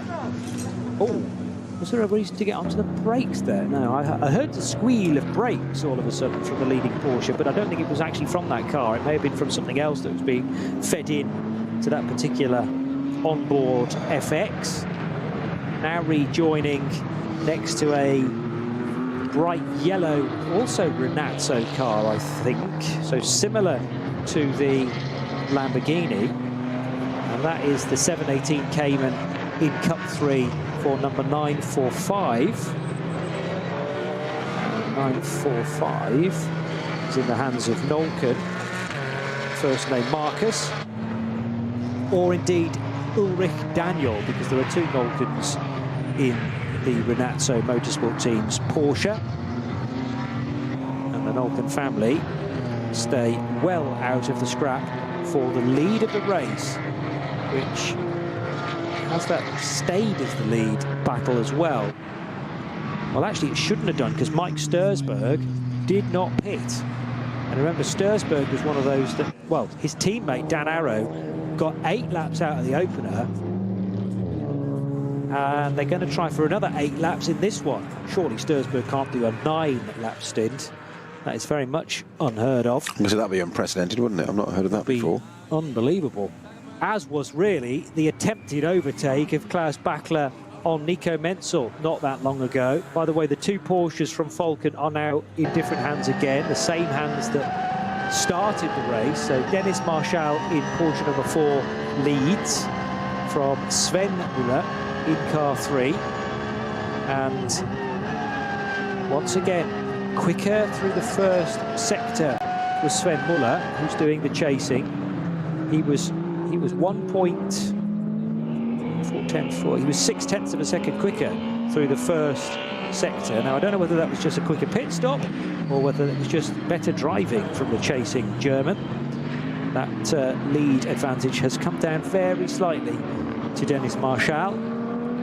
Vincent Kolb was handed over to Patrick Assenheimer, who again has raced with Vincent Kolb in the past, maybe in Mercedes. So Assenheimer, who's another one to jump over to the Ford Mustang initiative, ran in the 24 hours in June, but Assenheimer still in the adjustment period, you might argue, changing from a Mercedes to a Ford. I suppose there are some skills that cross over. He was in the car at the 24 hour as well. Yeah, as I suggested. Yeah. So yes. Yeah. So he's driven the car, but pretty sure, did the Ford Mustangs not featured in any NLS races prior to it? Well, they might have done the qualifiers, I suppose. I think they did. Okay. So it's not just all of the 24-hour weekend, but they might have had a few other races as well to get their hands on this Ford Mustang. And with every event, the more experience they're getting. But again, I just cannot see Assenheimer being able to produce the sort of times that Stippler was able to do. And they're going to have to be quicker than Stippler anyway in order for any hope of pressurising these Porsches. The real-time gap extended again. Yeah, because the in-lap was an 8:18, and I'm not sure there was any caution throughout that. Although, having said that, Hoher Act is now affected by yellow flag, so something has happened at Marshall Post 149 at the highest point of the circuit. I'll have a look at that. Just looking at this, the sectors just very quickly coming out of there. There's nothing on the GPS yet for Hoher Act. The 2 Falcon Porsches, Sector 1, 411, 410, Sector 2, 102, 102. The the Mustang, my apology, 414, so 4 seconds down on the first sector already. It hasn't got to the end of Sector 2 yet. So Assenheimer still not getting the pace out of that Mustang that it would appear his teammate Frank Stippler can. support act very quickly clearing. Now a slow BMW towards the end of the lap, which is one of those pretty standard looking cars. Might be 254. It is 254. That's your Silver Arrows BMW, isn't it? Or one of them? Oh no, that was a Porsche. It was a Porsche, you're right, my apologies. Yeah. Other brands are available in Silver Arrows. I think I'm just enjoying winding up the other three major German manufacturers by calling them Silver Arrows. And then running away very quickly. You're safe under my desk, don't worry. Okay, thanks. I won't give you away. You'll provide me the protection. Absolutely, always have. Katarina Lipka will bring this car in. She's sharing with Henrik Launhardt and Torsten Kopart, Christian Koga.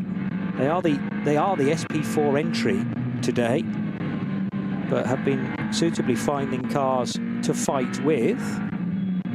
As now the 777 is on a bit of a mission. So this is the TCR leader. Again, TCR a little slim on the ground this weekend, small but perfectly formed, and driven by Oleg Kvitka. But the big name within this driver lineup is definitely Danny Brink, a previous multiple NLS champion.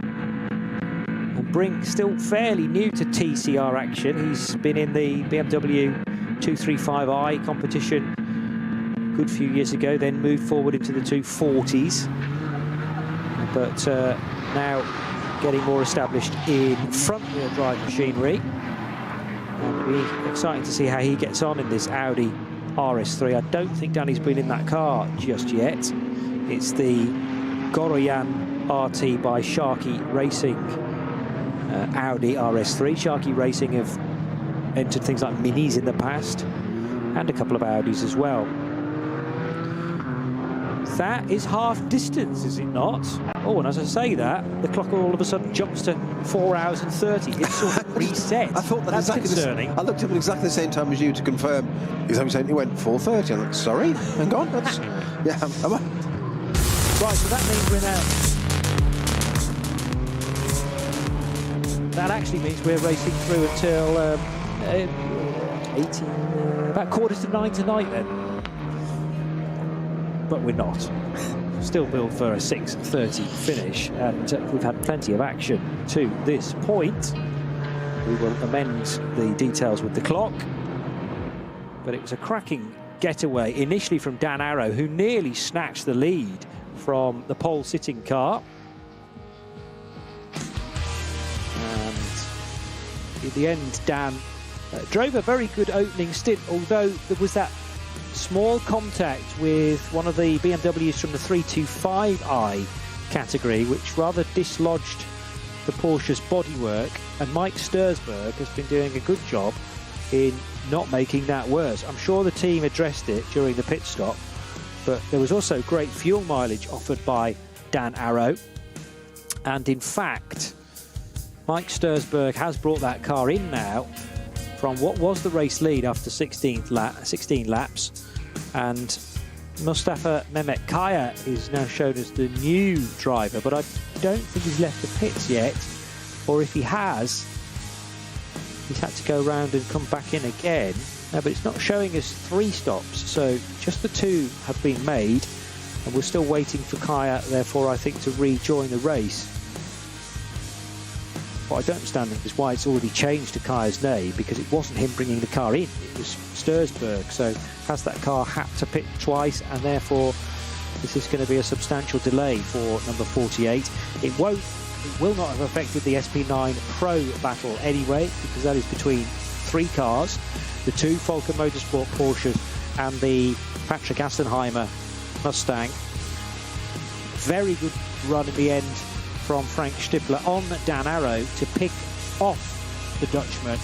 But just before this clip, the incident down at the first corner when Arrow went for a gap and the BMW either didn't see Dan approaching or thought that that was their corner.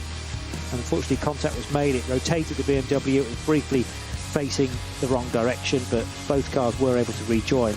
Dan, though, carrying some damage on the front left corner of his number 48 Porsche, and created some cracks as the modular front wing, which also carries the headlight, had just split away very slightly from the nose cover and the back section of the rear, that front wing.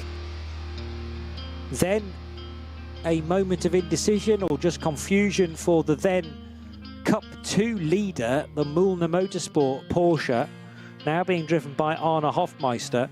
That might have been a chance for Carlos Rivas to catch up the time, but in the end, first to second in Cup 2 has been opened up quite a bit.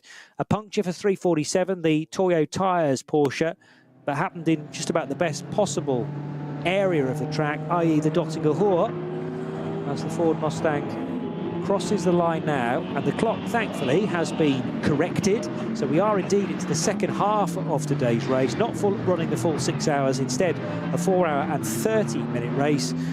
Bollard has been dislodged down at the first corner there, but yes, psychologically Snowy, a little bit of a hurdle jumped there. 2 hours 15 over that now has been completed, and there are 2 hours and 11 minutes to go. Yes, we've got an interview in German we can't actually pick up at the moment. My analysis is working finally, although not the pit stop bit, the times, which was most unhelpful. That would have been quite a bit to be able to add to that. Full course green though, Johnny, that's good. Yes, and it's been a little while. It has now, yeah. I think that's happened, hasn't it? Yeah, I think about over an hour, I think. Oh, really? Okay. Certainly a decent amount of time. Yeah, so it's been a fair while, but a good job nevertheless by all the marshals to sort that out, and we are back to almost nose to tail between these two Porsches. So Muller with the second win, that's Nico Muller chasing down, no it's not, it's Sven Muller I should say. Nico Muller has driven these cars in the past.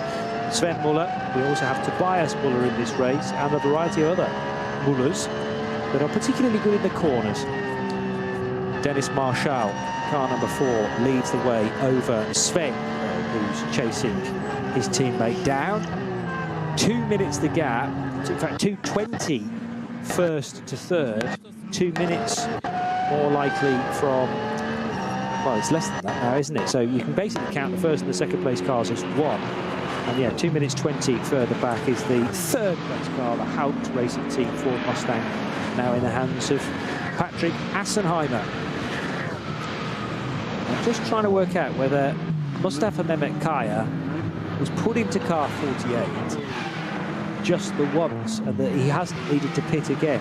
I'm still only seeing 2 pit stops next to the 48 car, so I think that is the case. It confused me that Kaya was being shown in the pits when actually it should have been Mike Stursberg in the pits handing over to Kaya as Kaya then came back into the race, but timing screen might have just... Well, I was just looking at exactly the same, yeah, because it's at the top of the screen, isn't it? But that must need to shake out at some point. Well, yes. It slightly confused me as well, but... Stursberg came in as the race leader because, remember, they are on longer stint lengths. Well, amazingly, Dan Arrow was able to do an 8-lap stint when I don't think I've ever seen that done before in the history of NLS racing, from an SP9 car at least. So Dan got amazing fuel economy. His teammate Mike Stursberg has then just done a standard 8-lap stint, so that takes us to 16 laps. But Stursberg had to pit for fuel, so that's taken him away from the race lead. And the way we work that out is because the first sector on this lap is north of 4 minutes. So that has put the 48 car now behind, in reality, the 4, the 3 and the 6 cars, I reckon. So it should now be the 4 Porsche leading, the 3 Porsche second, but a hair's breadth between the 2 of them, and then much further back Patrick Assenheimer. And then where will Kaya feed in? I reckon 4th, ahead of Arne Hofmeister's Mühlner Motorsport Porsche, which leads Cup 2. Well, Kaya's just come out to the top of Adenauer Forst, and now off to Metgesveld. Yes. So that's only that far around, so a long way to go yet on this lap. But the 2 Porsches are ahead of him because they've already gone through Sector 3, and I reckon Assenheimer is just ahead of him as well. Yeah, the number 6 Mustang is up at Bergwerk now. So, yeah. The Mustang's just gone through Sector 3, the end of Sector 3, whereas Kaya has not yet. So Kaya's fourth, but that's still very good going from an SP9 Pro-Am car. A testament to the amazing fuel mileage that Car 48 can do. Those bright gold and red colours. 6:05 has had a troubled run to this point. It's not been going particularly well for the Hoffer Racing BMW, but at least they are still pounding round, and you get many psychological points for that in this endurance lark.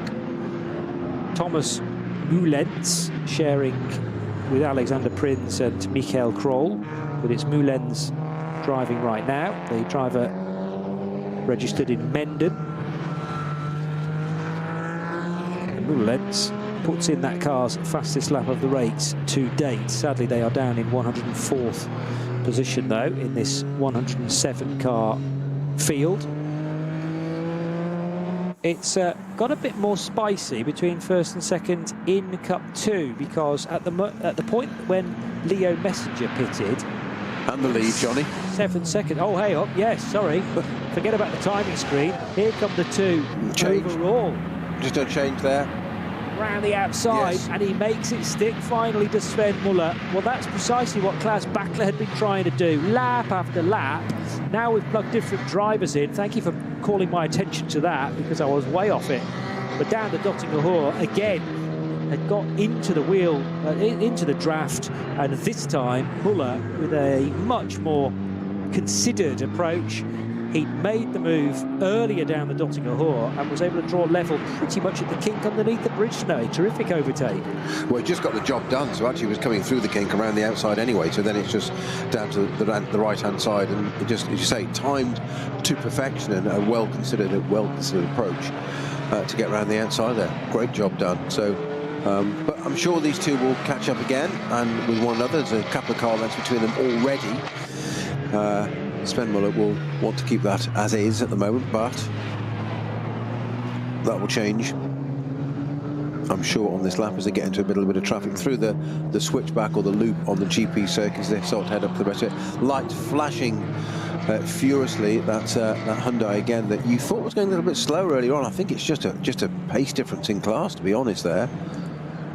Well, I was comparing it to another Hyundai in the same class, and it definitely had a slow middle sector, but that could have just been a blip. It could have been a cough and a splutter, and, you know, reset it in the moment. And it's not till you see one of these GT3 Porsches behind a similar Porsche you think it is, and then it's just what a massive footprint they have. I think it's that a Cup car they've just gone past. I was just trying to get the number of it if I could see it.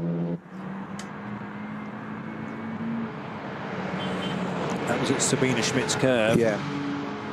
And maybe the tracker will give you a clue. Yeah, exactly. Anyway. Just doing. Yeah, I think it was a 909 car actually. 909 is a GT3 car. Yeah. It's just like a Cup 2 car. Yeah. Yeah. Yeah, it is a Cup 2 car, but that's a quick car. We've said those Cup 2 cars right up at the front of the qualifying this morning, and in a straight line can almost, you know, hold their own with a GT3 car. But then when you see them physically on track and you see the two Falcon cars behind it, you think, gosh, it looks about a foot wide at either side. Really good and close fighting within the Cup 3s as well, and the car second in that sequence with the orange wheels darts to the pit lane. So that is 940 coming in. So that may well have been Sandberg right with Stegman. Yes, it was, for the lead of the class. So 962 can continue for another lap.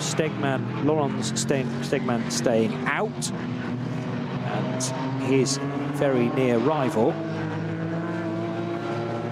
Sandberg, or was that Peter Sander, in fact? What number did I just say that was? So Stegman versus, no, Sandberg, as I thought, 940, and 940 bails out of the battle in just need of fuel.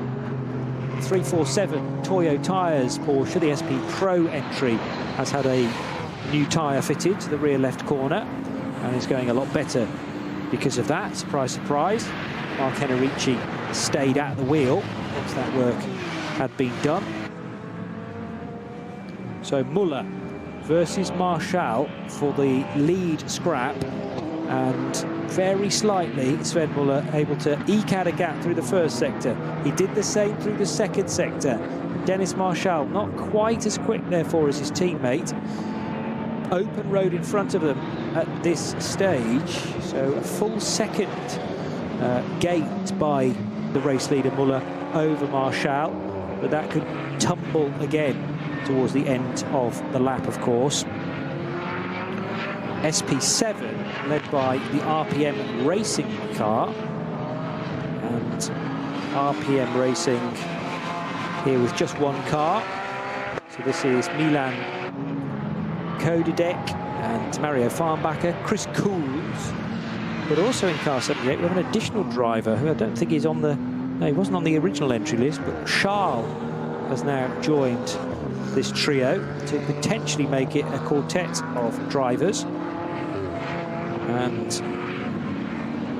just trying to work out which of the Charles that may well be. Reinhardt, Charles, it's been a little time away actually. Is it Ralph Charles who drives that car? Could well be. You know, I'm gonna loosely bet on Ralph, because Andreas Charles has not competed at the Nürburgring 24 hours for about 40 odd years. So there are a few Charles who have history around this place, but 78 now with a 4-driver lineup by the looks of things. Dieter Schmidtmann in car number 786, the SP9 AM runner in the Renazzo Motorsport team Huracan, still inside the top 10 positions. And here indeed comes Dieter Schmidtmann, arriving now at Tiergarten with the number 10 Max Cruiser Racing Audi just in front. Yeah, I think he was waiting which way that car was going to go. The Max Cruiser car just dived into the pits and out of his way, so he had to make sure he got on the right side. But then looking at the right-hand side as it would dive across as the pits in front of you for Dieter Schmidtmann in the Lamborghini.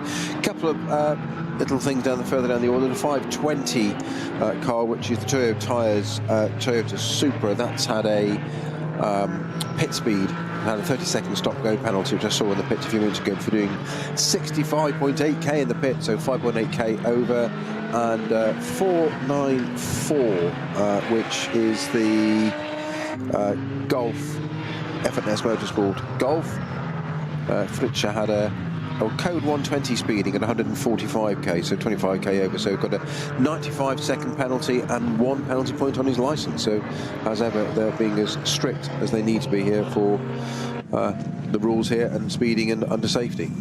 So the Dumoulin Aston into the pits, taking their time, driver doing the changeover, new set of slicks coming out, but just pottering out, ambling out with his seat. There's absolutely no urgency whatsoever, because as you know, it's a timed amount, isn't it? Pit stop. But going back to your mentioning of various rules and adhering to precedent, crucially, because if you're strict through a certain set of regulations, that has to then be the benchmark moving forward, just as it was for the big race 2 months ago. In fact, one or two thought that a little bit more strictness was required for certain drivers after some performances earlier on in the week. That one will, yes, run, I'm sure. Yeah, I'm sure it will. Yes, it's Maxime Dumoulin, by the way, that's getting out of the Pro Sport Racing Aston, and Guido Dumoulin that's going in. Guido getting out, I'd say, with the green helmet. Did I not say that? No. Well done. I wasn't sure that you were awake, so I'm just making sure. Well done, you passed the test, Johnny. I didn't say that the Porsche had the right engine, or I didn't say that the Porsche had the right engine. It's not a competition, my friend. But no, you're absolutely quite right. So green overalls and green helmet for Guido, and white overalls for Maxime. So really quite easy to spot, and I still managed to mess it up. Wow. Your brain was saying one thing and your lips were saying the opposite. Well, you mentioned brain, that's an oversell for a start. Very kind of you. You're in very good company in saying exactly the opposite of what you mean, because I spent half a career doing that. Well, as we always say, listen to what I mean, not what I say. Yeah, precisely. The good news is we're inside the final 2 hours, so that's even less time now to be making errors. as there's a new fastest lap of the race. Sven Muller's just gone across the line with a 7:56.1. So he is thoroughly enjoying his time out front, having finally got ahead of Dennis Marshall, and did that much earlier on the Dottinger Ruhr than his teammate Klaus Bachler was able to do. And then once Muller got ahead, he's now been able to do a lap time that was, well, it's a smidge better than earlier.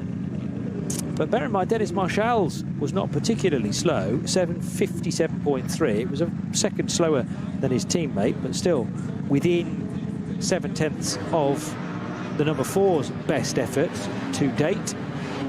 Aston Martin number 140 is waiting to be waved back into the race. And one of the all-white BMW 325i's is heading that way as well, having had a bit of work in one of the garages. So that car is now being driven down the pit lane to be sent back in to action. Müller, Marshall, Assenheimer, the top 3. Then Mustafa Mehmet Kaya and Arne Hofmeister leading the Cup 2s by just under half a minute. So Noah Nagelsdijk has not necessarily given that up in the 48 Loesch Motorsport car. Nagelsdijk's time, whatever his sector time's like, in comparison to Arne Hofmeister, they are better, quite a bit better. So is this where the Porsche Cup 2 fight is going to get very close in the closing staging? Chases. Mike Rosenberg in his number 900 Black Falcon team Zimmermann Porsche could be one to watch as well. He's only 4 seconds adrift of the Dieter Schmidtmann Lamborghini, and if Rosenberg can get ahead, that'll put the Cup 2 Porsches first, second and third together on the screen.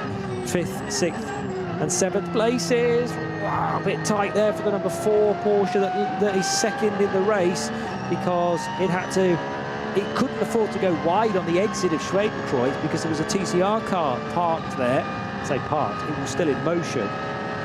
But all of a sudden, the Dennis Marshall-driven Porsche needed to just let up very slightly, and that might allow a bigger advantage now for Sven Muller, who, frustratingly for Marshall, he can see Sven turning through Adenauer Forst away in the distance, so can certainly see where that car is, but is no longer in touching distance for the time being.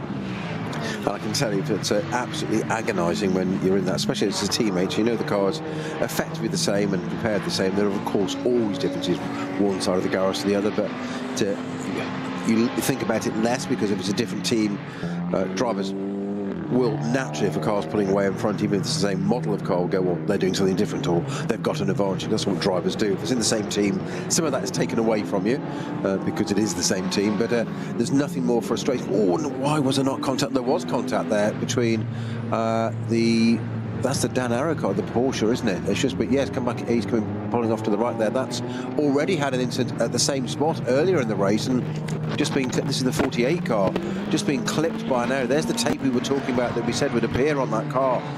It's got a penalty lap as well. Yeah, just been through that box, which I was actually referring that's to. What it's referring. Sorry, you're absolutely sorry, Johnny. I missed that. But you saying no, but when I was referring to it, I was referring to it being used for things like MotoGP and Formula E. I hadn't realised that they were also using it in this race. So it's a very neat way of serving a penalty on track, but it did definitely got. I wonder if what happened there was that he was just slowing more to turn harder right to go into that penalty box, and it caught out the Audi, which just appeared to just clip it a little bit.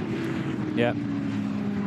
Well, maybe mindful. By the way, it's not Dan Arrow anymore. Dan no, sorry, Dan Arrow car earlier, yes. It's the car associated with Dan Arrow. I know where you're going with that. But Mustafa Mehmet Kaya, probably mindful of needing to serve that penalty by driving through the long box. Very similar name to Dan Arrow. It's easy to mistake, isn't it? But I just wonder whether he got the line into turn 1 slightly wrong, because he thought, oh, yes, I'm going to have to tuck in now to driver's right. So he was shaping up the 50 Equipe Vitesse Audi potentially for an overtake, but I think this would have been lapping the 50 car. And yeah, there was definitely a clash there. Still, Kaya was able to then drive through the dotted white line on well over to driver's right to serve a penalty in motion. So he clashed there with the Equipe test car, which is being driven by Heinrich. So we've got a code 120 at the carousel, or the approach to the carousel. In fact, it's on the right-hand side, on the right-hander approaching it, to cross the toll, with the 651 Adrenaline Motorsport BMW M240i, which just appears to have stopped there. I'm not really sure why at the moment, so I'll have a quick look on CCTV and see if I can see why that's stationary there. But and that's just become a code 60 as we speak.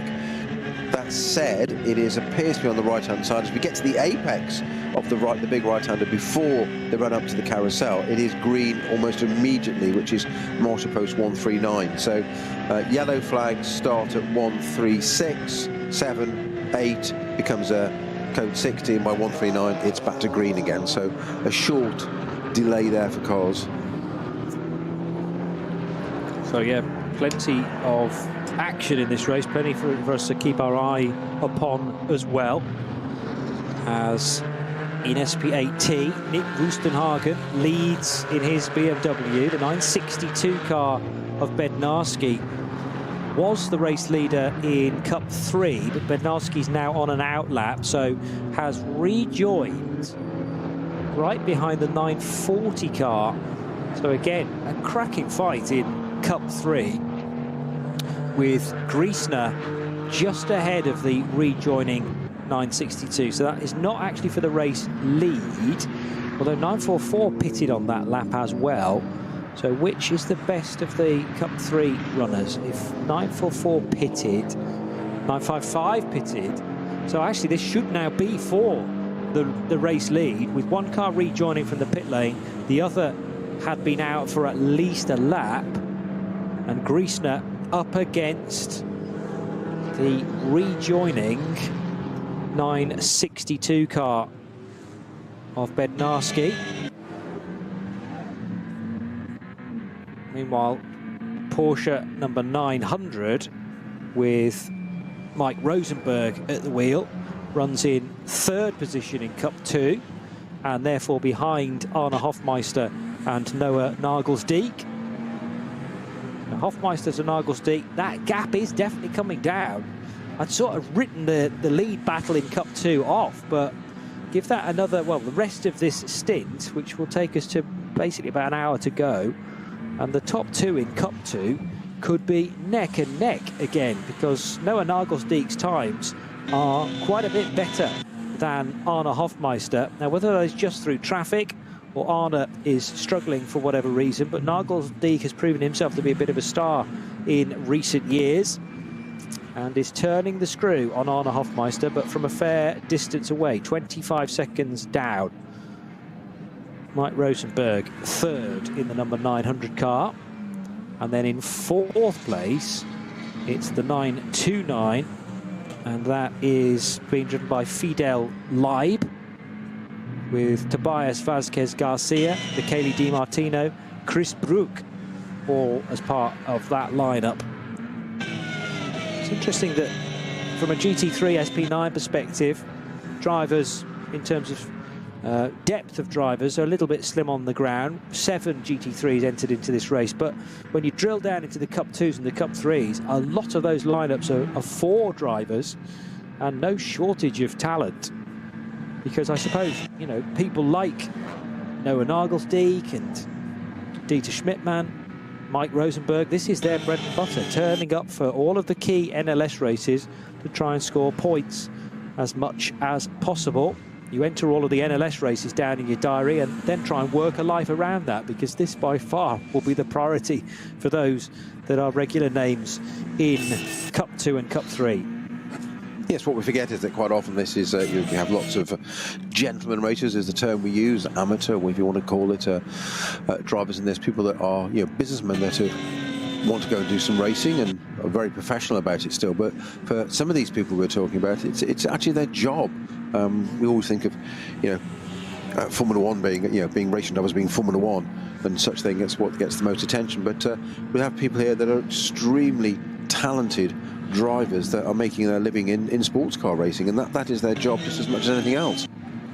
Yeah, indeed. And Some are given the opportunity by those that are providing the project, the platform for them to show their talent. And it's always exciting to me to see a new name appearing on an entry list that you're not necessarily familiar with, to work out where they've come from, what experience they've had in the past, whether it be out of karting or some other motor racing discipline, single-seaters, to then make the step into endurance racing, two-seater sports cars, to be sharing with a more experienced, although sometimes a driver that may have raced a lot here at the Nürburgring, but is still looking for tips from a young up-and-coming racer to hone their skill level. And that's fascinating to witness as well, because you take on, yes, an ability to drive a car fast, Snowy, but you've also got to coach the non-pro as well. 100%, and that's sometimes it's not always that easy to explain to somebody how to drive the car fast. Some people just do it automatically, intuitively, and that's great for the team. But it's not so good if you're in a pro-am setup, because your am is quite often paying the bills or a proportion towards the team, may even own the team, and actually may even be employing you. So at which point you've got to be able to sort that out, and got to be able to convey that. So that's as you say, John, that's another skill set of not just driving it fast, but explaining how you drive it fast and where the differences are between you and the other driver, which initially may start as being a bit of a gap, and then you bring that down and where it is, and those first few seconds, if there are that much, come very quickly, and it's then the finer bits that take so much longer, usually the last couple of seconds or even second. That's where you really, as a coach, really earn your money. The yellow flags are steadily reappearing now at places like Brunchen and Eschbach, which is just before the right-hander at Brunchen, the scene of so much action when the tourist laps are watched by spectators. Wippermann, which falls just before Eschbach, is also now affected by some sort of incident. So the yellows, they've all now actually been withdrawn. That yellow flag area looked to be growing. And now Brunchen 1, Eschbach, and where else did I say? Wippermann. They're not showing they're clear at Wippermann yet. Oh no, there we go, 159 is clear as well. So whatever the drama, it has either resolved itself or been dealt with very, very quickly. And back to green flag running we go, at least on that part of the circuit. However, Brunchen 2 now is affected. Is that just is that an intervention vehicle working its way through that part of the circuit? I think it is, to be honest, yes. Okay. It always amuses me when we look at the sector times on here. Obviously you've got the Grand Prix circuit, then you've got the Nordschleife, but you've got, where you just mentioned Wippermann, that's sector 7 that starts at Klostertal and comes all the way back to Galvenkopf. It's almost 7.3 meters, kilometers, that section, yeah? And then you've got, your shortest one is 696, sector 4, which is just a tiny bit between Flugplatz and Schwedenkreuz. Yeah. It's almost like, why is the one so short? It's not even a kilometre. Yeah, I know, and I've often thought that as well. There's obviously a reason for it, whether it's an easy access point to put in a loop into the ground, or it's a very fast section of the circuit which is useful for pulling some data from. I think there are smaller sectors than that, but they're not public facing, so the timekeepers can see them, and also there's an ability to use that as evidence of drivers' cars speeding in, for instance, a code 60. You can, if you've got lots of short sectors, then you can work out an average speed, but we're in the format of either getting the 5 sector lap, which is used generally for NLS events, or the 9 sector lap, which is used for the qualifiers and, of course, the main 24-hour race. 10.6 seconds now, the advantage for Sven Muller. So he has bolted, you might say, got ahead by about 2 or 3 seconds, and now that has been amplified by a bit of caution here and there, because Dennis Marshall ordinarily wouldn't be doing a lap time that's 8 minutes and 9 seconds. So clearly he's been caught up by something, whether that is to do with traffic or to do with the area that was yellow flagged around Brunchen and Eschbach, I should say.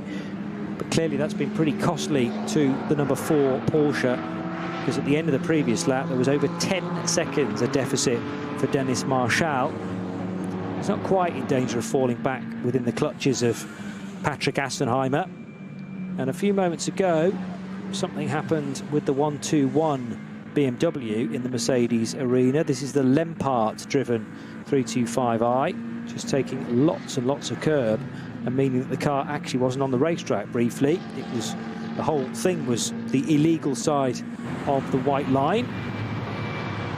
The white line on the exit of the Mercedes arena is often ignored because that's sort of the other bit of the racetrack rejoining, merging with the bit that we're using. So that's generally considered to be okay if you put the car that far out. How far into the stint are we currently? The Porsche's pitted at the end of lap 15, so we're now 5 laps in to this next current stint. 3 more to go, including this one, and another top of fuel will be necessary. Looks like the 2 Falcon Porsches are just happy to pit whenever they run out of fuel, and if it's going to take a 3-lap sprint to the finish, that's what it takes to top up the time, unless they get within an hour of the end of the race and then decide, actually, we'll get the cars in now and brim the tanks so that they can run it all the way to the finish. So that they likely will do that at about 5:30 today to ensure that they will get to the line at 6:30 or just after. The complication there, though, is that if the checkered flag falls in the wrong direction for you, you cross the line and the checkered flag falls just after you've crossed the line, then you're going to have to go all the way around again. And from a fuel mileage point of view, always best to edge on the side of caution, put an extra lap's worth of fuel in case that is the scenario.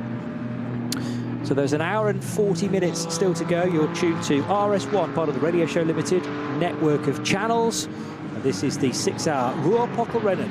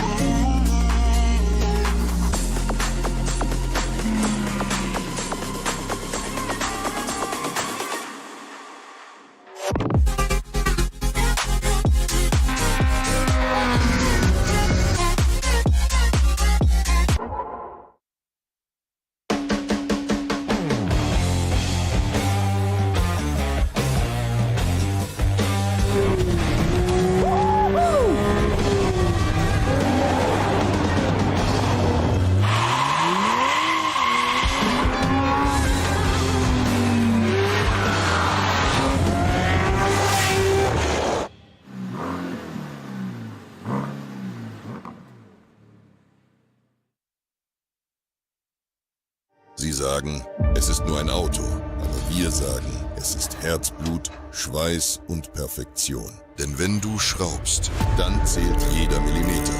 Dann bist du in deinem Element. Du willst mehr als nur fahren. Du willst es fühlen. Die volle Kontrolle. Eine optimale Straßenlage. Wir wissen genau, was dich antreibt. Denn wir teilen die gleiche Leidenschaft. Egal ob auf der Straße oder auf der Rennstrecke. Wir sind immer an deiner Seite. Wir sind H&R. Offizieller Partner der Nürburgring Langstrecken-Serie.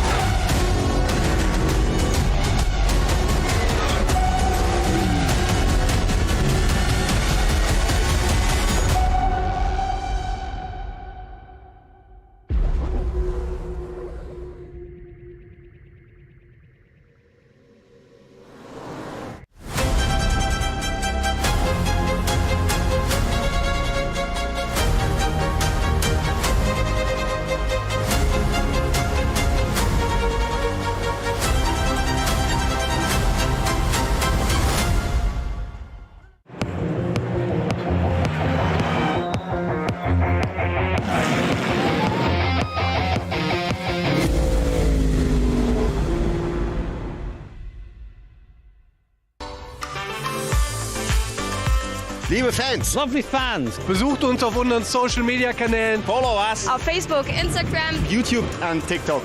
Willkommen bei der NLS.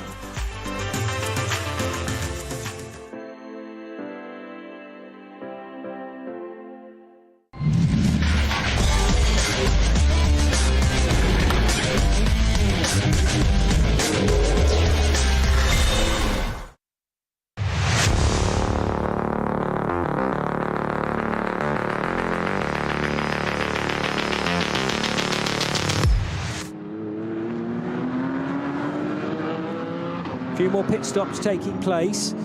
It's going to be another 3 laps, well, this one and 2 more for the race leaders to next need some fuel.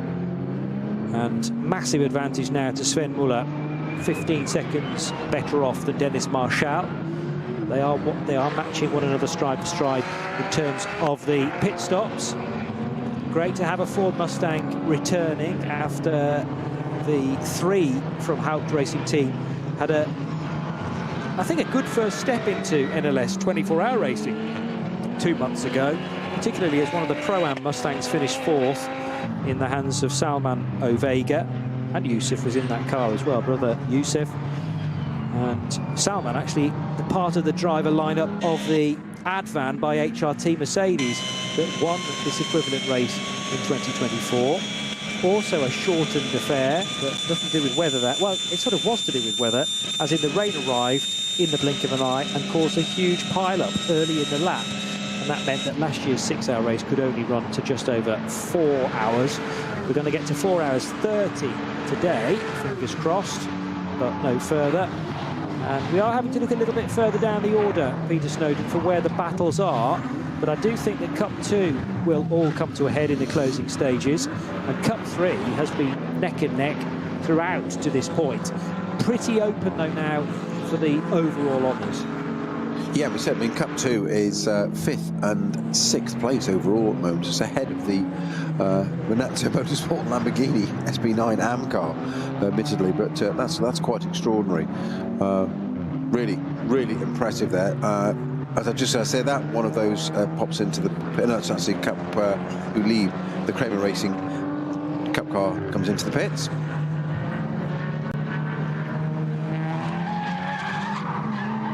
Squeal of tyres. I was just hearing somewhere. that, yes. And that is at the Mercedes Arena. That's 163. Yeah. So that is Charles Espenlaub, again making an uncharacteristic mistake. So Espenlaub was 3rd for AV Racing by Black Falcon. He's recovered it very quickly indeed. Sven Muller won 7:55.3, Johnny. Oh, yes. Yeah, there's being on it and there's being on it, isn't there? There's proving a point here.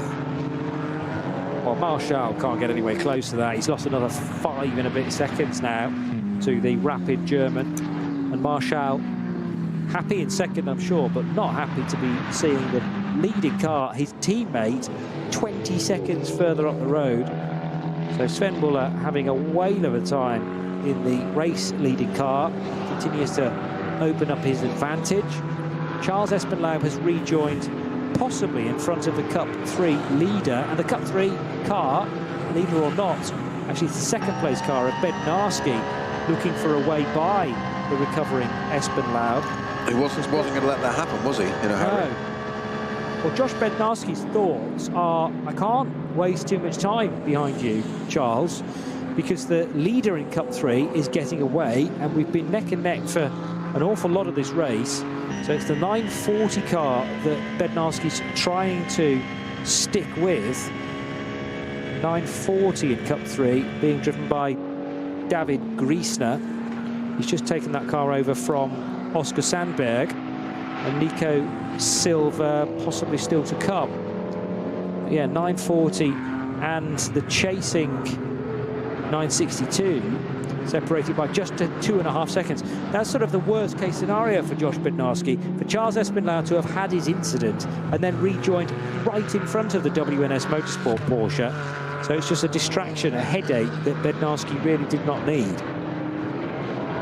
And we often talk about we talked about Frank Stippler earlier in the race, that going from the Mustang to the Audi that didn't actually start the race in the end, but how different the cars are and different types and mid-engine, front-engine, etc. And Charles Espinel, as we mentioned, more used to driving the CP racing team that's now retired last year in a GT3 Mercedes, and suddenly going to a GT4 car. It's not like it's a lack of experience or skill, but it's going to be a totally different kind of car for you. So obviously it would appear not quite getting to terms with that car. Wonderful entertainment, all sorts of different machinery available to so many different competitors as well. I love the fact that this is organised into a ladder system in the NLS2. So you can start off in one of the lower categories, ply your trade, work out how these races generally run. And then eventually, if you have the dreams, the aspirations, and potentially a big pile of cash to get to SP9 GT3 level, or you have somebody else paying the bills for you if you're quick enough, the 680 BMW in the 240i division, which is the Pete Erting Sports 240i Racing Cup car. And that is for Van der Saaten. No, it's not. It's for Van der Sanden, I should say. Van der Sanden in the second-placed 240i, with Van Back leading the way. We've spoken about the #1 car a couple of times already as well. But a few different names featuring at the sharp end of the lower classes that we always try and keep you in tune with. So John Van der Sanden trying to keep within his sights Kevin Van Back. And the gap from first to second in that class is probably too big a bridge to close now, too big a gap to bridge, I should say. And #1 to 680 probably will end that way. I do remember in a couple of seasons ago when the BMW M240i's were hammer and tongs all the way through a standard 4-hour race for NLS, and it was not surprising to see them together on the Dottinger Ruhr, then into Tiergarten on the final lap, still almost taking chunks out of one another. And that might be the leading duo, or maybe 3 or 4 cars still involved within a short distance after an amazing 4 hours of battling. I still have faith that the Cup 2 fight will get a little closer towards the end, although this time Noah Nagelsteig has lost some time in the second sector compared to Arne Hofmeister in those 2 Porsches, the Cup 2 Porsches, that are respectively second and first. So Nagelsteig in 948 is doing the chasing of Arne Hofmeister's car, number 921. We have a yellow flag, which I suspect may become a code 60 at just on the exit of the Bergwerk for the 605 Hofer Racing M3. This is an older version, E46. That's just stopped on the right-hand side there. It is, say, currently it's just yellows, but I wouldn't be at all surprised if that evolves, depending on what it is. If this moved out of the way. I'm not sure what the barriers are like there, whether there's a gap in the barriers to be able to pull the car out of the way. Yeah, sometimes there are small gaps that are difficult to tell from a distance, but the marshals know all of the intricacies of getting cars to safety. 254 in the SP4 class has just set that division's best lap of the race, but that simply means a personal best that time, being the only entry into SP4 today. But nevertheless, a good effort from Henrik Launhardt. And once again, trying to pick his battles to find other cars doing similar lap times. He's not... There's a reasonable distance away from a few, actually, but they need not even to be on the same lap. It would help, don't get me wrong, but there's cars in other categories that he will be homing in on, knowing that he's got a similar performance spec as those cars. 325i's are further up the order as well, so whereas the Launhardt car is a 325 CI, 325Is are to be found in their own division, and that class is currently led by the number 130 car of Mietonen for Kievan Sports and Racing. And just as I predicted, the yellow flags at Bergwerk for the 605 BMW Hoffa car had become a code 120, and as you were finishing your sentence there, it turned to a 60 as well. So just another slow part of the circuit for a minute. Not sure what's happened to it, whether it's just broken down or pulled to one side or had an incident, but we will see very shortly.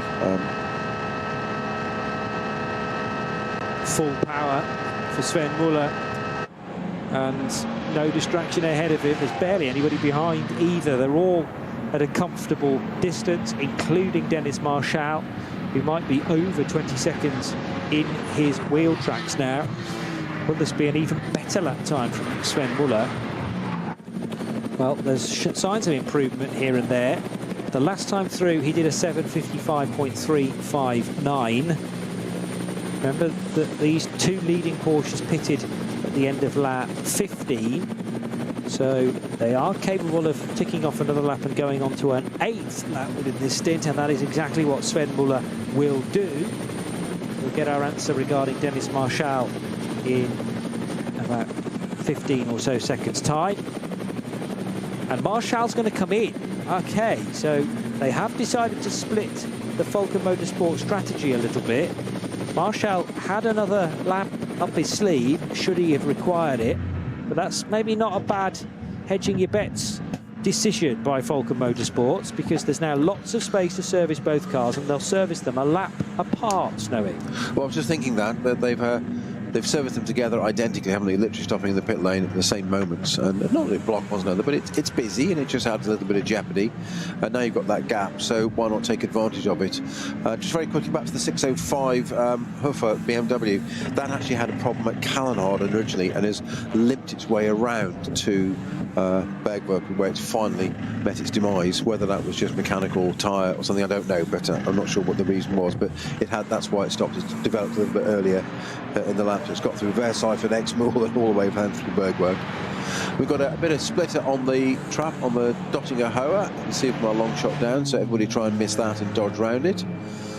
One either side of it. You don't want to run over that. Do all sorts of things. So interestingly, a change of surface flag being displayed, what I used to call an oil flag years ago, red and white stripes. It's actually a change of surface, means fluid or gravel or debris in this case. It is on the track, so it's just on the latter part of the Dottinger Hoa before they get to Tiergarten. You don't want that.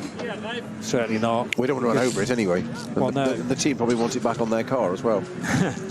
Well, it appears to have fallen off the back of a Toyo Tyres Supra. So that's suggesting it's not a splitter then, more the other end, isn't it? Diffuser. Yes, yes. It looked like a Porsche Cup splitter there. Or just a bumper. Might just be a protective plastic bumper that has come off after some contact. From distance, it looked almost exhaust-shaped, but I do think it's probably plastic or... Yeah, I think it is, because it's curved up at each end. You see it like it would suit the shape of the car. There's front and rear damage to that Supra that's in the pits, where we're assuming that's off the same car, that the two are related. I was just trying to get the number, but there's a technician standing right in the way. Doing his work, so he's allowed to do it. That's absolutely fine, but I was just trying to get a number on the car. Our cameraman's going around to the other side. I know he's focusing in on the front there. 160 it might be, because that's Toyo Tyres. You are spot on, as ever, of course. Why did I ever doubt it? It's just really what I should do is just learn from this after all these years and just say, Johnny, what car is it? And you'll just tell me. Yeah, I'll just tell you. Yeah. Well, that was a process. Save a lot of time, wouldn't it? And inform the listeners a lot better. I did a quick little word search for the word Toyo, and of course with that you get all the Toyotas coming up though as well. But there was only one Toyo Tyres car in the pit lane. Actually there are two, but Mark Enrici's is a Porsche, so I knew that wasn't it. And that's a 347 car. Let's hope a more standard stop for Mark Enrici's Toyo Tyres with Ring Racing Porsche, because remember earlier on in the race Mark suffered a fairly substantial puncture in the final sector and had to tour the 347 car in. Now, this is what I like to see, not just tape on a racing car, but cable ties. And such as the length of the panel they need to collect, their action mechanics are tying cable ties together and making it longer. even better to hold. Looks like the rain light on, which of course should that be needed. You know, you can't run without it under the regulation. You can't just let it drop off and no, it's dry. Don't need the rain light. Well, what if it rains? Yeah, and prototypes in ACO rules racing have a similar rule. If it's what's called a legality panel, which means it carries some visual aid like a reflector or an illuminated rear light, it has to be present in order for the car to be scrutinized and to pass the post-race checks. So, but the problem is, the more of the back of the car that's fallen off, the more difficult it is to repair because you've got nothing to attach it to anymore. So yes, extension loops on cable ties is an innovative way to approach it. Can work sometimes. I'm just looking at that piece of debris we've got on the Dottinger Hoa, and further up now there's an intervention vehicle coming down to that now, but that's just getting that long shot on the CCTV we've got here in race control. There's actually an intervention car going faster than whatever car it is in front is gaining on it. That's unbelievable to come and get that split. Now that we keep calling it a split, we don't know that it is. It's obviously going to come and remove that. But there's more debris further down the track, so I'm guessing this car's been on the grass or done something, and that's why it's got so many bits of it missing front and back. This is the 160 Supra. Now they're using the electric saw, even better. So cable tie didn't work, so they've actually cut. Now, what we're talking about, that it's got the rain light in that, so they've cut that panel out that has the rain light in, but you'll need to fit the rain light somewhere, as we've just said. Yes. You would have thought so, but maybe there's nothing in the rules that says it has to go back in its original position. Absolutely, well, no. It's going to be better at the back than the front, though, isn't it? Generally, yes. If it's rear-facing, that's a bonus. There's also a water bottle that's being handed from the cockpit out to one of the mechanics, but they say, no, keep drinking, stay hydrated. Will be a little while yet. The debris is now being collected, and the IV car goes off to the right-hand side, the gap in the marshals there, where just a rise into Tiergarten, so that's out of the way. The 160 Supra is not yet ready to go out. Well, I suspect it's not far off. They're taking the jacks out from under the stands out from underneath it. The blanket plate's off the exhaust.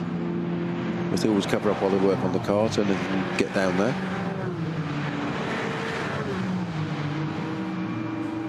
And it's away. The 160 Supra is back into the race, Johnny. Splendid. Well, Miki Koyama, very patient through all of that, and she shares with Giuliano Alesi. But Koyama, mightily impressive Japanese racer who has been a former champion in the Formula Regional Japan competition, where she almost scored 350 points, 349 with 7 wins and 17 podiums, has tested Formula E cars, Miki Koyama, and is now partaking in the Super GT campaign in the GT300, so more used to GT3 machinery. I'm not sure who she shares with, actually, but Miki Koyama looking to get more and more experience on the ring as well. Hasn't yet competed in the 24 hours by my record, so that's got to be a target. So with 1 hour 18 to go, Johnny, we go from one drama to another. It's still only a code 120 at the moment. Between the carousel and just before Hoa Act, we have the number 472 Auto Thomas by Young Motorsport Cupra Leon. That is now stationary on the left-hand side of the circuit. So it's double yellows before from Marshal Post 146. Only for 2 of them, actually. It's green by 149, but it hasn't gone to a 60 yet, but we never know. It's at 120 currently. So pink, grey and black Leon, very distinctive. Okay, well, that's going to have to be attended to. There's 3 Leons, I make it, in the entry, and they are all from the same team, Auto Thomas by Young Motorsport. Sometimes when they're all from the same team, they all have the same livery, but it might be that they're, because they are independently backed, different projects from 3 different crews, then they may be in different paint schemes, but yes, limping its way. It's 472. That's the one I just mentioned, yeah. Yeah, no, it's got a right front puncture, hasn't it? Yeah, I was going to say it's looked like broken suspension. It's actually to the right front, and it's pulling off the gap in the barriers there. As we know, if you're regular viewers of this, you have orange painted barriers where there's a gap. small, a very narrow bit of paint is just for pedestrian, basically, where you can park the car and get yourself to safety. If it's a longer one, you can actually get the car back there. And the driver of the 472, very considerately there, just pulling over out of the way and even reversing into the gap out of the way. How good is that? So the race can continue. So that will, presumably, it did go to a 60. That presumably will return to green very quickly. And exactly as I speak, it does that at the end. Well done to Maximilian Simons, who has been very much heads up there, working out the safest place, the quickest place to park the car. 472 likely to be out of the race now, sharing with Lars Futing, Daniel Jeninchen and Rudy Speisch. But towards the front of the field, this now should be an in-lap for the number 3 Porsche. The number 4 Porsche, isn't it? No, 3 Porsche, that's right. So Sven Muller is in. The 4 Porsche has already pitted and is therefore quite a bit further back. But Sven Muller has already arrived on pit road. And this one can be conducted, this pit stop, at a very much measured pace. He's done an 8-lap stint, so he's again compelled to spend 194 seconds in pit lane before the car can be sent away. The tricky thing is sending it at the right time so that you don't rejoin the race short of that 194 seconds, because it's time from pit in to pit out rather than a stationary time, which would be a lot easier to do. So Falken Motorsports 1-2, as it was as we began this lap, and Nico Menzel rejoining in second position. He surely will not have an opportunity to lead across the line, because they're already counting down Sven Muller's end to his pit stop. He's about to be sent back down towards the Mercedes arena. In the meantime, Patrick Assenheim has just pitted from what was 3rd position, but that'll bump him up to 2nd, because it won't be until, in fact, the Ford Mustang arriving on the scene just as the number 3 Porsche is sent away. Going to be close, Johnny, because Muller's only going down the pit lane now, whereas Assenheim is coming down the pit straight. In fact, he's going to go past him, surely, because he's just Muller's getting to the end of the pit lane now. He's gone straight past him, yes. So positions reversed. It's Backler in the number 3 car now. Yeah, so that was a much longer stop, presumably, even though... So it was a 15-second advantage, wasn't it? Sorry, Johnny. Yeah, but I'm puzzled by that. Sorry, 15-second gap originally. Yes. I'm no longer puzzled, because, of course, the 4 car did a shorter stint and therefore can do a shorter pit stop. Of course, yes. Whereas the 3 car did an 8-lap stint, didn't it? Yes. Yeah. Yes. So that's the difference. And it's about, well, we suggested it's about 20 seconds. So remember that they have deliberately put them, well, we think deliberately put them off strategy so that they're not pitting at the same time. It also means that it's going to be an interesting finish to the race, because that has given the advantage back again to Klaus Backler and his teammate in car number 3. One thing is for sure, they're now both back ahead of Patrick Assenheimer in the Haupt Racing Team Ford Mustang, because he did an 8-lap stint and now has to sit on pit lane for 3 minutes and 14 seconds before rejoining. But that's very good of Falken Motorsport to not only send them on slightly different routes towards the checkered flag, but that also creates this bit of jeopardy, a chance to see somebody else lead in this particular stint, and maybe we don't actually know who's going to win this 6th race of the NLS season. Just adds a bit more interest into it rather than pounding around in the same order. And I think Falken, you know, considering their entertainment routes, when you look at the drift show that happens every year, more than every year, they have individual rounds as well that Falken and the drift team take part in, but the big special outing is on the Friday of the N24 weekend. They want to hear a big cheer, a round of applause from the crowd. This could promote it. Well, yes, and also I think it's brake change for the number 6, Patrick Assenheimer, Hout Racing Ford Mustang that's in the pits. That's having a much longer stop because there's definitely some work going on the front left-hand side there. I think it's, certainly if not pads, then perhaps discs as well. But there's something going on. Yes, they've got, caliper, so piston removers, not removers, pressures, pliers. I'll get my words right in a minute, to push the pads back or pistons back and put new. That's had pads in the front of it. So ready to go, which drops it back in. It's peculiar that needed doing, but maybe Patrick just reporting that something wasn't balanced correctly, and it has therefore been done. I mean, normally in a 24-hour race you'd only need to change components like that once. Vincent Cole back into it now as well. Oh yes, okay. Assenheimer brought it in, but it was obviously on my Legend still, so it's Cole, driver change, Johnny. Now the question is, with a minute and 11 seconds, an hour and 11 minutes still to go in the race, this might be a bit too far on a single tank of fuel for Patrick Kolb to go. So the next question is, will the car need a splash to get it to the finish? And where precisely do you do that final pit stop? You could do it right at the end as you're about to run out of fuel, or you could do it just as soon as there's enough fuel to put in the tank in the closing stages. And from a point of view of how quickly you could do it in the pits, I suppose the closer you are to the checkered flag, the quicker the pit stop can be.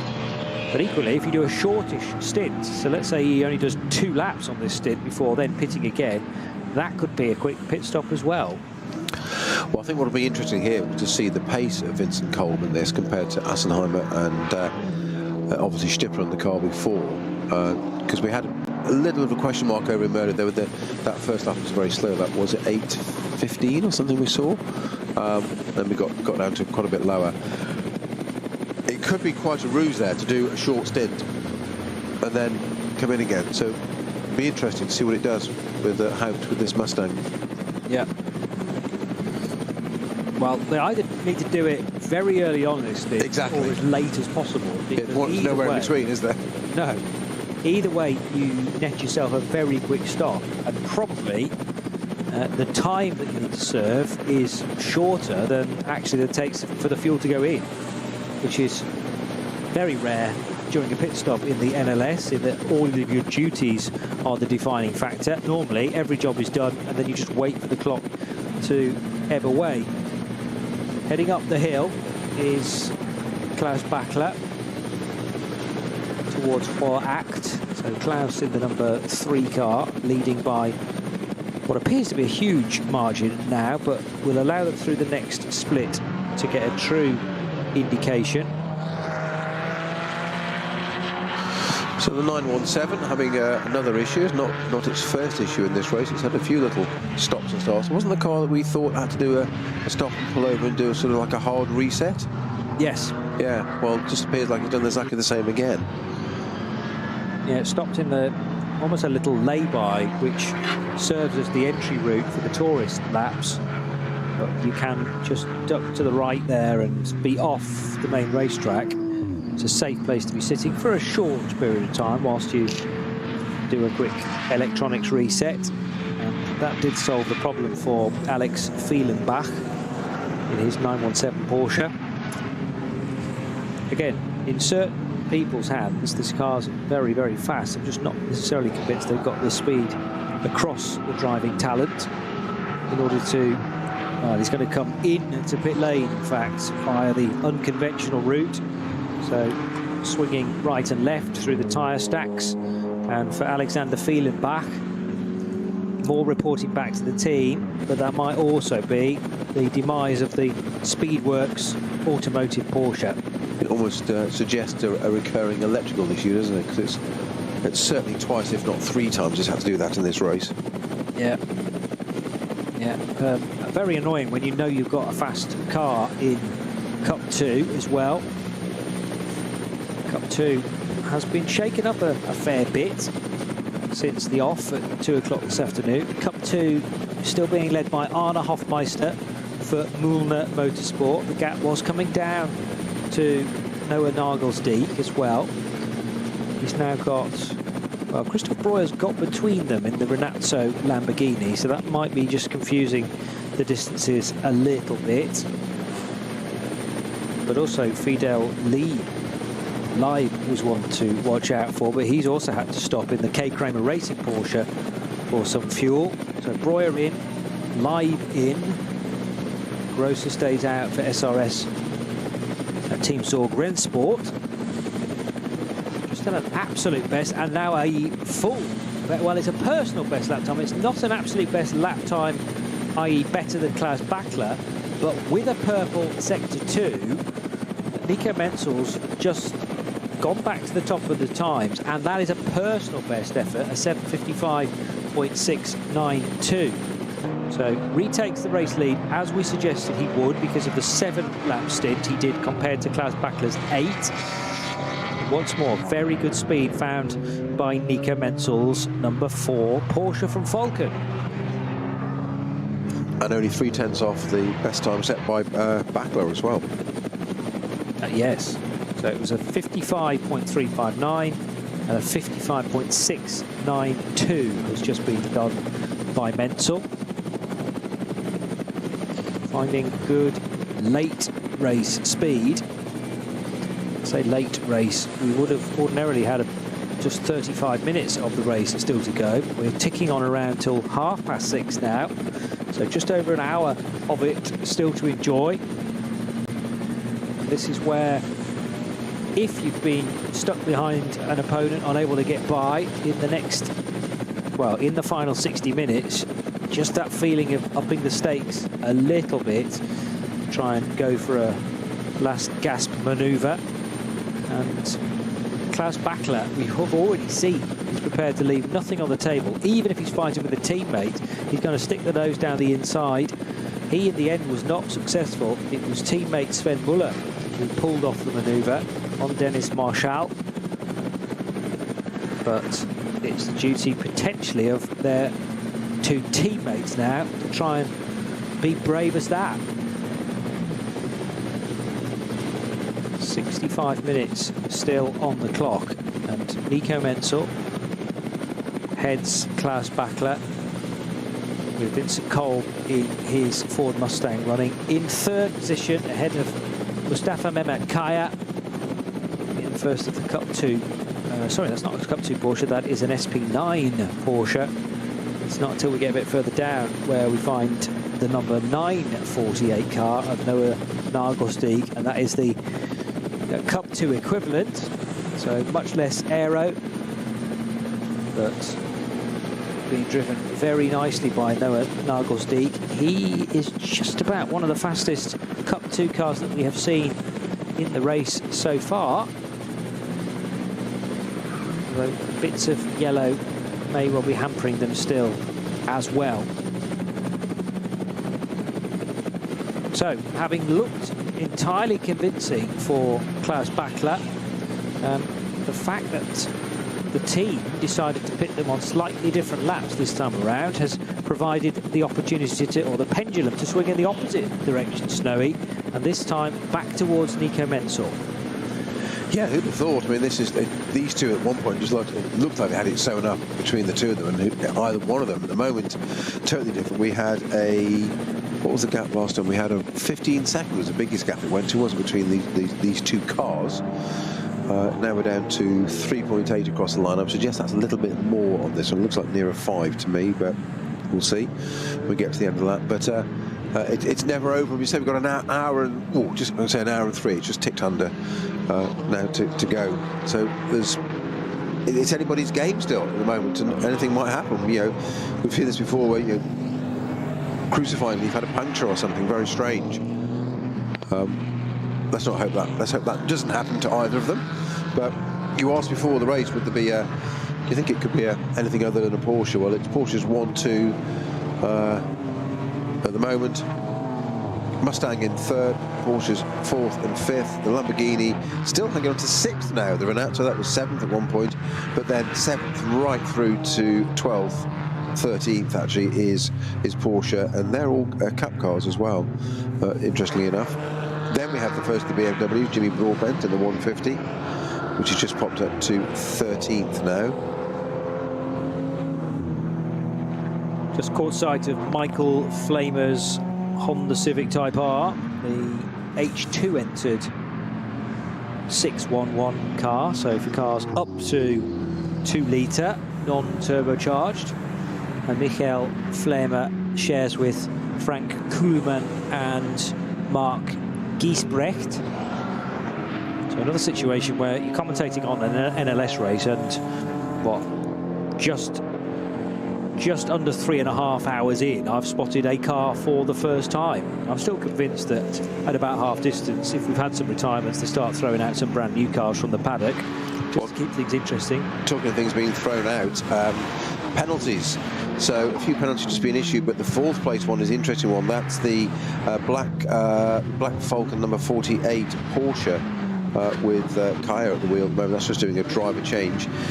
We said there was an investigation earlier with that with Dan Arrow, that collection of car number 1, 2, 3 on the BMW. Well, that has now got a penalty lap, an entire lap added. So that puts them right out of the order. Yeah, big shake-up that. Well, the wording of a penalty lap is sometimes confusing because wasn't, you know, that car that drove through, that was the 48, wasn't it? It was instructed to drive through the penalty box on the racetrack, and that can sometimes be called a penalty lap. But you reckon that the more likely scenario might be, oh, there's a big problem now for the Hyundai, mind you, at the start of the Dottinger Hoort. So we can get back to that in due course. But potentially a full lap added to the counter for one particular car. Looks like that Hyundai's been into the barrier, I think so. coming out of Galgenkopf, and has limped its way as far down as the Audi Sport Bridge just before. There's debris on the right, isn't there, as well? This front left is definitely towing out a bit. I would say quite a lot. Yeah, excessive tow on that, and it might be because the tow link has entirely broken. Was that a penalty for the 48? No, that was a driver change because Gabriele Piana's just taken the car over. Right, so Piana for his first action in the race, and surely they've pitted that 48 car to marry up with the time that there is still to go. 48 has shown very good mileage, particularly in the hands of Dan Arrow, who did the opening stint. Stints then, we've had Mike Stursberg do about an hour, Mustafa Mehmet Kaya, and now the 4th and final driver, Piana, takes over.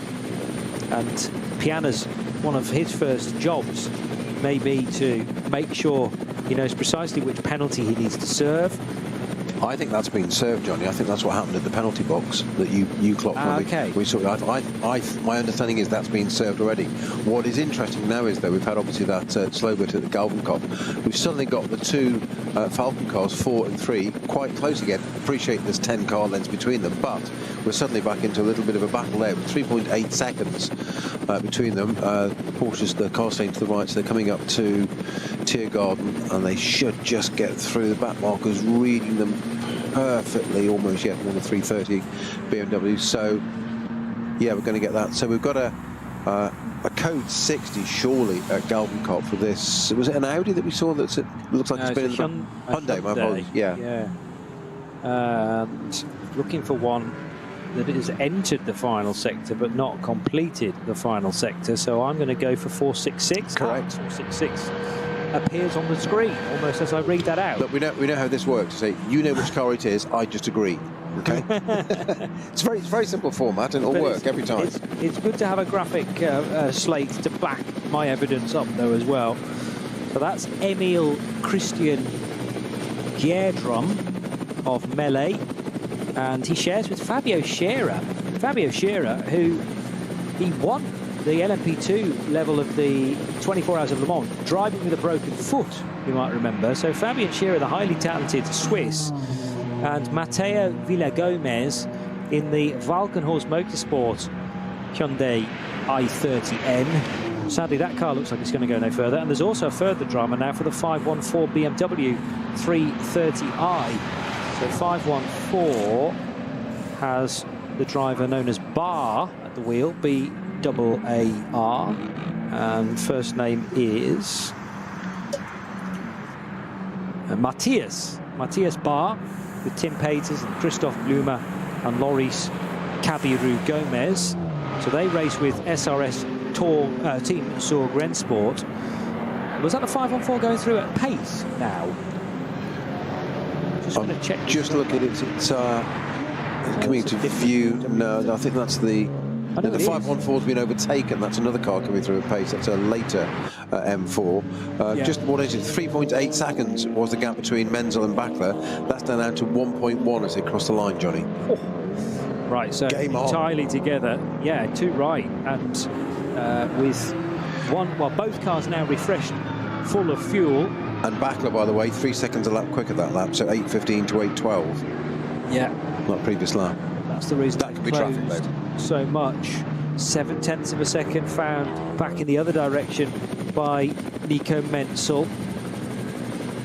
So again, this scenario where Bachler can't necessarily get in front of Menzel when they switch drivers. Sven Muller was able to apply the pressure to Dennis Marshall and eventually generate a mistake out of Galgenkopf and down the Dottinger Hohe, and was clear of Marshall by a reasonable margin even when they got to the kink at the bridge.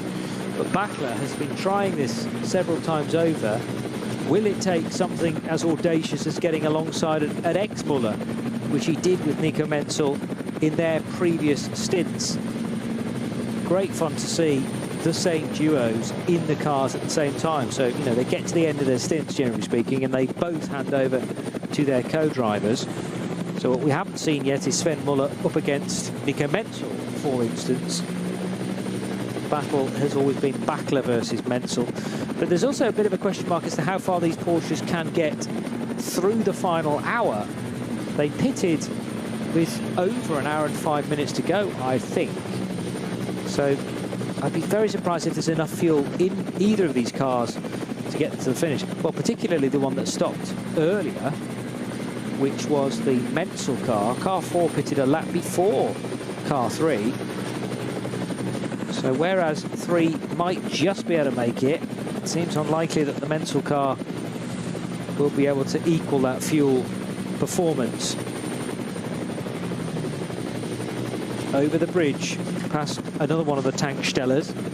That's the non-model shop Tanksteller, so we don't tend to give that too much time of day. Less expensive, more economical for us, Johnny. Well, that's true, yeah. The food's very nice from there. Looking for a late night snack. Just to take away some avoidance of doubt, the number 48 car has served its penalty lap, and it's just for definitions in the rules. It's regarded as what they call in less serious cases, but the race director orders the completion of a penalty lap, and that's what appears on the screen, is what I saw. And it is exactly as you said. There's a zone set up on the track between turn 1 and turn 2, minimum length of 50 metres, and the car has to indicate into it. Literally, its indicator has to go on. It's on the right-hand side of the track, which is why it's on just after turn 1 here. And the car goes into that box as we saw earlier. We thought it was slowing after the contact. It wasn't. That was a secondary thing, that bit of contact. And the white flag is waved to indicate to everybody else that the car is a slow-moving vehicle for that moment. So the 48 car has served that penalty lap, as it's called. Okay. So nothing more to come, in other words. Yes. Now that's good news, and the wording is always, or has to be, crystal clear. Sometimes that wording is rectified even after the penalty has been served. This could be a delay now for the race leader. They're at the carousel, and certainly Nico Menzel couldn't get on the loud pedal as early as he wanted to. So the BMW wasn't deliberately holding the race leader up. He needed to get through the concreted section of the carousel at the same time. But Bachler, although right on the boot lid of Nico Menzel, Menzel wasn't going to allow Bachler to draw level. Had to just keep his car as wide as possible, but he was well aware that he hadn't been able to exit the speed at anything like the energy that Bachler was in his wheel tracks. The two almost got together. That gap's opened up a tad more, Backler must be thinking, right, where is my ideal position coming through the Stefan Beloff S, the Kleiner Carousel, and most crucially, that right-hand kink onto the Dottinger Ruhr. They're only at Brunchen at the moment, so he's got plenty of corners to shake that up. Into ice curver they go. Lots of dust being kicked up there as well. But this is the worst case scenario, I suppose, where there's a slower BMW from the 240i class, I think, isn't able to pick up the pace compared to the SP9 leaders, and then Menzel had to, well, he just had to close his eyes and hope that he'd still be leading at the other end of the approach to Hoher-Acht. Yeah, you can't just suddenly pop out to the carousel at a different angle, can you? Because you've got to complete the carousel once you're hooked in. You either go around the outside of it and hope and pray, or you don't. Now, that 1 second gap, it was 1.1. It was 3.8 the previous lap. I mentioned it came down to 1.1. As you say, that came down to probably less than 0.1. It was literally almost on the boot lid. All of a sudden now, as they're coming out of the Kleiner carousel, the small one, the gap's gone out to probably 2 seconds again. Excellent to watch this because, you know, same cars, same performance level. Drivers are clearly the differential. Now what's going on? There's a yellow flag, so that slowed up Nico Menzel, but didn't prevent Klaus Backler from closing in a little bit until they got to the code 60. And this is all on the Dottinger Ruhr. So it will provide Backler a bit of that ground back again that he lost. However, his big opportunity to overtake has gone for this lap. He cannot get the slipstream anything like he would have done ordinarily on the Dottinger Ruhr, because this is all limited to 60 kilometres per hour. That's for the 466 car, isn't it? The Hyundai. Yes, it is. With the intervention vehicle by it. Yeah. Okay. Which is why it's going to take a little bit long to recover it, because it's not exactly a straight tow, is it? No, it's not. No, it's going to have to be lifted onto a flatbed with only 3 wheels still rotating at the very least. And Menzel, when it's gone to green, it just disappeared again, has he not? He certainly got the hurry up. Yeah, got a jump on him, didn't he? He did. Backler behind has not reacted too well to that, and took a while. I'm sure he hasn't. Well, no, in so many different ways. He didn't react, and now, yeah, the way he is, will be now. He'll be thinking about that in the cockpit, thinking, oh, what on earth have I done? Great opportunity to close in, had the track been green. And whether that was littering his mind a little bit, he then missed the go button. Still on the main straight as Nico Menzel is there.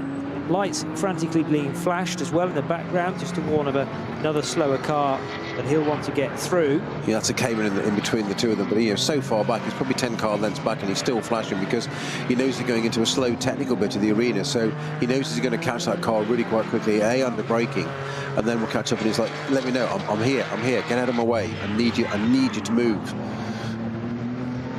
50 minutes to go. RS1, part of the Radio Show Limited network of channels.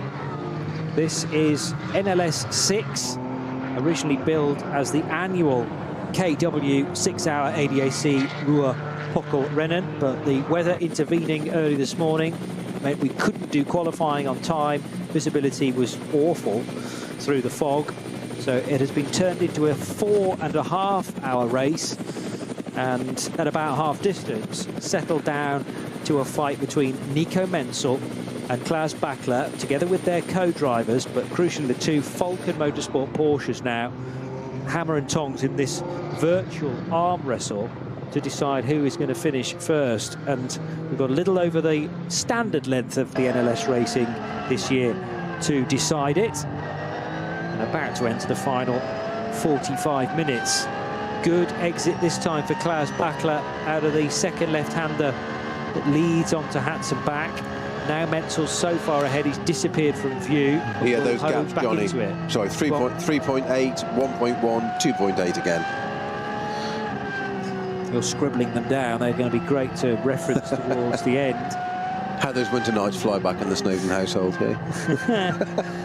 And this is going to be a further delay for Klaus Backler. 1 and 2 cars. Well, first of all, a BMW from SP8T needing to lap an even slower BMW. Now can Backler get down the inside? That's a Jimmy Broadbent car, isn't it? It might 150, be. I think it was. Okay. But one indicated, so both BMWs went left and right on the track. One indicated left, one indicated right, but the gap in the middle was not the width of one of these GT3 Porsches, so he had to wait a moment to go past the right-hand one before he could then go past the left-hand one. It all makes sense when you're watching it or listening to it. Yeah. But quite frustrating when you're in the car. If that was the 150 car, that's actually on an out lap, although not indicated on that particular column where it normally says out, but unless it's done an extra, what it may have done is gone into the pits for a second time, of course, that BMW, now being driven by MG Sharudin. Yeah, it would make sense because it's only just at ADAC Force coming up now, so that would seem to be fit about right on the track. Yeah. Ordinarily, if it was on an out lap, then it would be indicated as an out lap, but unless the out's just disappeared now, it's sort of timed out and changed to RUN, meaning the car is still in the race and a going concern. Anyway, the Team Bilstein by Black Falcon BMW M4 is leading SB18. Nick Wustenhagen second, the number 187 SK Performance Motorsport car. And two Porsches that are right together at the Grand Prix cut-through. Chris Brook for K. Kramer Racing in 929, and he will have on his tail the red and black number 900 car, which has driving it Peter Ludwig. So Ludwig, Hart, Alexander Hart, and Mike Rosenberg, who's been in for at least a stint, maybe more, and has impressed to this point. Further problems, though, for BMW number 605. I remember heading to the garage where this car is prepared in the opening, 10 minutes of today's race. And sadly, the Hoffa Racing M3 E46 was already in the garage. It's going to head back to pit lane, though, now for further attention. There's only so much patience those at Hoffa Racing will have for that particular car, I'm sure. Maybe worth one more go at it. Race leaders are in the fourth sector, climbing up the hill.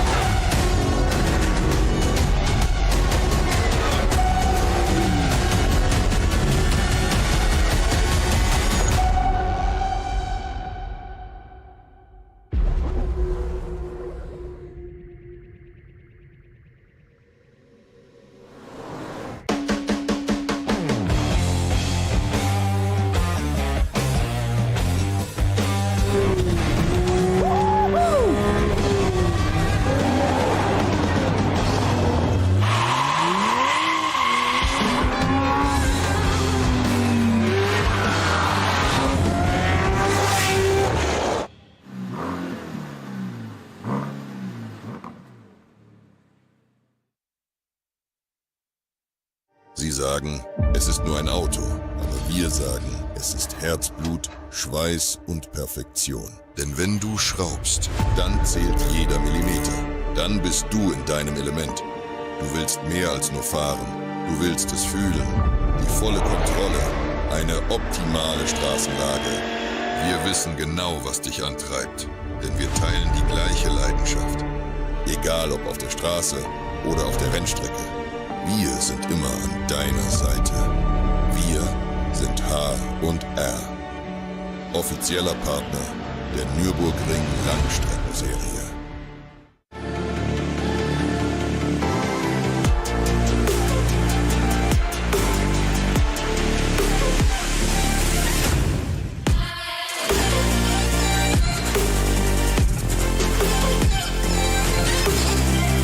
Falkenreifen.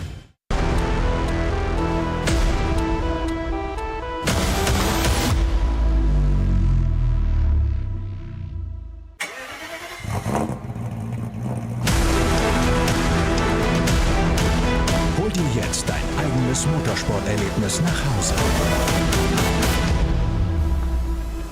Dein Online-Shop für Simracing-Hardware und Zubehör.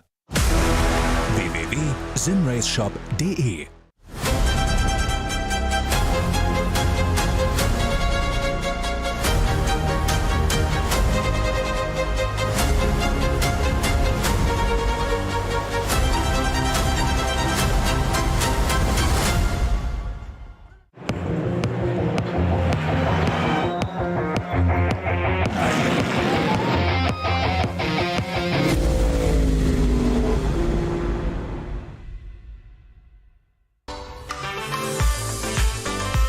Liebe Fans, Lovely fans. besucht uns auf unseren Social Media Kanälen, Follow us. Auf Facebook, Instagram, YouTube und TikTok. Willkommen bei der NLS.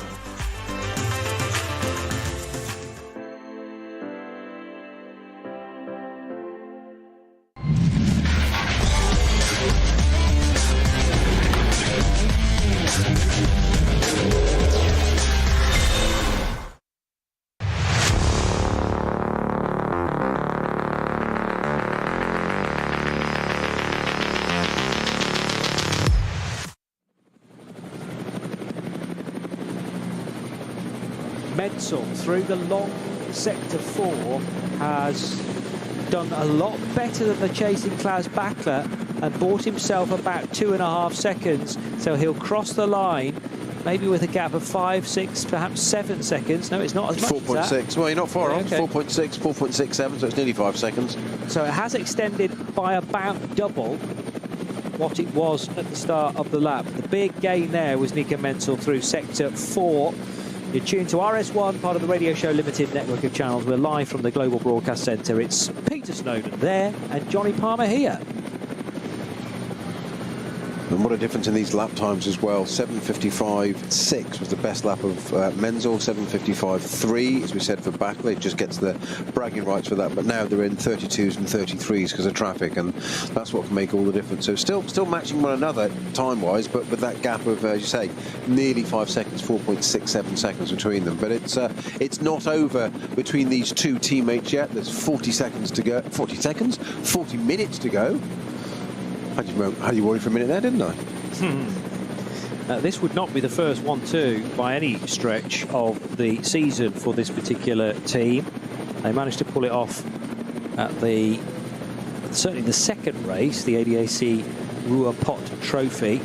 And I read out some other results from the start of the season as well earlier in the day, but of course a lot has happened since then. The first race of the season was a 1-2 finish for the Falcon cars. 3 finishing ahead of car 4 on the 22nd of March, and then pretty much about a month later a win again for car 3 with a different driver lineup, and second place on that occasion was the 34 Aston Martin Vantage of Christian Krognes and Mattia Drudi, so the 4 having to make do with a top 5 finish. But it wouldn't be the first 1-2 of the NLS season in 2025 for Falcon. So we've still got that code 60 at the start of the Dottinger Höhe, or the end of the Galgenkopf, if you like, the sweeping right-hander, my apologies, onto the Dottinger Höhe there. The 466 Hyundai has been removed now, but I'm guessing that, as we thought, because given by the amount of damage to the front left of that car, that obviously had connection with something. It was the barrier, so there's going to be barrier work there at the moment, and I'm assuming there's an intervention vehicle there somewhere. I can't see it on... Oh, actually, it's just gone green. As you speak? Yeah, literally. Okay. Confucius do say. You have more power than you and I suspected entirely. Mind you, we've said a few other bits and bobs that have proven to be very accurate, given some time. So that ability to foresee the future continues in our commentary style. Cup 3, so tight again. Rejoining Sandberg in the number 940 Adrenaline Motorsport Porsche, had been circulating about 20 seconds in front of Bednarski, but bear in mind Bednarski did not pit, so Bednarski, the new Cup 3 leader now in 962 for WNS Motorsport, but that car owes us a pit stop, and it is between those two cars, for my money, in Cup 3. The 944 car is just a bit too far back, as the sorry state of that very battered 466 Hyundai i30N for Gjerdrum is taken back to the paddock, extracted finally, but that was a tough recovery because of the amount of damage done to the front left corner. Well, in reality, Johnny, just looking at the car there on the flatbed, we can just see a little bit of CCTV footage there a bit, which this might explain why the Code 6 ended so quickly. I'm not sure it has connected with the barrier that much because there's no real panel work damage to that, but the front left wheel is obviously detached and gone, so I'm wondering if that's a suspension failure. Oh, okay. Because there's no real damage on the car at all. Yeah. And had it connected to the barriers as hard as it looked like it had to tear a wheel off, we'd have been doing barrier repair still, and we're not. So I'm thinking it's had a mechanical failure. Okay. Well, if that has happened through Galgenkopf, that's a very, very fast corner, and in actual fact... It's going to get your attention, isn't it? Well, yeah, but I'm now very impressed with the car control of the driver involved. If, you know... Well, you did say it won the LMP2 class at Le Mans, so... Ah, no, that's his teammate. Oh, his teammate, okay. Yeah. Well, he's coaching him well then. But yes, it's true. Accentuate the positive, come on. It's Fabio Scheerer's teammate, Emil Christian Gjerdrum, who had to, I don't know, take a big intake of breath and say, right, how am I going to stop this at great speed when I've now only got 3 wheels effectively on the car? But amazingly kept it away from the barrier panels, because as you say, none of those, as far as we can tell, have needed to be repaired. The gaps on this lap between the top 2 Porsches, again, it's a slight advantage for Nico Menzel through sector 2. Getting 0.3 of a second back again is Klaus Bachler, but it's not going to be enough. Still a net gain if things continue on this lap for Menzel. And Bachler starting to run out of laps. Is he starting to settle for a very good result for Volker Motorsports at the same time? The one question mark is, are they okay to the finish on fuel? Because I think they're going to kind of have to stop again. I can't see how they can be, Johnny. No, I'm totally with you on that. I just don't see how they can. What have we got left to go? 35 minutes, so... They pitted a lap apart. They started to pit a lap apart, didn't they, the previous visit to the pit lane, which confused me because the 4 car was able to get a quicker stop, but that's purely because its stint length had been shorter. But they both pitted with over an hour to go, and that is a lot of fuel to be saving.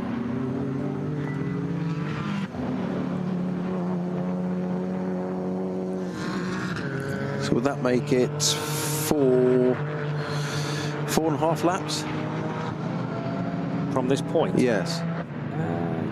Yeah, okay. It's about just over 4 laps, isn't it? It's not quite. If you say an 8-minute lap, let's say.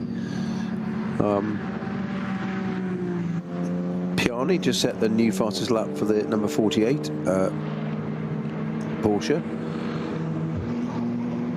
Yeah, still not in the ballpark of the raw pace, but it's a good time for an SP9 Pro-Am car. So Piana, we now know, faster than Dan Arrow was, despite Dan's excellent efforts at the start of the race. But Gabriele Piana is the established gun driver. He's been put in deliberately so for the closing few laps. So the 4 car is now on the Dottinger Ruhr in the hands of Nico Menzel. Klaus Bachler a little further adrift, might be more than 5 seconds now, the deficit to the race leader. The question is, when do they pit this car? Not on this occasion, because Menzel will duck to the left-hand side of a mid-pack car and actually do a new fastest lap of the race. That's faster than anybody so far, a 7:55.118. Bachler's not going to be able to match that, although he's only a couple of tenths away, 2.5 tenths away from it. So still excellent speed from both of these Volker Motorsports pilots. I don't think there's a single element of Klaus Bachler showing signs that he is backing off at all, because something might happen to Menzel, something might break on the car, a mistake might be forthcoming, and Bachler needs to be there or thereabouts, ready to pounce. Well, this is his 6th lap now in this car, Menzel. Yeah, so 6 done, 7 and 8 possible, 9 just not. So no, just that car's got to pit. And the number 3 car is 5 laps in. Yes.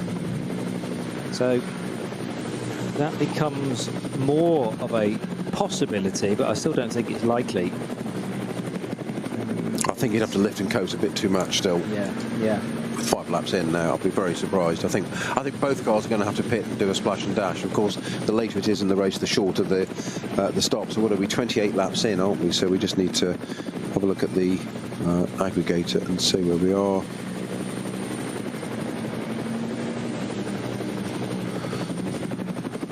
Might be just about the only hope, though, for Klaus Bachler, together with his teammates, of winning this race if they can stay out and the system. I was going to say that may be the difference, but it's basically 3 seconds different per lap as we get into these 20s now. So what have we got now? There's 23 laps completed. Yes. Yep. So 28 laps completed. My apologies, 28. So 28 laps completed. They come in at 29. Then that's 105 stationary. Yes. And at 30 laps, it would be 108. Okay. So it goes it's 3 seconds a time basically now, dropping all the way down to the end. Yeah. And becoming quicker the closer to the checkered flag you are stopping.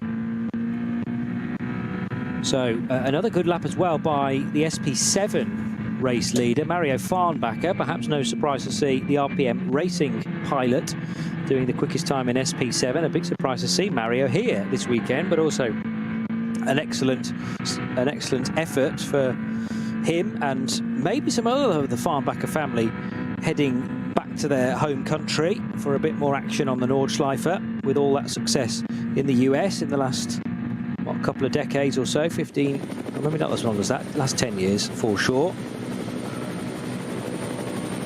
Now into Adenauer Forst goes the second place car of Klaus Bachler, and the distance from Adenauer Forst exit to Metzgersfeld entry is about the distance that separates the top 2.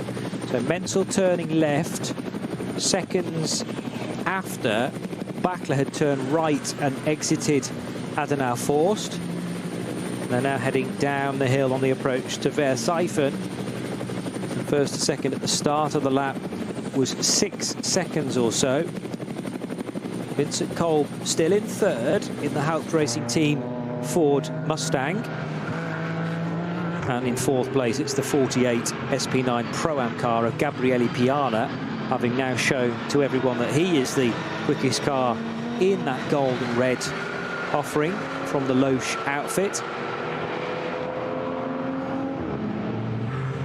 Close again between Tim Scheerbart and Christoph Breuers chasing Lamborghini. Now they're not in the same class, Cup 2 leader from the SP9 runner, but the scrap further down in Cup 2 involves Grutter in 901 and the yellow Porsche, which is a rejoining car, is it? Oh, no, maybe not. So 901 is fourth in Cup 2. Just trying to work out who the yellow car is in Cup 2 and whether that is a fight we need to be paying attention to. The 900 red and black car of Peter Ludwig is not that far away from Christopher Brooks. That's the 906 turning left at Sabine Schmidt's curve.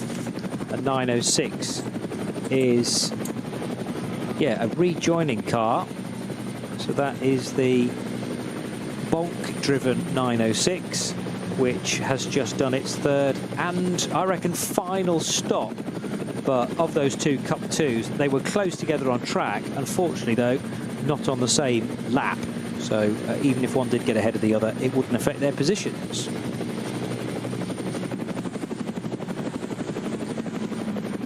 Back with the race leaders, exiting the carousel. Nico Menzel with a 5-6 second advantage over the Bachler-driven car. Bachler just heading up towards Horacht now. This is the highly technical section. Not only is the road bouncing around beneath you, you're gaining and then losing height almost in one corner. And then eager not to make any smallish error, even just dropping slightly more than an inch of tyre into the dirt could potentially spell disaster. Grunchen is the right-hander, where there's a very well-behaving back marker that goes nice and wide on the exit. And a crowded house on the Dottinger Ruhr with 1, 2, 3, 4, 5 cars all together, some of which will be for position, including a couple of Cup 3 cars absolutely nose to tail. Does that take the weather with you reference? I've got all sorts of lyrical references. I just thought crowded house, so I'll just... Yeah. I try and throw them in. I mean, there were a few that have gone over your head. A few that have gone over your head this today, but I deliberately didn't draw attention to them. I thought I'll just leave them in the ether because somebody will get them along the way. Well, it's an age thing, isn't it? It's not all about me anyway, is it? So, yeah, we've got to leave some out there for other people. Okay, fair enough. Good comment. It's also fairly busy in the pit lane again. It's going to get way more intense, bear in mind, because Nico Menzel, Klaus Bachler, they're surely going to both have to pit again. And will they pit on the same lap, or will they pit in a relaxed fashion, one lap apart? This is lap 29. Also, Johnny, just note a long shot down from Tiergarten. Looking down the pit lane, there was the pit entrance, but the pit exit was also an incident vehicle, an IV vehicle going out, one of the Audis, so with its lights flashing, so I'm not quite sure what that's for. Okay. So, I'll remind you that these cars pitted after 7 laps, then 8 laps, that took them to 15, then another 8, no, it was 7, wasn't it, for the leading Porsche, so 14, yeah, and in this time is basically what I was working my way up to maintain this gap of a lap between the two service spots.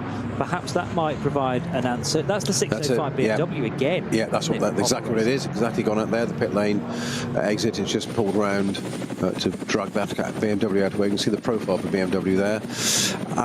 New fastest lap for Piani as well, Gabriele Campiani. For him, new fastest lap 8:01, 8:60. Not quite getting down there, but he's getting more and more time out of that car.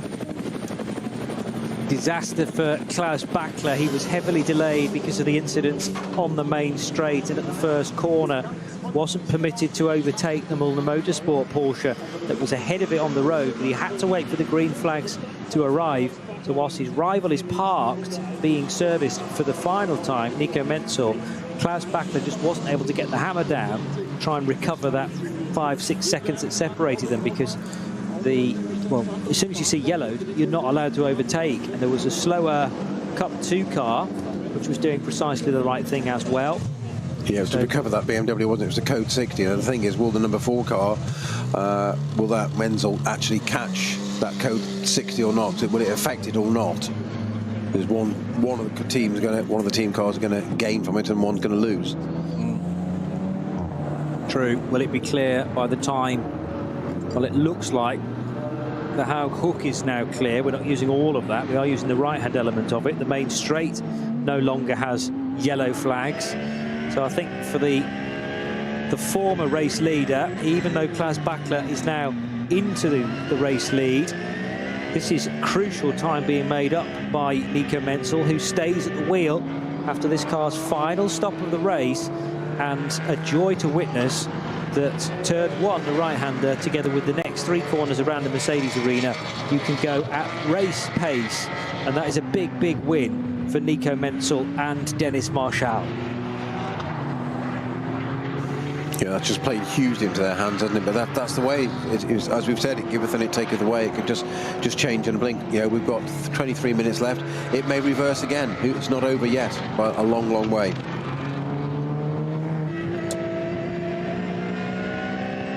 So the Menzel car now thundering its way down the hill towards Ad van Bogen, that little right-hand kink where he continues to pull through the gears. got to get the car correctly lined up for the high-speed chicane. 2 versions of the chicane, but it's always the higher speed one that we use, so some speed needs to be scrubbed off. Then you hurl the car left and right and over plenty of the curbs. And now Sabine Schmidt's curve and the Hatzenbach left-hander to begin another Harum-Scarum Nordschleife lap. Also slightly distracted by another Mario Farnbacher best lap in the RPM Racing Porsche. So SP7 easily being led by the number 78 car, which now has a 4-driver lineup, we make it. So car 78 for Milan Kodidek, Chris Cools and Mario Farnbacher, and one of the Charles joining. You wouldn't know it, but over that point where the car nearly takes off for Nico Menzel, there is a public road that goes underneath the racetrack to head towards some smallish villages inside the circuit. Basically, they will have existed before the circuit was built. Oh, a bit of a squirm there from a Seat or a Cupra. Yeah, Cupra, I think it was. I saw that, yes. Just as it applied the brakes, and I think that was because whoever was driving that Cupra realised one of the 2 Falcon Motorsport cars was bearing down on it. Well, there's a blue flag being waved frantically to him on the right-hand side, so he just, he said he got on the brakes and let it come through, but you say he squirmed there. Nico Menzel just gesturing, not in the most polite manner, to another car just going under the foxhole. One stayed left, one went right, so he had to dodge between the 2. That just takes time. About an hour force at the top now for him, and traffic everywhere. It's like fireflies in front of him all over the place. 1, 2, 3, 4 cars. You want them all to go to the right side. Blue flags waved. One goes to the right. The next one should stay to the right. That's the Dumoulin Aston, I think, and he snipped down the inside of that. And now he wants to switch sides. No, and now the Cayman Porsches dive down the inside of whatever it was in front of him, a Golf I think it was, and he's got every right to do that, but that's just taken up time for Nico Menzel, which has cost him a little bit through there. And he is pushing on this lap because he wants to close that, but wants to open that gap as much as possible, doesn't he? Too right. Yeah, this well, part of that's been done for him. Klaus Bachler's, remember, ahead of him on the road at this phase, but that is because Klaus still owes us a pit stop, and we think it's a big stretch for Bachler to continue round and not stop again. Otherwise he's going to win by a country mile, but Bachler desperate for fuel and will pit at the end of this lap surely. But the nice thing for Bachler is he's pitting much closer to the end of the race, therefore this is a shorter pit stop, and Menzel very, very keen on not allowing the gap to grow too much. We've still got a stonking fight on here between these 2 cars, and potentially a code 60 that is at Ad Van Arch now. I know that's been cleared, but Ad Van Arch is on the Grand Prix circuit.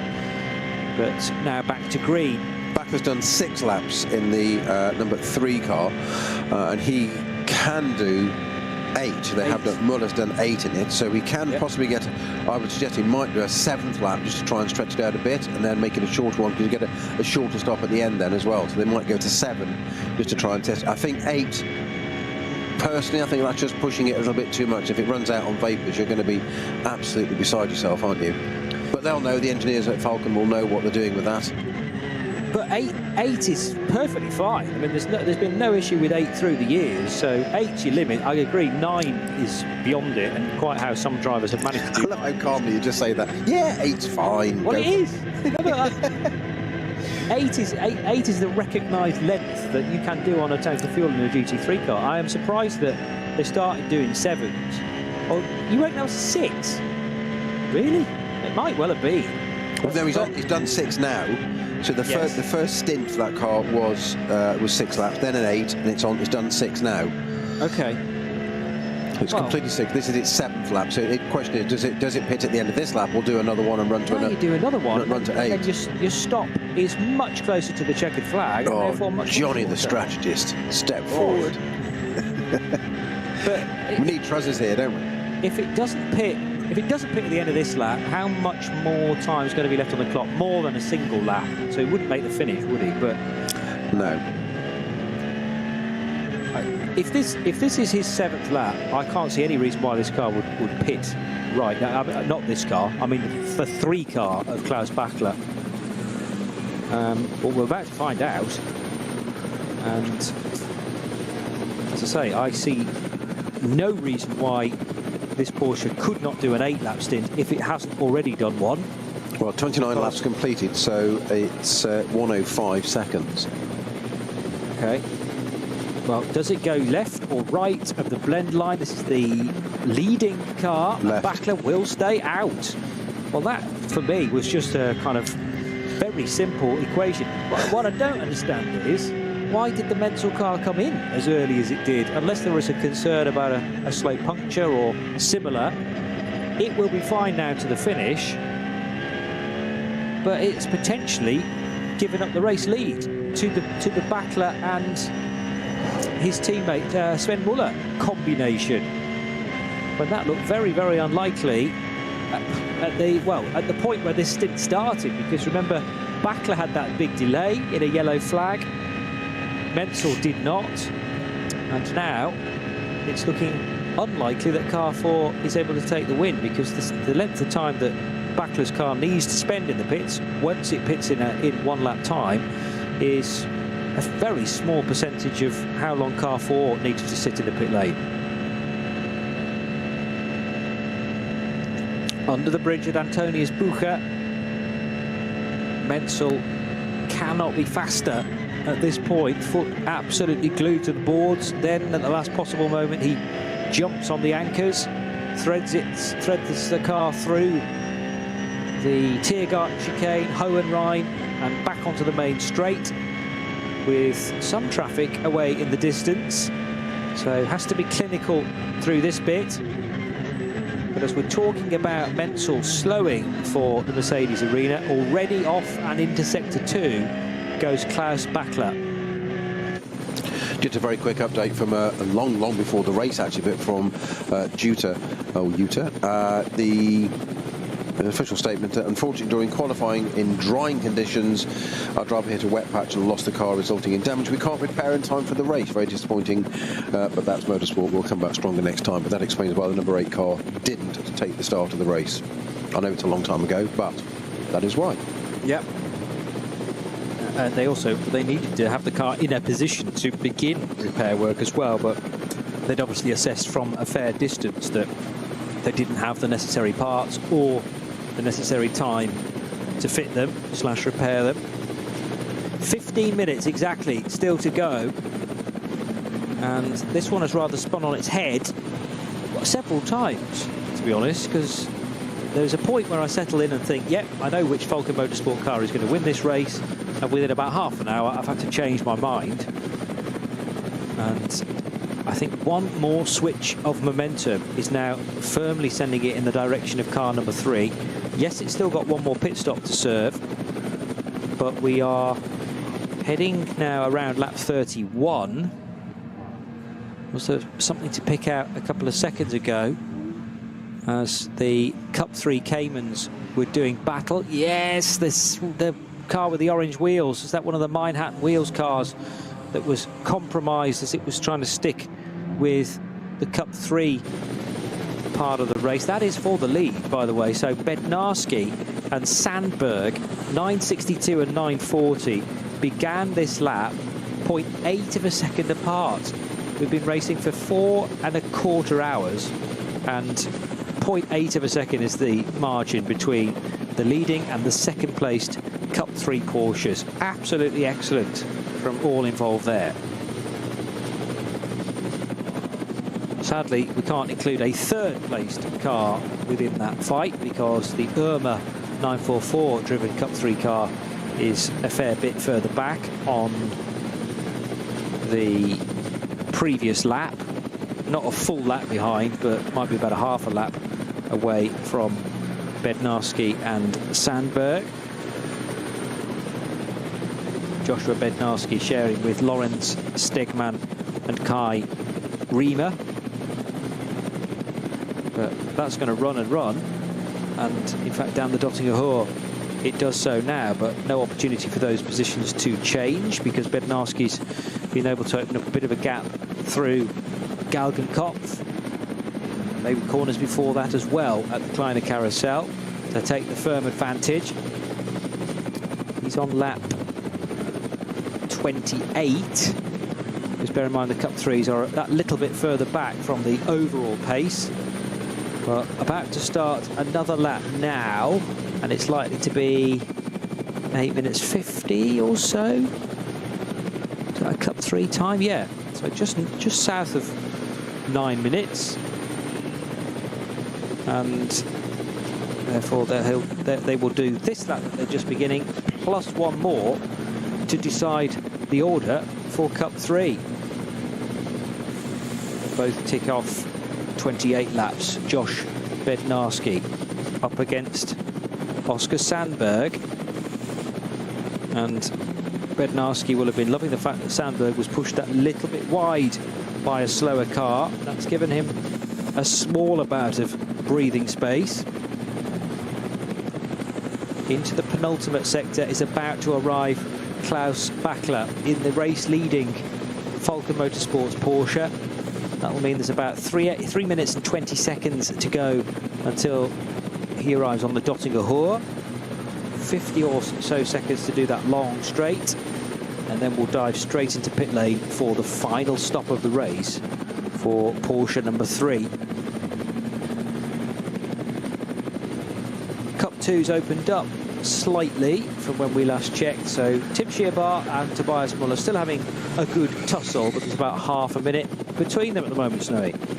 Yeah, so that's going to give the Bachler car a 1:08 pit stop, because it's 30 laps completed, is it not? Am I correct? 30 laps completed. It's 30 now. It'll be 31 then, won't it? Exactly, that's my point. Yes. So yeah, so that will make it 3 seconds less than that. So it'll be 1:11, 1:11. Okay. I think even I can remember that. Yes. What was it again? Well, that was originally the number of cars that should have started this race. But we had slightly fewer than that at 107. 107 have all managed to complete some laps. Some rather more than others.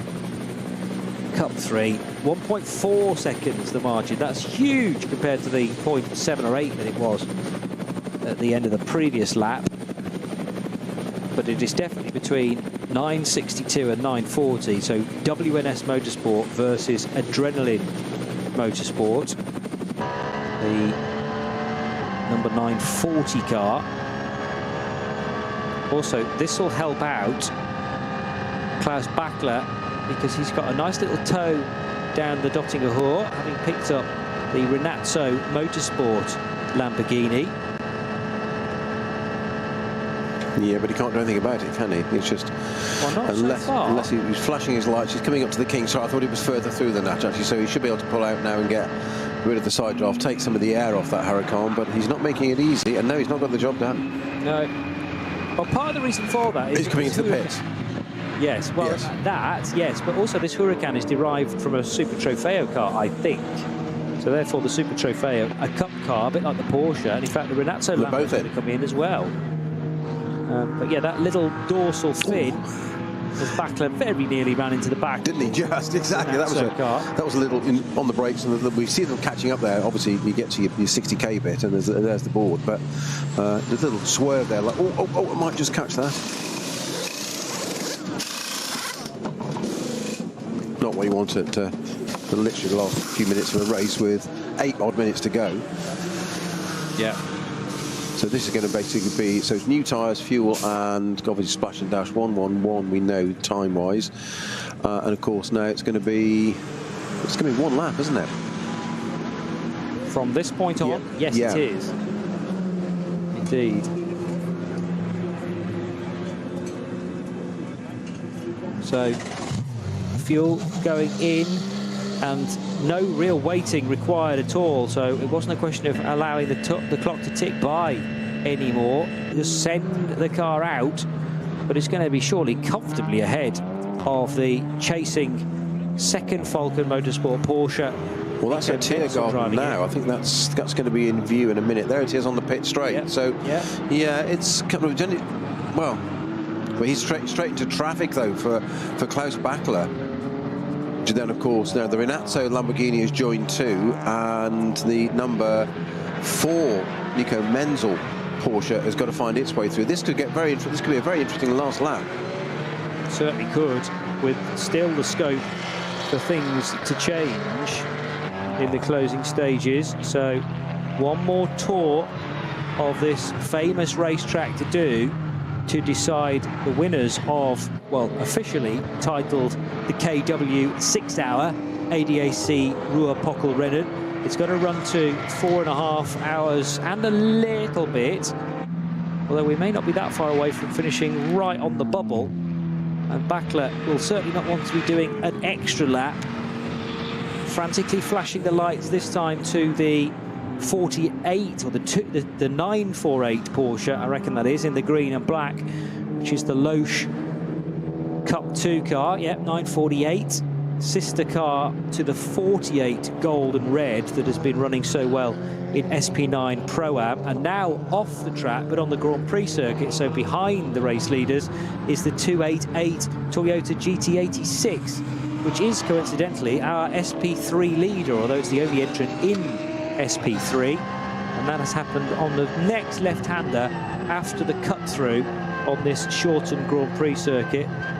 Again, perhaps the Hatzenbach is as busy as it was on the opening lap. Now, Bakler held up enormously there on Hatzenbach, Johnny. That's going to play into the hands of Nico Menzel, is it not, unless he meets the same traffic. Well, this is the last that Bakler wanted. And still trying to work out a real-time gap between Bakler, the race leader, and Menzel in second position. It's nothing like the 1 minute that it was indicated as they crossed the line. Sven Muller is affording himself a wry smile in the garage, watching his man Klaus Bakler push on. I think he was just applauding an overtake and sort of getting his way through, like almost like, go on, my son, kind of thing. Yeah. But don't drop it. No, indeed. It might only be about 5 seconds. I was going to say, that's my take on it, yeah. I didn't have a stopwatch on the sector splits, but I was just trying to count the seconds through whilst talking, which is tricky to do. But this next sector will take Bakler and therefore Menzel about 2 minutes to complete. They are inside the third and anti-penultimate sector of this final lap. Vincent Kolb is in as well, I notice, in the Haupt Racing Team Ford Mustang. That's got to be for fuel too. We always knew, well, we've known for quite some time now that it was one of the two Volker Motorsport Porsches that were going to win this race. Gabriele Piana looking comfortable in the Black Falcon. Kolb in very last minute as well, literally last minute, with 4.5 minutes to go. So Vincent Kolb brings in the Haupt Racing Ford Mustang from P3 as well. But I don't think Piana's close enough to capitalise on that, because it's a lap down. He's on lap 31, so he's a lap down compared to the race leaders, but he will be able to complete this lap and therefore be on the same lap as them. But I don't think he's going to do that in time for Vincent Kolb to rejoin the race. Still waiting for Bakler to trip the beam at sector 3, and then I can work out precisely the distance. Kolb's back into the race. There goes Bakler. And what's the gap like back to Menzel? There he goes. It's 6.5, maybe 6 seconds. As they've reached the end of sector 3, they're now into the very long sector 4, which is a little more than 3 minutes in length, or in time. Many kilometers, the longest sector of the lap.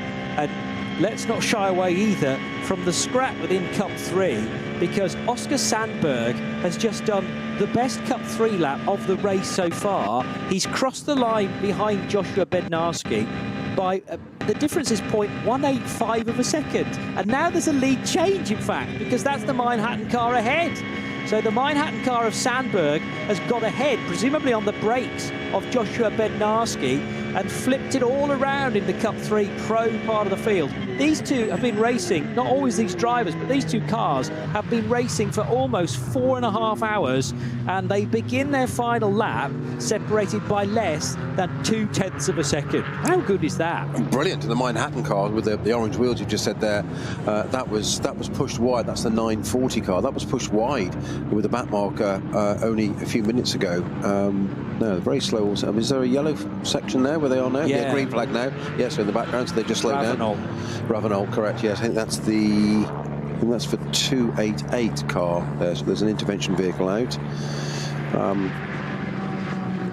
But Sandberg has left the best until the very last moment. Gabriele Piana's going to set another personal best lap time in the Porsche number 48 as the whole of the track becomes clear. So a dream scenario now for Bachler versus Menzel, which is a massive 6.5 seconds. Massive in the sense that when you compare it to the Cup 3 dice, it's by basically 1.5 tenths between these two cars. Turning left now and onto the Hatton back.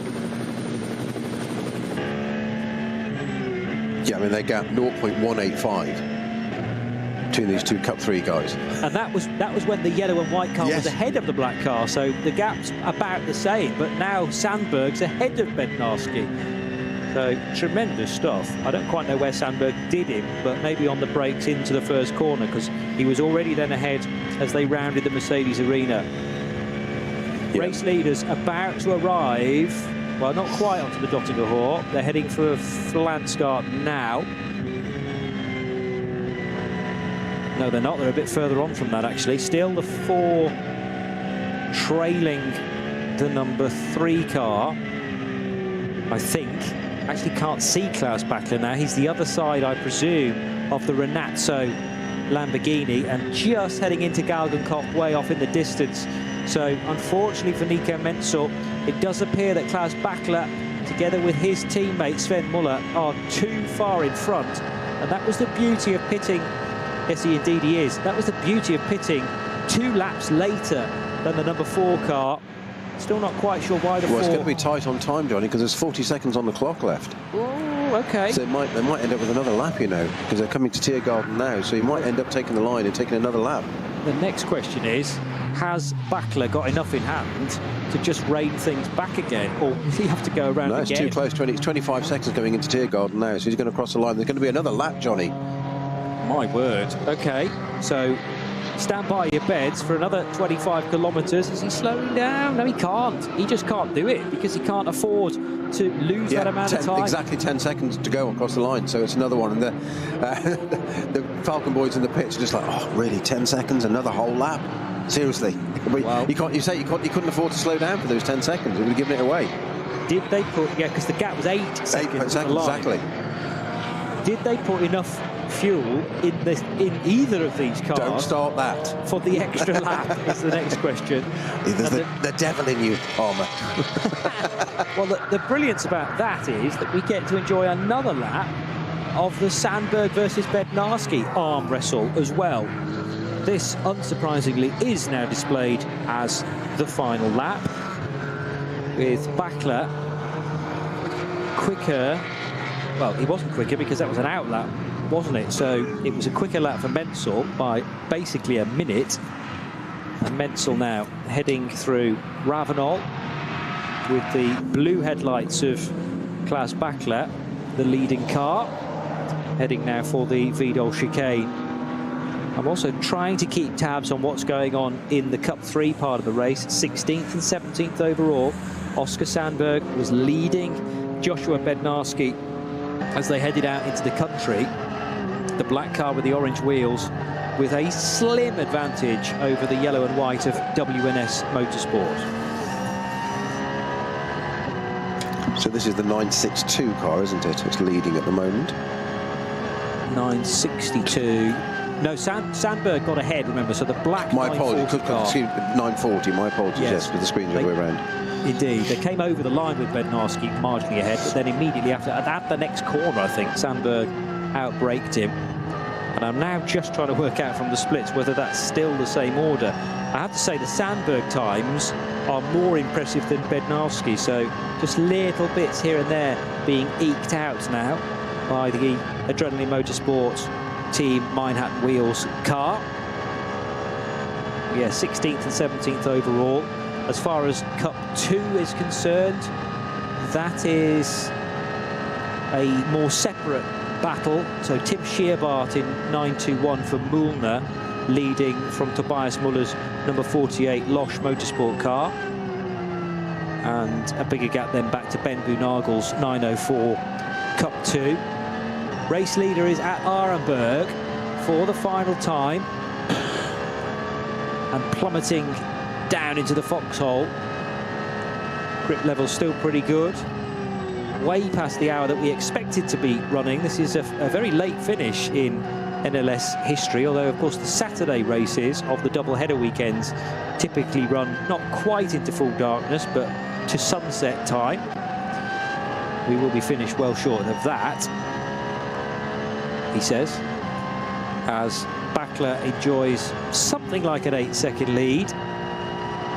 Sector 1 was towards the Austrian by 0.8 of a second, and even Stevens really through Sector 2. So the gap is again opening up very slightly.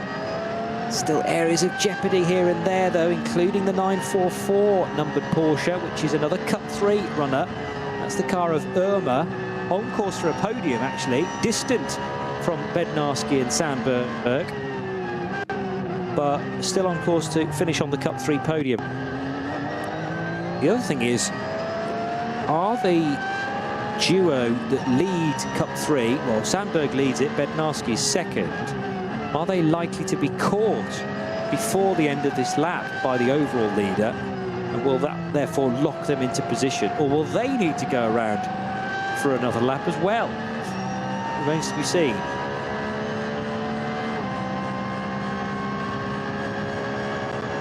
It's going to be, oh no, hang on a minute. Incident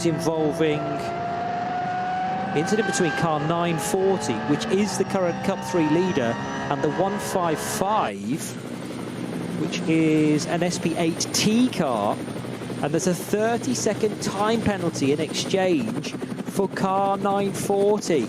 So regardless of where Sandberg finishes, that's going to put him behind Joshua Bednarski and surely give the win to 962. What a travesty.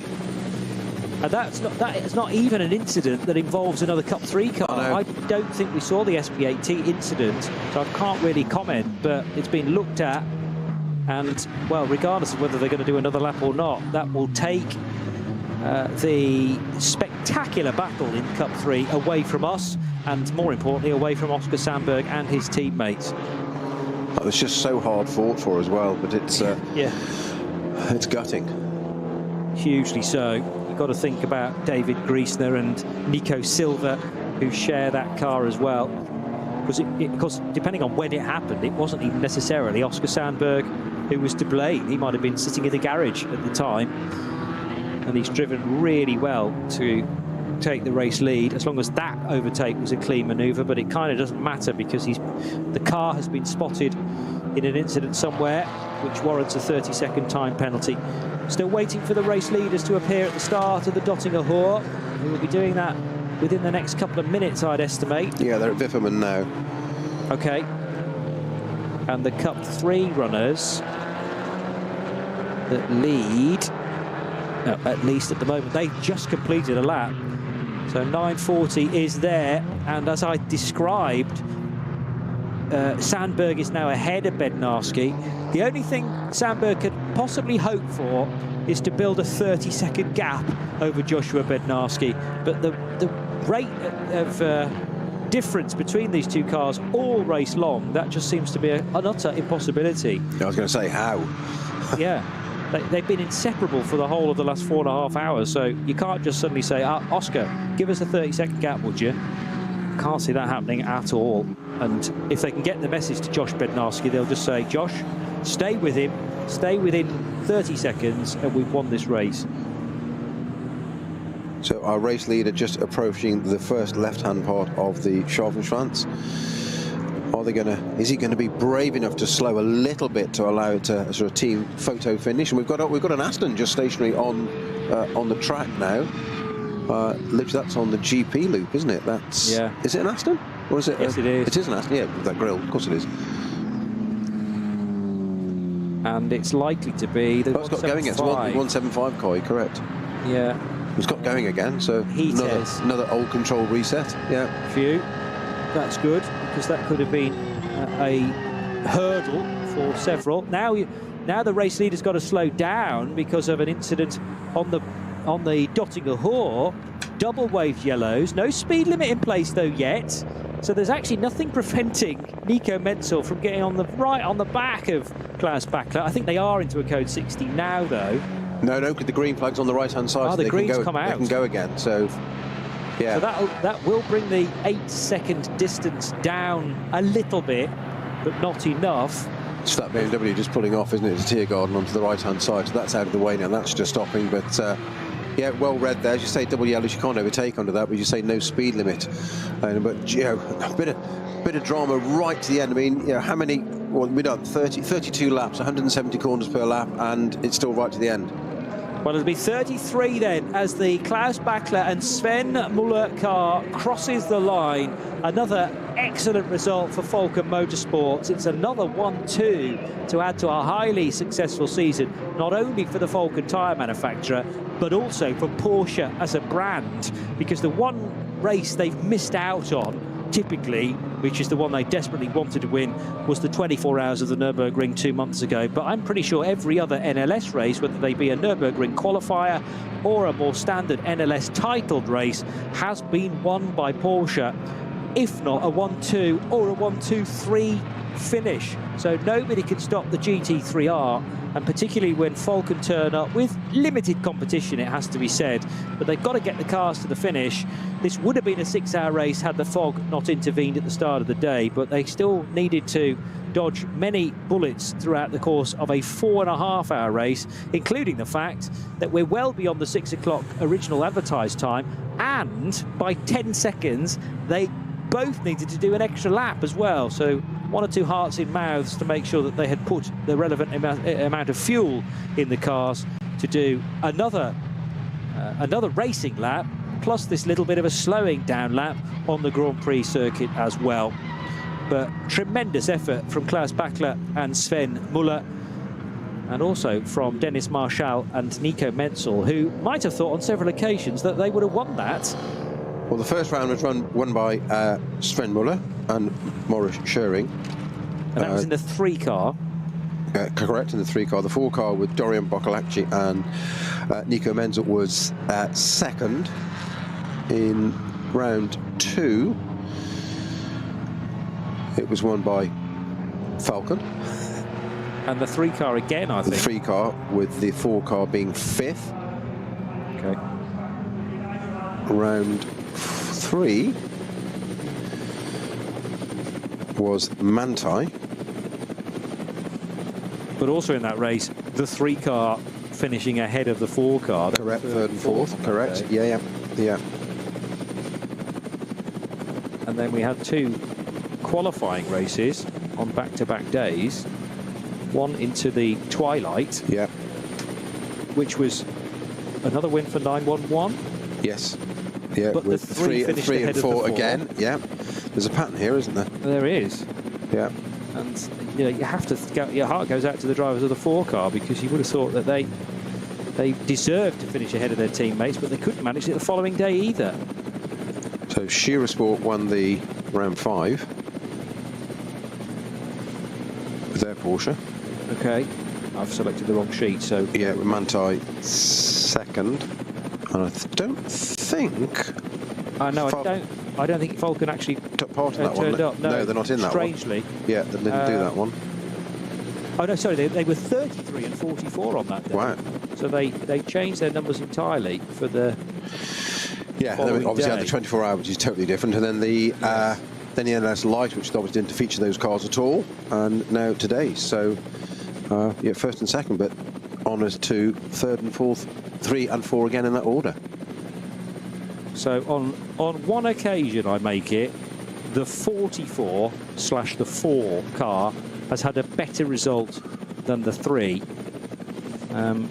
It's not the first 1-2 finish for Falken. They managed to do it at the start of the year, but nearly all the time, the driving crew in car 3, and it has changed, it's chopped and changed through the course of the year, but generally speaking, 3 has had the better results than the 4, and that has been the case today as well. Even though at certain points, we thought, oh, 4's going to win this by a stride, and it proved not to be the case in the final moments. But well done to Austrian racer Klaus Bachler, to Sven Muller, his teammate of Germany, and these two are proving to be a great combination when they are left to race on their own. Remember, for the longer races, they tend to double up, so 4 drivers per car. But these, even the 6-hour races, they were happy to do it with just a couple of pilots. The same for the number 4 car, which came home 5 seconds adrift of the number 3, and then a considerable distance back by 4.5 minutes.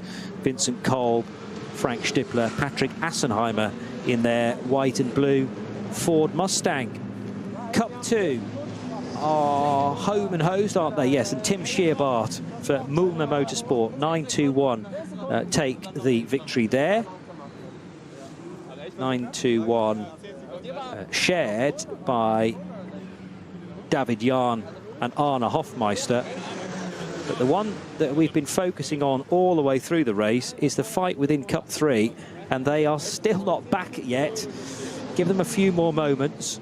Sandberg, I expect to finish ahead of Bednarski on the road, but that will then be corrected to put Bednarski back ahead, assuming that is that they actually make it to the end of this lap and they haven't taken huge chunks out of one another on the final racing lap. But they should be the next couple of cars over the line to confirm those places in Cup 3, as the celebrations will begin in a moment on the main podium. SP8T honours going the way of FK Performance Motorsport with the BMW M4 GT4. That's car number 187. 187 shared by Nick Wustenhagen, Ranko Majatovic and Tobias Wahl. Oh, 940's even slower. Has 940 run out of fuel? That's a very precarious place to be sitting as well. So that is the Oscar Sandberg car, which is already getting a 30-second penalty, remember. And where's Bednarski? He's already crossed the line. But this is a major concern now for the 940 Porsche, because the speed differential is huge. And surely yellow flags will be being shown now on the exit of Hohenrhein. Absolute disaster for the 940 crew. Not only are they going to get a 30-second penalty, they might be kissing goodbye to the podium here, because, yeah, Omer is already across the line, although they're a lap back. 31 laps. Yeah, Sandberg's already... No, Sandberg hasn't completed 30 laps yet, but Omer has, and Schmickler has, in their Cup 3 cars. That's a podium gone, Snowy, for the 940 car, when they thought they were going to win the class. Horrible. That's how motorsport can bite, isn't it? So Nico Silva, David Griezmann, Oscar Sandberg are not able to cross the line at the end of the race.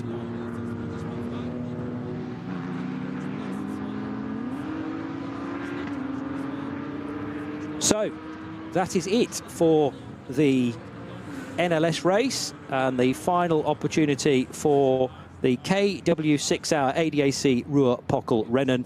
A reminder of the race is still to come, with the double header over the 13th and 14th of September, the end of September for NLS 9 and NLS 10 taking place as the final race of champions on the 11th of October. My thanks to Peter Snowden and to Kerry Cobb up in London, who's been keeping us on air. We hope you've enjoyed a rather extended edition of the KW6-hour ADAC Ruhr-Pokal-Rennen, and we'll see you in about a month's time for NLS 7 and 8. Bye-bye for now.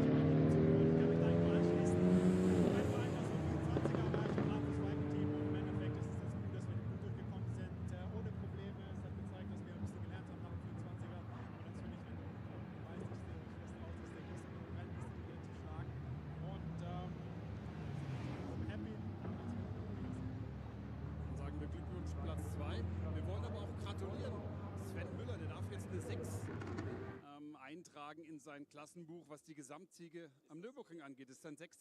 Gesamtsieg. Glückwunsch dazu. Ja, vielen Dank. 6 Siege. Ich habe auch gedacht, vielleicht 5, 6 sowas oder so.